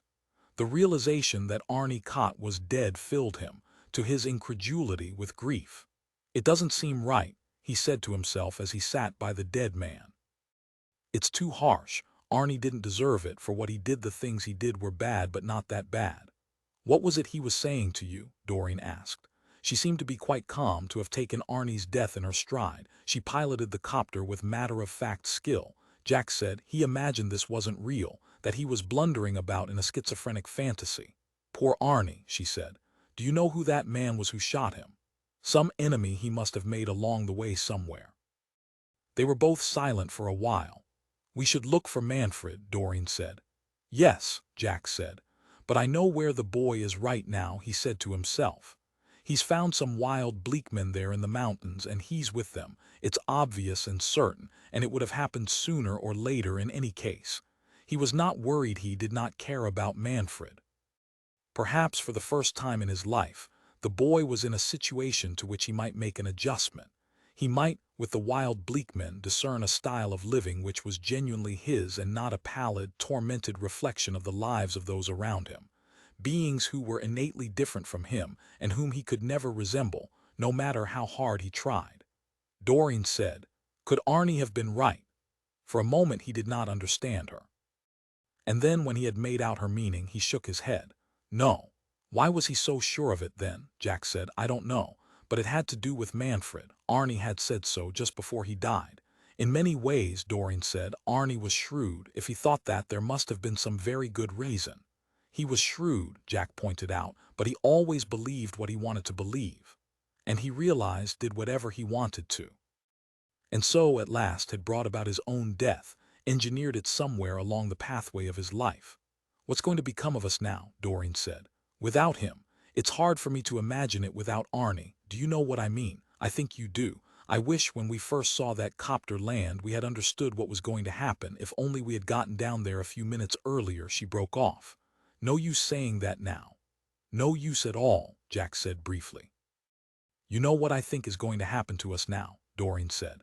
"We're going to drift away from each other, you and I. Maybe not right away, maybe not for months or possibly even years, but sooner or later we will without him." He said nothing. He did not try to argue. Perhaps it was so. He was tired of struggling to see ahead to what lay before them all. "Do you love me still?" Doreen asked. "After what's happened to us?" She turned toward him to see his face as he answered. "Yes, naturally I do," he said. "So do I," she said in a low, wan voice. "But I don't think it's enough. You have your wife and your son. That's so much in the long run. Anyhow, it was worth it, to me at least. I'll never be sorry. We're not responsible for Arnie's death. We mustn't feel guilty. He brought it on himself by what he was up to there at the end. And we'll never know exactly what that was, but I know it was something to hurt us." He nodded. Silently, they continued on back to Lewistown, carrying with them the body of Arnie Kott, carrying Arnie home to his settlement, where he was and probably always would be supreme good member of his Water Workers Union, 4th Planet Branch. Ascending an ill-marked path in the arid rocks of the FDR Mountains, Manfred Steiner halted as he saw ahead of him a party of 6 dark, shadowy men. They carried with them paka eggs filled with water, quivers of poisoned arrows, and each woman had her pounding block. All smoked cigarettes as they toiled single file along the trail. Seeing him, they halted.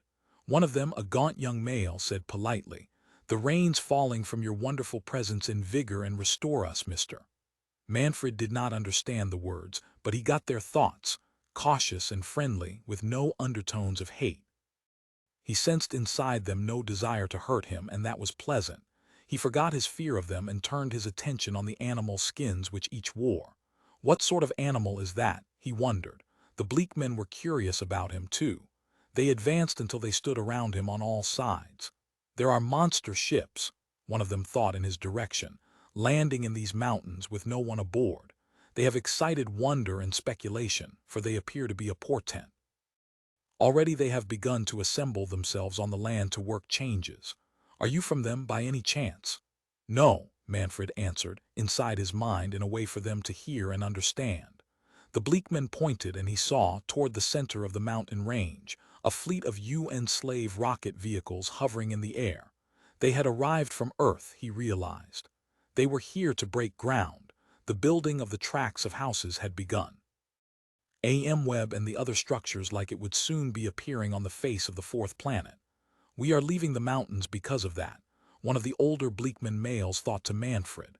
There is no manner by which we can live here now that this has started. Through our rock, we saw this long ago, but now it is here in actuality. Within himself, Manfred said, "Can I go with you?" Surprised, the Bleekmen withdrew to discuss his request. They did not know what to make of him and what he wanted. They had never run across it in an immigrant before. "We are going out into the desert," the young male told him at last. "It is doubtful if we can survive there. We can only try. Are you certain you want that for yourself?" "Yes," Manfred said. "Come along then," the Bleekmen decided. They resumed their trek. They were tired, but they swung almost at once into a good pace.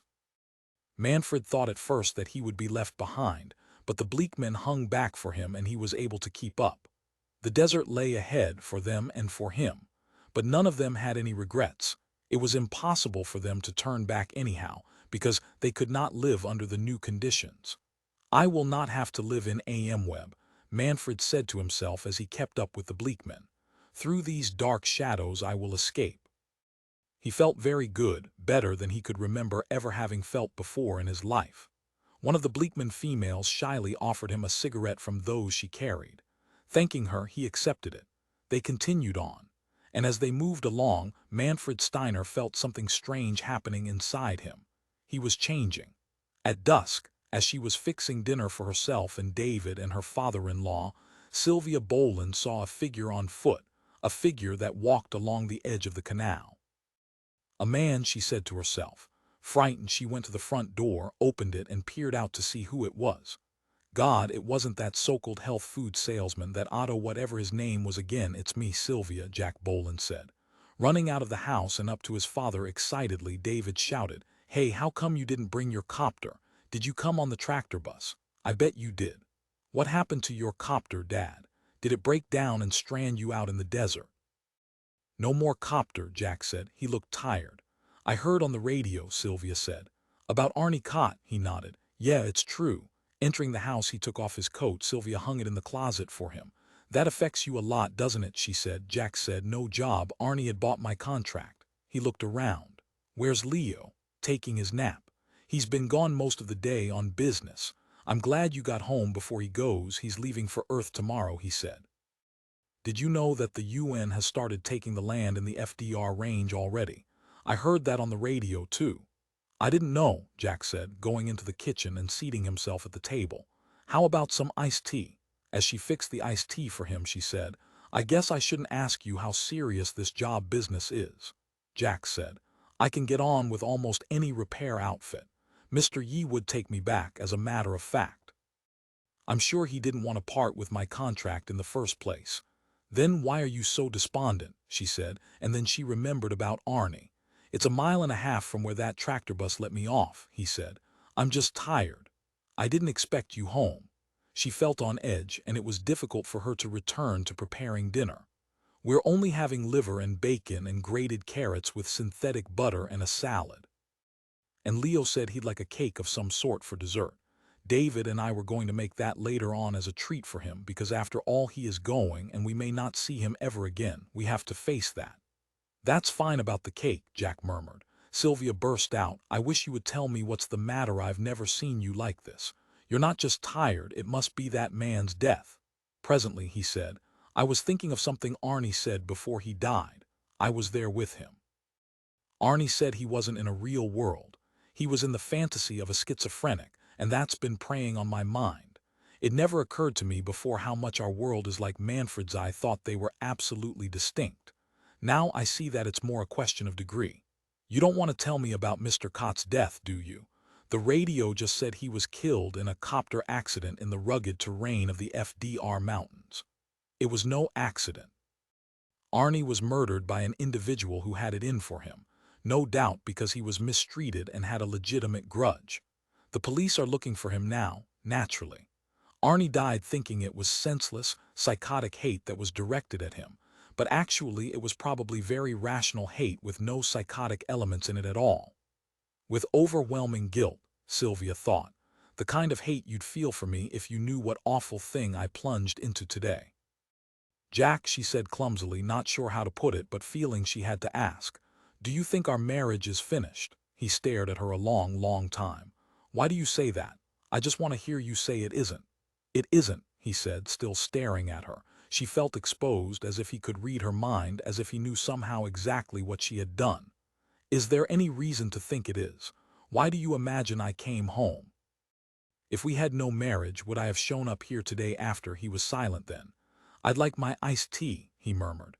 "After what?" she asked. He said, "After Arnie's death. Where else would you go? A person can always find two places to choose from, home and the rest of the world with all the other people in it." Silvia said, "What's she like?" "Who?" "The girl. You almost said it just now." He did not answer for such a long time that she did not think he was going to. And then he said, "She has red hair. I almost stayed with her, but I didn't." "Isn't that enough for you to know?" "There's a choice for me too," Silvia said. "I didn't know that," he said woodenly. "I didn't realize," he shrugged. "Well, it's good to realize. It's sobering. You're not speaking about theory now, are you? You're speaking about concrete reality." "That's correct," Silvia said. David came running into the kitchen. "Grandfather Leo's awake," he shouted. "I told him you were home, Dad, and he's real glad and he wants to find out how things are going with you." "They're going swell," Jack said. Silvia said to him, "Jack, I'd like for us to go on if you want to." "Sure," he said. "You know that I'm back here again."